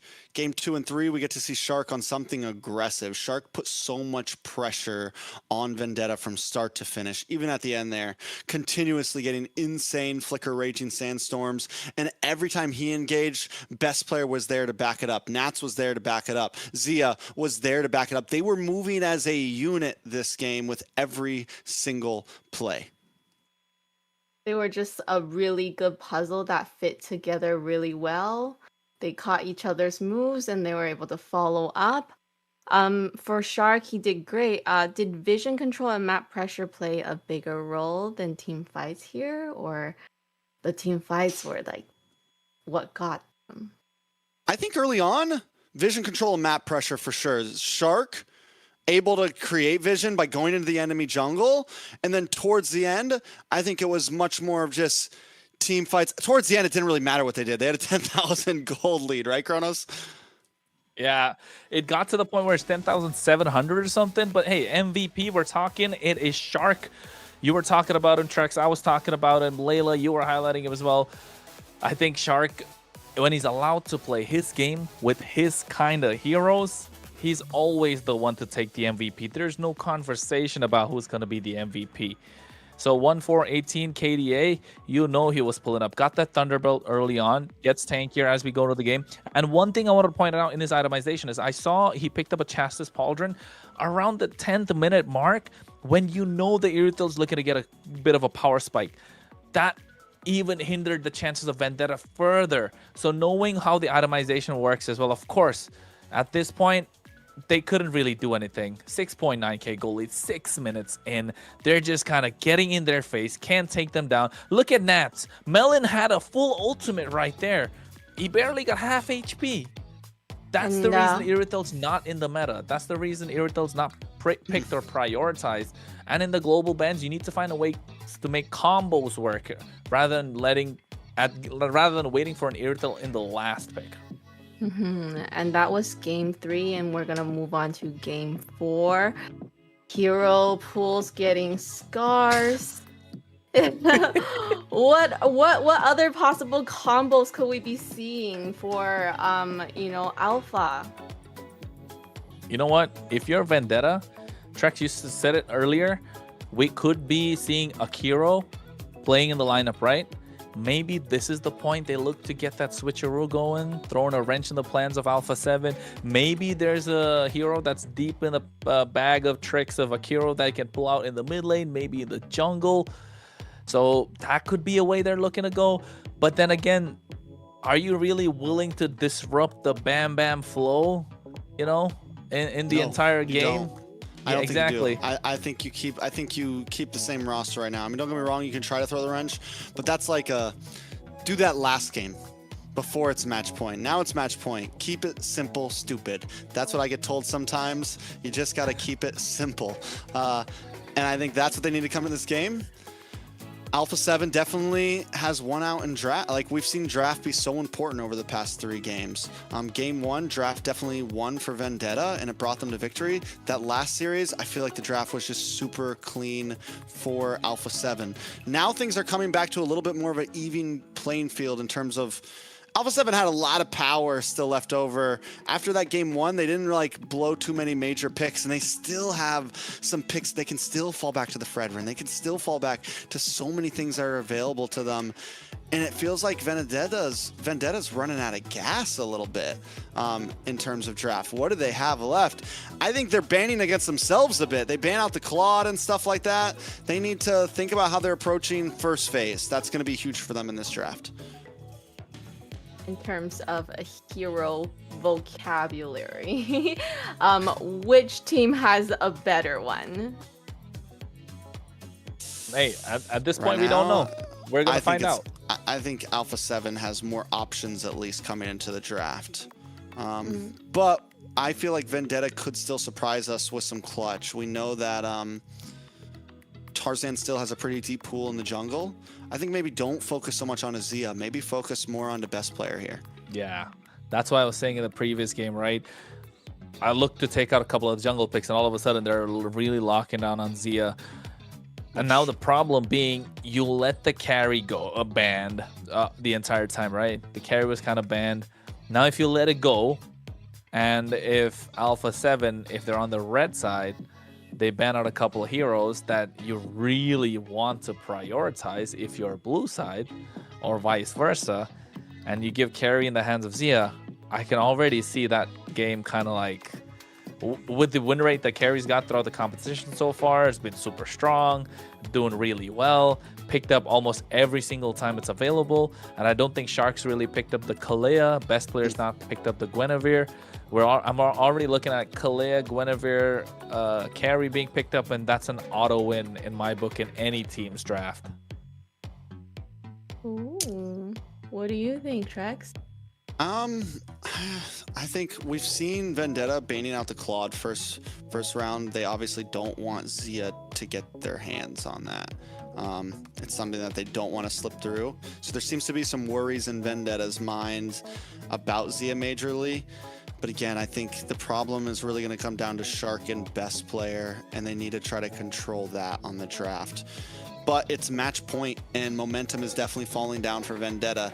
It hurts to win a game one so strongly and then come into the next two and just get stomped like that. I mean, these games have been fast. Alpha 7 is in prime form right now, which is going to throw you off mentally. And the draft is only getting harder. This is both of these teams' first time going into a game 4 with so many bans out there. And we said in the beginning, maybe Alpha 7 was saving some picks. Maybe they played this the long haul because it is working out for them right now in terms of the draft. Vendetta seems a little bit grim for them right now. What do they need to do to possibly see a game 5? A lot. They gotta win. Don't overthink. That's what they gotta do. They gotta win. No, honestly, I think don't overthink the draft, right? Because in the previous game, Yeah. they could really just pick. The game would have been so different if they just picked up the Moskov, if you ask me. If they just locked in the Moskov, the game would have been so much more different. You have an answer to the shred because the Uranus was picked up at that point. The only thing was left was the jungle, and we know best player is gonna pick up an assassin. He's not gonna go Akai in the jungle. We know that for a fact. He rarely picks up an Akai. Fredrin wasn't really good in that game because he had the Guinevere. So I would just say, yes, the draft has gone to a point where we're seeing 15, 30 heroes banned out, possibly what 40 heroes right now. Don't overthink it. Lock in what's best. Lock in what works. And find ways to force Alpha 7 into a position where they cannot play aggressive in the early game. Because the moment you give them any sort of aggression, you kind of get cooked. And they ban out the Claude. They just don't want to see it to have it at all. Next Yeah, is they're carry. not, and they keep getting blue side. Do you think they ban out the carry? Why not They just gotta. pick it for yourself? It's possible, but I don't know. They've been They would have banning to out first, like they would what? have to first pick it. Yeah. Yeah, 3 games in a row now. So I think this is gonna be It's a been carry. Sora, Right? Claude, and Carry. Yeah, that's been the bans for VTA on blue side. Same thing so far. Marcel and Freya, right? That's gonna be a last Freya time- right now. Alpha let the Marcel open, and VTA Box, never. yeah. Yeah, it's been Zeus and Bassa and Freya, and VTA doesn't want anything to do with that Marcel. It's all right. Let it go then. They don't want to do anything with it. What can we do? But I'm starting to wonder if Marcel's even. In the Is hero it him? pool, right? Is he him? Yeah. Or Okay. is he Yeah. him? That's the real question. Not even hero pool. Is VTA doesn't care about it. We've only seen it lose. We haven't seen it win a game yet. I'm wondering if by playoffs the hero just becomes possibly irrelevant. I mean, he did get a buff, but you know, why was the buff happening? I mean, he was banned out so much that nobody is gonna try to play him. So are they trying to buff him so that more people will try to play him? You know, and he's a new hero. Maybe they just don't have enough time to kind of work on the synergy. Yeah. Because I feel like I tried to play Marcel and I was soloing and nobody was following any of my stuff, okay? It's If you definitely a don't have the team- team it's a team synergy, hero. no. It's Yeah, a team it's a team hero, hero. yeah. It is not a And- solo queue hero. You know what, Trex? There, The Coach carry's T open. is starting to look at Coach T is starting to look at it. He's like, hey, the jungle pool is starting to get smaller and smaller. Best players already got through his picks. Well, are we gonna see a Hayabusa Fanny come out next? It's It's gotta be Frey's open. for Frey's open. Frey's open. Freya. Yeah, they're trading Freya just gave for the- a carry. Take that trade. VTA better lock in Freya right now. Yeah, 100%. Freya carry, maybe Phoveus. No, Phoveus already God, picked why up. are they thinking about this? That's why I said don't overthink the draft. It's simple. Keep it simple. Yes, there are a lot of picks gone, but keep it as simple as you can. I will say this, as a coach or as a player, sometimes you still let the clock run through a bit to give Oh, yourself yeah. time to think about future picks. Like, okay, we're definitely going to pick the Freya here, but let's wait a second and think about what we're going to do after that, you know? They didn't have to go first pick Suyo because it was not. Oh, no. It wasn't available for Alpha 7. VTA overthinking? Yeah, that was VTA a big did- whiff. That was no way. Are you gonna give Freya on the other side, bro? Okay, carry plus Guinevere, right? Guinevere's you.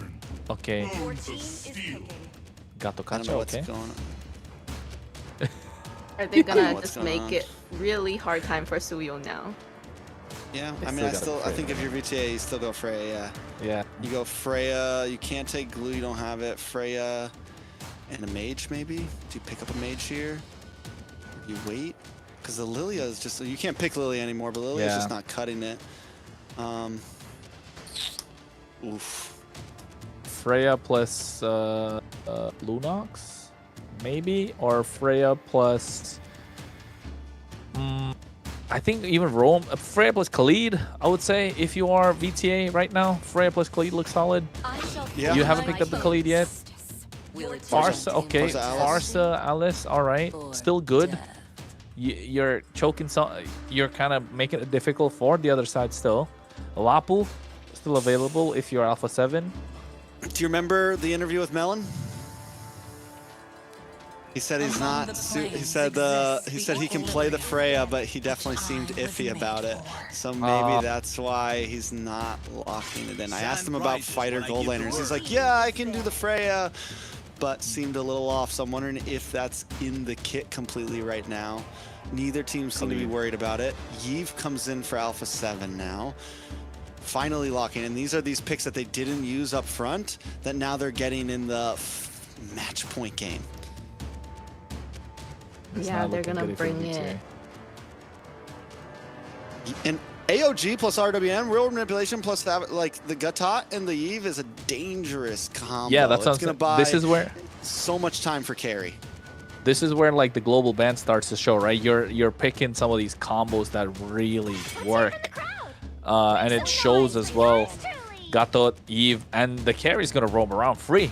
Who's gonna stop the carry at this point? Yes, you have the Farsa, but you pick that up against the Gatot, which is first up questionable. But then again, there's not many other picks left in the mid lane left open, and if the Farsa gets strong, the bird really, the Farsa, yeah, The Farsa wings by wings.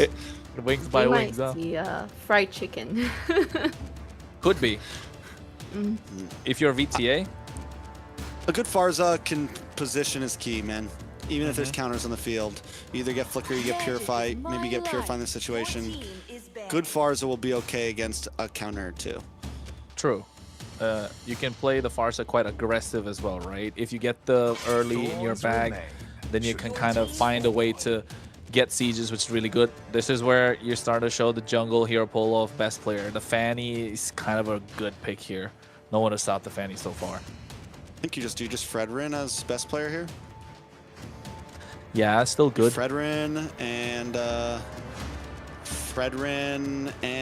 what do they need? An XP laner? Fredrin Fredrin and Lapu? Fredrin. Lapu, I think lock Lapu here. Or I think Yuzong. You still have Yuzong Yuzong is still, too. yeah. Yeah. Fredrin Yuzong and you just decimate VTA. And Farsa's gonna have such a bad time. Oh no. Yeah. Then it gets hard for Farsa. Now a Purifying Wings by Wings isn't enough. They go for the Lapu. It's still hard for the Farsa. Yeah, it's still hard for the Farsa. Moskov? Don't think too much, guys. Come on, BTA. Freya's still open. Yeah, I agree. Freya's still open. But what could be in the roam, though? Khalid's ban, Gatot's ban. They can't pick Guinevere. They can't pick Still just go They Grok? can't pick... Yeah, Grok. Set potential. You're just looking for big bang combos here. And I mean, at least you have set potential. Crowd control can win games sometimes. That just might be what they need to focus on here. We might just see a tick pull up all of a sudden. A Nah, I think Tig? Grok's better. Yeah. Grok's the way to go here. Grok plus no Granger. There you go. Now they put Moskov when they could have used the previous Grok game. Grok Moskov. There it is. Still looks solid. Alpha 7 though.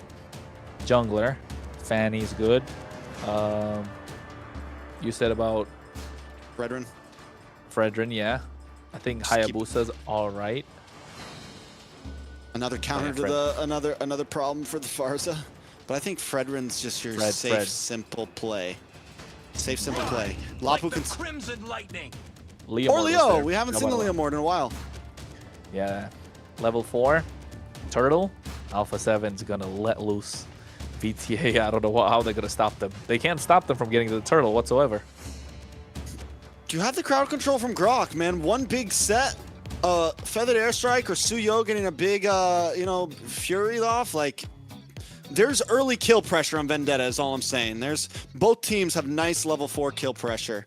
I might even argue that, honestly, level 4 kill pressure might be better in the hands of Vendetta with the Suyo and the Farza. There's just more burst damage, so Alpha 7 has to watch out for that. I mean, that's the only thing you got is the Grok, right? If the Grok misses, what's there to protect the backline? The big question mark. You have a wings by wings. You can't see it, but Trex is just flapping his arms like a bird. But you're right, Trex. I think they do have early pressure. But the one thing is, MLBB is not going to be level 4 in the turtle pit, right? So maybe for a re-engage, Vendetta can go in with it. Let's jump into the land of Dawn. Alpha 7 started off with a loss, but now have brought us to match point. It's one more game to secure a spot to playoffs. A great spot to playoffs at that. Vendetta needs to try to stop them in their tracks. Can they do it here, Kronos? They need to find a way to get this early turtle. They need to not bleed out, of course. I think if you're Alpha 7, again, pedal to the metal, go aggressive, let this Leo Mord get that steed, pull out Barbiel, run away with the victory. And this is what you want to do. Force out flickers if you're Vendetta. Put Alpha 7 in a difficult position before they get to these neutral objectives. Apply pressure where it hurts.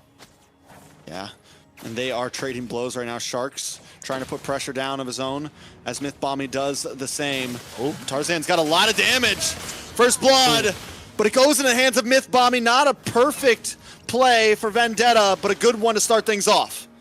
Hey, this is what you were talking about, early pressure, and that's the level 3 power spike of Suyo. Another flicker could come through. Ooh. Forced the flicker out of Cold World. 30 seconds on the clock for this turtle.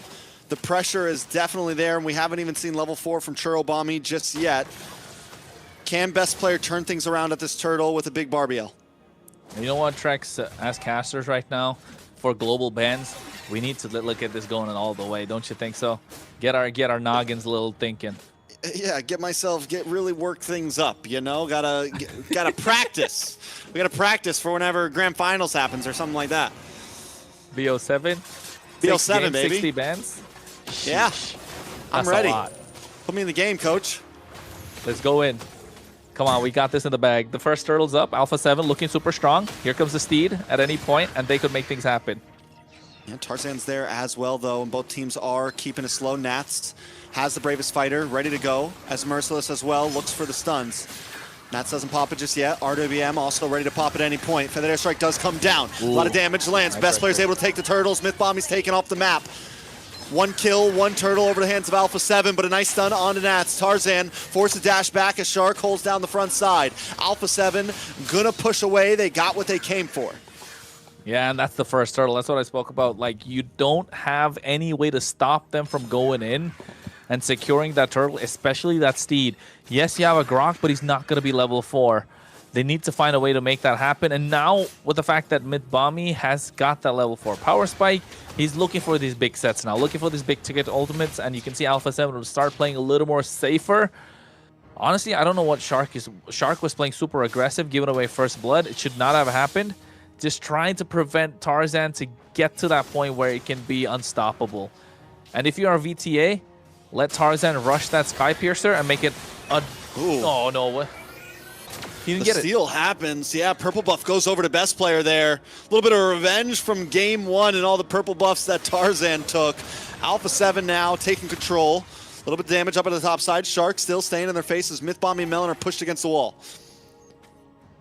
Well, if you are Alpha 7 at this point, you want to run with it, right? You want to apply the pressure. You can also use Zia kind of zoning out Melon, not letting him get his gold minion, a cannon minion. And you're kind of pushing VTA to the point where you're asking them to play aggressive. And the moment they start playing aggressive, they're going to make mistakes. And you want best player to come in and finish the job. SOD connects. No way they want to take tech charge this. just yet. Ooh. Melon does dash in. It's Tarzan there as well, 3v2. A little bit of damage on Azia. Shark here to help out. Will we see a full commit? Wall comes out. Mythbombing decides to back off. Down to the mid side. Both Churro and Merciless have to go back to base right now. Cold World looking for the cutoff, but everyone taking it slow still. Yeah, Turtle's up. Shark was able to get that gold crab, so some good news. 1.3k gold lead if you're Alpha 7. Both EXP laners making a rotation, and if you are Merciless, you want that big, massive set with the Throne of Ruin, but they're not letting Tarzan breathe whatsoever. AOG connects. Tarzan just looking to get it, but wait a second, a nice stun on a Churro Bomby, and Nats connects. The counter secured. No wings by wings to get away. Try to translate this into a Turtles. Alpha 7 backs out of the jungle. And in the meantime, the top side, at least Zia can get some sort of a push in. Alpha 7 still walk away with a slight bit of an advantage. Churobami, wrong place, wrong time, no item yet. You can see Tarzan's rushing that Sky Piercer. He needs it to get that power spike, to get to the point where he can get the job done after the Feather Strike, after the poke's being dished out. But the poke coming in from Cold World just too much as well. Yeah, Merciless dies off camera to the boss side. It's a 3-man gank. Then once they get that kill, they rush up, take this turtle. Tarzan knows he can't fight this out at all. Vendetta is stuck here looking for late game. I don't know, man. Late game's not going to be the way they got to do this. They got to find a way to find more opportunities across the map. Both sides are pushing in. Alpha 7 are doing a good job to keep up the pressure. Melon's not allowed any breathing room. Mythbombie's just stuck to him the entire time for what? The past 2.5 minutes. On the bot side, Tarzan's force back as well. Merciless takes some damage. The thing is you're saying Vendetta needs to look for plays, but Alpha 7's the one finding plays. They're keeping their composition at 3-2. Maybe best player goes off by himself here and there, but Vendetta can't. Oh, big AOG from Shark. Nats doesn't have the bravest fighter to combo up, but still the pressure is constantly on. He doesn't care. He just dove great under the turret. He's not going to die. We know that. But here comes the Steed. They're looking for a 1v1. Oh, it's a lot of damage on a Tarzan. Tarzan just trying to get away, but best player's going to find him. Into the backside, a nice stun on it. Best player from Merciless, but the damage still not there from Churro or Melon. Nats hanging out in this bush. RWM comes out. Bravest fighter to connect. Looking for the stun. Unable to connect. Nice. Tech charge as well. Paired up. But Mythbombie just trying to get away, and he can't do it. Merciless taken out next. A double kill for Nats as Melon turns into the triple. Nats is on fire right now. 4-0-2. Well, this is what the Lapu can do. 4-0-2 the entire time. He was in the face of the opposition. Melon did get a couple of kills. He could have got the third, but he knew the damage coming in from Nats would be too much. Best player goes in, looking to get Tarzan again. Gets pushed back by the Spear of Misery. They're able to clear the waves. At least they're holding their tier 2, still standing tall, Vendetta, but the gold lead from Alpha 7 is starting to pull away now. 4k gold lead. This is the third turtle, and somehow, someway, Vendetta needs to pull off a massive set with Mythbombie, layer it up with that Throne of Ruin, find opportunities for Tarzan to come and finish the job with that Soul Sever. And Nats getting the Queen's Wings right now does not help Vendetta in any way whatsoever. What you just said is a lot of boxes to check. Ooh, Melon finds Zia. That's big with the help of Mythbombie. There's a small pick and roll, a small play that they needed. But what you just said, that's a lot of boxes to check for one combo to help them win this game towards Alpha 7. Any one of them can pull something off. It's a long road for Vendetta. They are on the right path. A little bit of play on the Cold World. Turtle does fall in the hands of Alpha 7 once again. That's 3 neutral objectives secured for Alpha 7. They're going to be looking for a 4th in 110 seconds. Hey, best player gets the best of Tarzan. 1v1. Ah, this is not good for Vendetta. They get themselves a third turtle. Now they're going to go ahead. Best player's already to the point where he's 4 levels ahead of Tarzan. 13 and 9. Nats is a monster. Cold World's not gone down a single time. The only 4 kills that they have is on Shark and Zia, yes, but Mythbombie, they're trying to force a flicker out. They're trying to force out the tech charge so they can walk in freely, because that's the only skill that's there. Once that's gone or once that's misplaced, Alpha 7 have free reign to go in.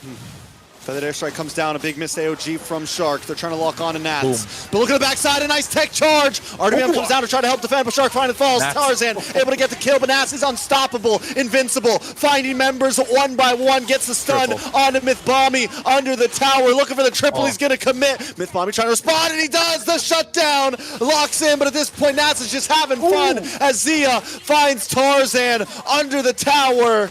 It's 4 members down inside of Vendetta and Cold World and Zia. That's all Alpha 7 needs right now. He was just playing with his food, and Nats was playing with his food the entire time. Got the back line, got the people that were necessary, and then found Grok, and he said, hey, I want to play with this piece of rock, and that's what he did. He played around, went down, it's all right, gave a shutdown, but it's to the wrong guy. He gave it to the Grok. It's not going to be anything crazy. Yes, he's got a couple items. The first item, Chassis Pauldron, did help out to prevent Zia to get to that power spike early on, but now he's building his way to the Trinity. Both marksmen still Melon ahead, so that's some good news for Vendetta. Even though Alpha 7 have been 4.5k ahead, it has been like that for about 5 minutes now, and Vendetta are keeping a good job from letting it slip away. And with this next Lord, I think just let it go. Find a way for it to come in, get to the point where you can get a split on the other side of the map, but then there's always Zia that could come through, but you can see Melon is pushing, and that's what they need to do right now. Best player brings out the Steed once again. Merciless getting brought low. Couple more shots. Merciless forces his flicker. AOG to cut him off, along with the RWM. Mythbombing out, caught in a bad spot as well. Tarzan looking for a target, trying to zoom in, or maybe just get away, honestly, as Melon takes down the bot side tower, splitting up the lanes. He could have pushed another one, to be honest. They could have benefited Vendetta, but then again, it's a risk you don't want to take. But at this point, all Vendetta can do is take risks. They need to take a risk because Alpha 7 are at match point. They already got themselves the Lord 10 minutes in. You don't have a lot of range on this Moskov. He's still not built that Malefic gun, and he's not going to for another minute or so. Got the Fury Hammer, so you know the range is going to be super maybe close. 2 minutes, honestly, until he gets a Malefic gun. Yeah, and the range is just not there. And now with the Lord marching in, you know for a fact you're going to be susceptible to the damage and all the crowd control that Alpha 7 are going to bring in, especially Nats, who's been the bravest fighter. And Holy Defense pops in the mid side before the waves even fully crash. Alpha 7, watch for Shark. Is he going to try to make the play happen here? I don't know about Shark. We look at best player to get that Steed out. Ooh. Steed does come out, able to connect on Merciless, has to disengage. Feathered Airstrike comes down, able to still keep Alpha 7 at bay. No big engage just yet. Alpha 7 might be forced to back off on this one, buying Vendetta a bit more time. Not so much of a disciplined push that we like to see from Alpha 7, right? We saw this in the previous game as well. Yes, they got the victory. It wasn't as clean as we'd like to see. The same thing happening here. Not a disciplined push, but here comes the AOG. Where's the RW and pair up with a nice tech charge. Shark taking out best player to bad spot as well. Tarzan just the luck on his head, brings out Speedy Light Wheel. Now they're all caught in the RWM. A Feathered Airstrike to response. Flickers are forced, but Zia still gets shut down. In response, Cold World goes down and Churubami picks up a shutdown of his own. Tower still standing on the mid and the bot as Vendetta do everything they can to defend as Alpha 7 looks for another engage. Best player, Steed, comes out. They're trying to siege the bot lane inhibitor. Merciless goes in. A lot of chipped. Oh my lord, Zia picks up another one. Feathered Airstrike does drop a nice stun on Zia. Zia forced to use the flicker and back off. Vendetta still defending. Yeah, the confident. Zia is confident with the way that he's moving on this carry. Able to get so up close and personal against Merciless, taking him down. Ooh, just for a second before that play happened, I was going to say the Bam Bam duo showed up. The Bam Bam bros showed up. But then Merciless getting caught off guard like that didn't look good. Finally, Melon got his Malefic gun. He's building into a Wind of Nature. Zia going the opposite way. Here, Tarzan. Oh, Tarzan able to phase away, but caught up by the RWM. Oh, no. Pinched up. Wait a second. Feathered Airstrike does come down in a big tech charge. Can Melon make something happen? But Zia shows up. Doesn't have a Speedy Light Wheel, still out doing the damage. A nice stun from Merciless. Best player hasn't even got involved with the fight yet. He shows up with a Phantom Steed. He pulls up and takes another down. Now it's Melon on the run, forced to dash back. There's minions on the base already as Alpha 7 want to close this out. They want to go home early tonight. They want to get some rest as it's 4 against 1, waiting on the next wave of minions. I thought you were going to say it's 4 a.m. because that's what it is for me. Nats finding a way to try and get this finish. Tarzan comes up in another second. Melon can't defend on his own. Best player goes over the steed. Oh. Cannon Minion is down. Melon able to sidestep back. Looking to clear the waves here. That's all he's got to do. What are they doing? Able to take out Tarzan. Tarzan finds Zia. Myth bombing back on the field. Melon still standing, pushing Alpha 7 away. A tech charge, a knockup, a feathered airstrike, and best players down. Vendetta reclaiming ground. Alpha 7 on the run. Vendetta still standing. Talk about a fumble. Talk about a fumble. They got the ball. They had to run with it. They had to throw a flea flicker, but not able to get the tight end on the right side. Oh, no, this is not how it's looking. This is not how it goes down for Alpha 7 North. They need to get and contest this, Lord, not give it away, because Vendetta could take and march down and take a couple of inhibitors with it, and Melon's already starting to hack away. Oof. This is looking like Zia in game number 2 right now. The Moskov is coming online. A nice stun from Nats. As Merciless jumps to the backside, a feathered airstrike plus an RWM. Who's going to get the better of it? Tarzan on the Lord, and Tarzan takes the Lord. Vendetta finally get a neutral objectives in the face of chaos. Shark able to connect onto Tarzan with AOG, but it's not the way you want to go. There's minions on the base. Vendetta got to regroup. Got to think about how they're going to push this. And you know what? Tarzan could have actually got that kill onto Shark because he does have Sky Piercer. He's got a stack, not too much, maybe about 7, 4. But it could have been forced. He had the Evil Queller, could go for the Soul Server combo, but didn't want to risk it, right? It's at the point where it's match point. Vendetta are looking to play it safe. They got the Lord. They sacrificed Mythbommy. They got a good trade. They have to push the Lord as slow as possible, and that's what they're doing, not letting the Lord go through. They need to maximize what this Lord can bring in, and Alpha 7 looking to stop it as soon as possible. Don't want to get the next set of waves coming through, and look to cut off the supply of the oxygen where it's at right now. There's minions on the base, though. Vendetta can't get a big push out of this. There's nothing they can really do, honestly. They get a top tower. They get a second to breathe. It feels like we're 25 minutes in. I'm not going to lie, but it's only been 16 minutes, Kronos. It's the pace of the game. It's the way that Alpha 7 are turned up the gears, but at the same time, it's about how they threw that push. Best player missing on the Barbiel. Zia going a little too deep, taking a lot of shots from the Crystal. It could have been an end, but they gave another chance to Vendetta. And could this be the reason for their downfall, right? This is the discipline factor we spoke about in the previous game in the final push. Even right now, with the push before this, when they had the Lord about 14 minutes in. Same thing happened when they got the inhibitors, when they were at the base Crystal. Alpha 7, if they need to be the top dogs of the division, they need to be disciplined, and we're not seeing that. And we can see why Vendetta are able to get the better of them in game 1 and 2, although they didn't win game number 2. And looking at the items, it's full build. Melon's there at that power spike point. Zia's got there as well. Now it's just about swapping those items fast, getting those boots changed out for another, probably a rose gold meteor. And if Vendetta gives Melon the space that he needs, which Mythbommy has been doing so well, Churobommy's been doing so well with that Feather Airstrike, it could be disastrous for Alpha 7. And Tarzan just needs to come in for the right time for the finish because he's got the Sky Piercer. Prolific Roar as well comes in for Tarzan as his last item there. Churobommy, the Feathered Airstrikes are working. For Alpha 7, they need to start connecting those RWMs and those AOGs again like they were in the beginning of the game. Nats has to be able to lock on to Churobommy. But even now that we're into this late game, Nats isn't as tanky. He can get taken out if he messes up a Bravest Fighter or goes too deep. Best player, not doing as much damage as he was early on to the front line. He can't just 1v1 Mythbommy. He can't just take out Tarzan easily. The Leomord has its limits in the late game, and we are starting to see that. What Alpha 7 has in their advantage is map control. All the inhibitors are gone. They need to do what Vendetta messed up on last time. They need to slow play this, honestly. Let the waves control the game. You don't always need to rush Lord. And I think the moment they see Melon on the bot side, they're going to start blitzing it. At least that should be the game plan. But Mythbommy's doing such a good job right now on this Grok, walking up to them. Here comes the Steed Trex. I'm waiting for the big tech charge. Ooh. Kwame is holding on. SOD connects. At any point, he can fully commit. The airstrike comes down. Nat's not there to jump down on him. Lord gets reset, and that means another tower possibly going to the side of nice. Vendetta. RWM does catch Tarzan. They're going to rush down on this Lord as everyone is zoned away.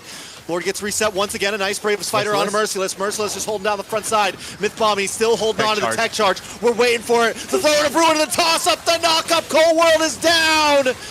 Vendetta have to try to collapse. Feathered Airstrike once again onto Nats. Nats with the Bravest Fighter. Stunned onto Melon. But Melon is locking in as Tarzan chases down Shark and best player. Vendetta hightail it back to the Lord. They're going to look to blitz it. They need to blitz it as fast as possible. You can see though. Nats and Shark trying to do it, but look at Zia. Look at Zia on the map. He's trying to go for the base crystal. He does not have the speedy light wheels, but it's enough for them to take an end. That might just be G's. Wings by wings. Can he connect? No, he gets stunned up by Shark, and AOG catches him, and Zia is on the base. Match point wrapped up. Alpha 7 put it in a box. They're going to the playoffs. Hey, man, they're going to the playoffs. They get seed number 1. Not just us, not just you guys watching. Even production, we can hear them screaming, saying, oh, my goodness, this was such a close game. And it came down to the end of the final push. And like you said, Trex, they had to play the map, and they played the map so well. That was amazing. Oh, I didn't even look on the map, and then I realized, where is he? And they're backdoored. Crazy. I wish we could have got it on cam because the Farza's going. Farza's like, and Shark catches an AOG. That's the only way. He had to have used it. I'm going to go back and check it later to see if the all plays. But he jumps and catches the wings by wings. Catches the bird. Fried chicken, baby. Catches the bird in midair and secures the game for Zia to just lock on the base a second longer. Ugh. That's why we love Mobile Legends. MLBB. That's the best, baby. Most watched esports throughout the world. And you can tell why. Wow. Look at Melon. Participation 30%. Not enough. Not enough, though. Enough. Not enough for the dub here. I mean, overall, taking a look at some of the stats right now, it was a dominating game from start to finish for Alpha 7. Vendetta had a moment of glory there, but it just wasn't enough. Okay, I'll take a look at the replay. The AOG did get committed, but I don't think he caught the Farsa there. I don't think he caught the Churro. I don't think he caught Churro. Probably at the edge if he did. Right now. Probably at the edge if he did, right? But it was so intense. And even if he didn't, it could have been possible because the Feather Airstrike was popped, but could not have got the clear because the attack speed of carry is just way too much at that point.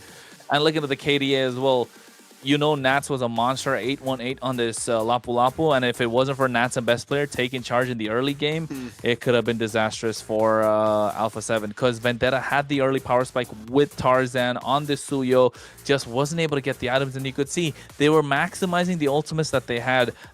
Everything was played around the RWM that Cold World had for Alpha 7 North, which gave enough space for Zia to breathe and move around and dish out the damage, and nobody was really able to catch him. You spoke about the Grok and the tech charge. It got to the point where that was the only tool that they needed, and he was playing it super well. Him along with exactly one of those moments, Bam Bam. But it just wasn't enough. Him and the Bam Bam, bro, the Bam Bam duo just showed up. It's just that the Bam bus just wasn't there. It got away. It was out of gas. It was out of gas. Nobody there to party. Vendetta. I mean, and they had some good plays. The fact that they lasted that long shows a lot. But Alpha 7, I think what we saw from the game that they almost lost to the games that they dominated in, they were able to constantly keep their composure and find moments to win. Whether it's having Zia hang on with the Moskov long enough to where they can win out of the game, even when it's there, when they're super behind, making the call, let's go for the back door. They're able to always, whether it's early game or late game, pull themselves together and get the win. Yes, and I feel like Alpha, once they have that aggression, it's just unstoppable. Just seems like with the games, first one they didn't have that, and then later on they just brought the aggression early game, and then they just could just carry through the whole game. Man, let's take a look at the MVP it is going to be Nats, and I think that is a well-deserved MVP, honestly. From the beginning to the end, he took 1 death. There was some small mistakes made by other team members or even by them as a whole, but Nats just seemed to always be on point that game. Even where Lapu might fall off in the late game, he was able to make big plays happen. He made it happen with that Lapu Lapu. We saw it with those Raging Slashes. He was playing with his food. The only death that he had was, what, against the Grok? Yeah. I think this was When he the was just moment, having fun. too. Yeah, he was just literally having fun, playing with his food. He found a piece of rock. He wanted to kick it around, throw it around. Just unfortunate that he got hurt instead. So apart from that, he had a fantastic game. He was the kind of difference maker, able to engage directly into the back line. It was either between a Lapu or a Yu Zhang, and it both could have worked wonders. It just happened to be Lapu in this case, and Nats was just shining with it. Yeah, Nats has been a monster back-to-back. I feel like he's been such a star of the team overall, Layla. I love XPs that are able to kind of just really be on top of you and you just can't do anything, and that's what he was able to do for the team. And we are going to go ahead with the interview, right? Probably in just a second. I think No? we're Probably still in a getting minute. the a minute or two, 30 seconds, 10 seconds, who knows, but they'll I just be here can't soon. wait, okay? Maybe 6, because 7. you You're know, gonna fangirl it's- again? Yes. I'm always fangirling. I'm sorry. And this is something that I really, really want to do because, you know, I have Fangirl? a lot of Don't tell them questions. who we're I have interviewing questions just that yet. I think I am gonna benefit a lot from. Oh, Okay. Mhm. so Don't we say have anything. some, And also, we have some viewers gonna- stealth. The viewers are gonna benefit. Yeah, as well. Okay. Okay, But okay. I'm doing it for mostly me. Okay, heard. I'm Okay. excited now. I want to hear. I'm just gonna sit back and listen. Honestly, Yeah, I know. I don't want to have. Yeah. I don't You guys have We're no gonna, questions. you know to what, ask. Layla? You just take this. It's all now. you. Yeah, it's Yeah, I all think- you. If you guys know, yeah, I think you guys will I have a don't pretty know. good chance of who We I'm don't know gonna be nothing. interviewing. I don't know anything actually. I haven't Yeah. looked. We're gonna find out. What about the We're gonna viewers? find What out. do It's you gonna be a guys think? surprise to us too. Yes, and what do you know? They're gonna go straight to the playoffs. Yeah, first seed secured. First seed. They get to hang out and wait for like how many more weeks? 2 more weeks? Kind of 2 sad more we weeks? won't see 2 them more? for a while. Yeah, They I get think so. 2 weeks. 1 week, I think. Next week and tomorrow. So next week and tomorrow. Mhm. That's a long time. Hmm. That's Yeah. plenty of time for them to hang around. And not just that, Trex. Going later, deeper into the tournament for other teams, they are gonna expose some of their draft. So I guess, but Layla, it's all you now. All right, now I get to announce it. I'm so excited. We have now joining us Shark from the winning side.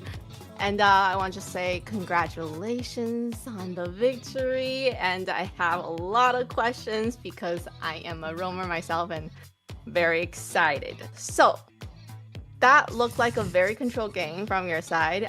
Really good team fights from you guys. What do you think allowed you guys to stay so coordinated throughout that match? I think today we did not play perfectly, but yeah, today a bad day for me. I did not play good, so I wasn't happy at all. But lucky, yeah, I got a good teammate to carry me. So yeah. No, you were great as well. I know that a team cannot do that great without a good roamer to be able to kind of give the vision and kind of control that map. Kronos, what do you have for Shark?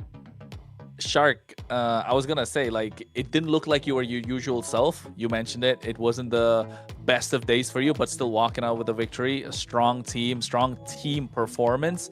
You already secured the first seed. Which is the one team that you think can give you a little bit of trouble moving in for the rest of the season? If there is a team at all. There has to be someone apart from Vendetta. Or is it gonna be Vendetta again? No, they're a different team. So I let you know, there are one team always make a try hard in the stream. I don't remember the name, but they're from Colombia, in Influence Rage. Influence Rage, yeah. Influence, right? Yeah. Okay. I'm telling you, they're really good. So I hope to see you in the round final. That's gonna be the good game for us. Okay. Okay. All right. Surprise us all with that one. I like it. And a lot of our eyes have been on that team, honestly, thinking of what they can do. Shark, it's good to have you back. It's good to see you. I feel like we haven't had a face-to-face in a while. Hopefully, maybe we get to see each other in person soon at some point. How's it feel? I asked Nats the same question. It was a while. We were on break. How are you feeling coming back into the competitive scene here and like getting to actually play in a tournament again? We didn't have a fall season. Do you feel rusty or do you feel ready to take this all? I mean, I did not want to go back to the professional play, but my team keep like DM me. They need a good room, so I should come back and play the game. But I did not expect I'm still good, so I guess I'm not rusty still. But yeah, I like it. So I'm gonna again ask a question that I'm dying to ask as a roamer. Yes, because I am one. And what can you do as a viewer for me, for the viewers? What can you do to kind of improve yourself as the roam? For me, just be confident. Like, just be confident in yourself. Don't be scared. So for example, if you see keyboard on enemy, like don't be nervous or shaking. Just be yourself and play the game. If you got confidence, you can win everything. So yeah. Yeah, I think with roams, a lot of them sometimes they make great sets, and if you second guess yourself, that's when you miss that chance. Shark, what do you think about the global bans? We went 4 games today in a best of 7. You could go 6 games with 60 bans. Another best of 5 later on, 50 bans. Are you liking this global ban that's there? I'm enjoying the global ban, so we don't have to see Sia play Moscow every game. So yeah, I pretty like it. Yeah. I'm in charge of He said we don't have to see Zia play Moscow every game. Yeah, I'm enjoying it. Yeah. Nice. All right, last question for me. What happened in game 1? Why are you playing Marcel, man? Long story, man. We want to see you on big. We want to see you on big play heroes. Grok. I don't want to see no Khalid. So what happened in game 1? For the first game, I mean, we kind of tried something like new rotation, like we did in the stream, and it worked really good. But in the game 1, we did not know, we just want to try something new on the first game. So I guess it's not working out. Fair enough. Yeah, it's better to try it out than when you do at the playoffs. So that's a good thing. I got one more question. In the second game, no, you just hit me because this is a question that all 3 of us probably want to ask. No, it didn't hit anyone's mind. Second game, you guys went Gord second pick. What was the Gord second pick about? Like, that was so early. They didn't even pick the Fredrin up on the other side. It was third pick, it would make sense, right? What was it, the Gord second pick? Mostly, we have the one chick God in the team, so we always play God in the stream, so we just worry like they're gonna buy it out, so we want to like pick the God early. Yeah, pretty much like that. So it's been a scrim pick. It's been a scrim pick. Yeah, pretty much. All right. Thank you so much for answering all our questions, and once again, congratulations. And then we'll see you at the playoffs. Okay.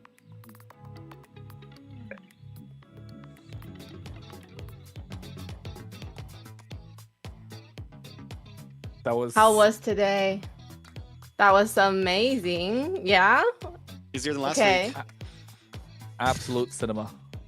Absolute cinema. Did we got everything we expected out of the teams? Is there anything surprising that happened that you weren't expecting? I think Vendetta should have got game number 2. I still think Vendetta should have got game number 2. That was in the bag. They fumbled. They fumbled hard. So there we go. Yeah, I think it definitely could have been very different. They should have definitely got game number 2. Did whiff it. Taking a look at what happened, though, we had Stamina Esports with a 2-0. That was kind of a surprise to me. I had a feeling Stamina might be able to pull it off. It was 50-50. I did not think it was going to go the way that those games went. They were stomps overall. I mean, Stamina just showed up in Influence Rage, was off their rocker. I don't know what was going on because they're a team that looked so good in previous matches. And I think the 2-0 with Dez playing so aggressive, so well, and not just that, Diamond also coming in, making sure it's not just a one-man show, showing that Stamina Esports definitely have a lot to offer on the table. Influence Rage, though, they weren't looking like themselves. I think the two of us, all three of us can say that Influence Rage were not the same team that we saw in the previous week, even though they did get a couple of losses before. This is not the kind of game we expected out of them. They're usually the ones that understand their own composition and know how to play it. Of course, we just came back from the best of 5, so that's pretty fresh on our minds. But the one thing that's really fresh on our minds is Shark talking to us about how they have difficulty in facing Influence Rage Origins in their scrims. So for them to find it difficult to play against Influence Rage, but the other teams are getting wins against Influence Rage Origins, this could be a blessing in disguise for Alpha 7 maybe, so they never really go up against Influence Rage unless it's in the grand finals, right, at this point? Or maybe upper bracket finals or lower bracket? We'll see. It's definitely going to be... Right. I mean, we'll see. We'll see. So are we looking forward to that? If it happens? I'm looking forward to I the would grand finals, say no matter who it seven. is. Yeah, of course. I need verification that he was actually talking about Influence Rage, because he said a Colombian team or whatever. There's U2. He said Could've been Influence U2. Rage. He did say agreed with U2 is a Influence Mexican Rage. team. And Shark, you know, sometimes he gets a little... No, because I mean, I can see with all those facial expressions, yeah. But but I can see what he's talking about, right? Influence Rage No, yeah. look like a The team way that they were kind of looking in day 1 and 2. yeah, and the drafts too. Like it could be difficult for Alpha 7 to go up against. That could be like their kryptonite. But then, yeah, it could be a point where you never really get to face your kryptonite. That's what the Swiss stage is kind of about, right? And for them to be able to secure seed 1, while I think we're gonna find out who secures seed 8 tomorrow. It's just that Influence Rage do not want to be on the bottom of the pack, want to be on the top half. So if it comes down to a point where they have to go against Alpha 7 to get to the next stage of the competition, I think that would be the best thing for them. So let's have a look at what is going to happen tomorrow. Let's take a look at it. It's going to be Leviathan up against the Night Horde for the first match of the night, and U2 Esports versus Leon. That match right there is who's getting knocked out of Swiss stage first. Who's going to the number 8 slot, as Kronos said. I mean, at least you get to take a break for 2 weeks. Might be strategy, honestly, to just take the loss early and relax for 2 weeks. Maybe it's all part of U2's or Leon's plan. Hey, you got to play that extra round, man. You got to play that extra round to try and make it into the playoffs too. After all, if you're on the bottom 2, don't forget that. But I think tomorrow, the phrase, I want to say word of the day should be for tomorrow, but I think the phrase of the day tomorrow should be expect the unexpected. From Night Horde and U2, honestly, both those matches could have some surprising picks overall. For me, the Leviathan and Night Horde games should be a complete banger. Both those teams are some of the top sitting teams right now in a lot of our eyes, and I think it's going to be amazing to watch. Yeah, I'm really looking forward to see how the Night Horde performs. One, they're a Canadian team, so I'm gonna cheer them on for that. And yeah, Stutius bias, yeah, but it's starting to become Stutius bias for it's everybody. working. Every team's just No. like, I love them. But it's working. Whoever I'm fanning, they end up winning. So Good luck, Chart. Could be. That's fair. That's fair. And Well- again, I think we need to give a final shout out though to some of our sponsors. Layla, you did such a good last time. Tell us about Runestone.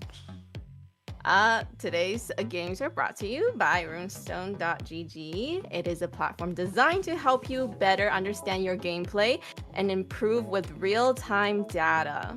So, Trex, you want to kind of tell them about it a little bit more? Runestone, it's pretty cool. I like it. Pretty much they can help tournaments get data. They can help you get data. They can help me get data. But I think one of the major things, it's going to be big for a lot of tournaments like us to be able to pull information. Casters like us to be able to get live data. You're not waiting for it. It happens almost instantly. And that's where we're doing all of this right now for MCT. So make sure you check them out, runestone.gg. and see what you Work can get data for smarter. yourself. Not harder. Work smarter, not harder. Exactly. So make sure also to don't forget and stay connected with everything that's happening with MLBB. So make sure you're following us across all of our social platforms and for the updates and exclusive content. So you can find us on Ooh. Kick, They added more. Twitch, They added Yeah, I more. was gonna say, yeah. Instagram, Facebook, YouTube, and TikTok. That's a lot got of a places Kick that you can stream? find us. So Yeah. make sure to find us at MLBB I'll have to go follow. Esports. Me too. Are I you mean- following MLBB NA Esports, Layla? Yes. Our last host wasn't. We had to make her Yeah, I follow know. on stream. Well, they added new ones, so I'm gonna have to go follow the other follow on ones as well. Kick I and mean, all that. I'm pretty So active no. on Twitch, so I gotta go find that one now. Fair enough. Fair enough. It's been Even a if good you're day, not guys. active, right? Even if you're not active on Twitch, you should follow on everything else. Mhm. But go ahead, Trex. I was just saying it's been a good day. It's been a good day. Quick And one. I'm looking forward to one. tomorrow. Gonna be a long Tomorrow's day games are tomorrow. going to be bangers. What's going to be your most exciting match for you tomorrow, Layla? Leviathan and the Night Horde, 100%. Then you're cheering for Night Horde. Yes, please. I'm just looking forward to the drafts.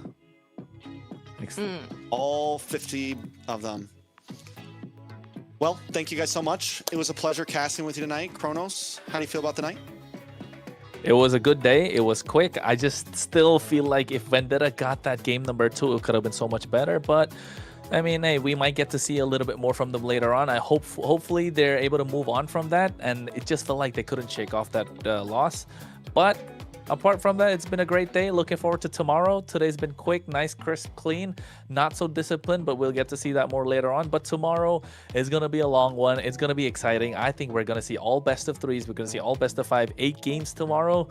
Expect the unexpected. It was a good day. Absolute cinema. High five. Take So us that's out, Layla. all for today's broadcast of MLBB MCT Americas North. Thank you so much for joining us. I am your host, Layla, alongside with Kronos and Trex. Don't forget to follow us on all the social platforms, and we'll see you back here tomorrow.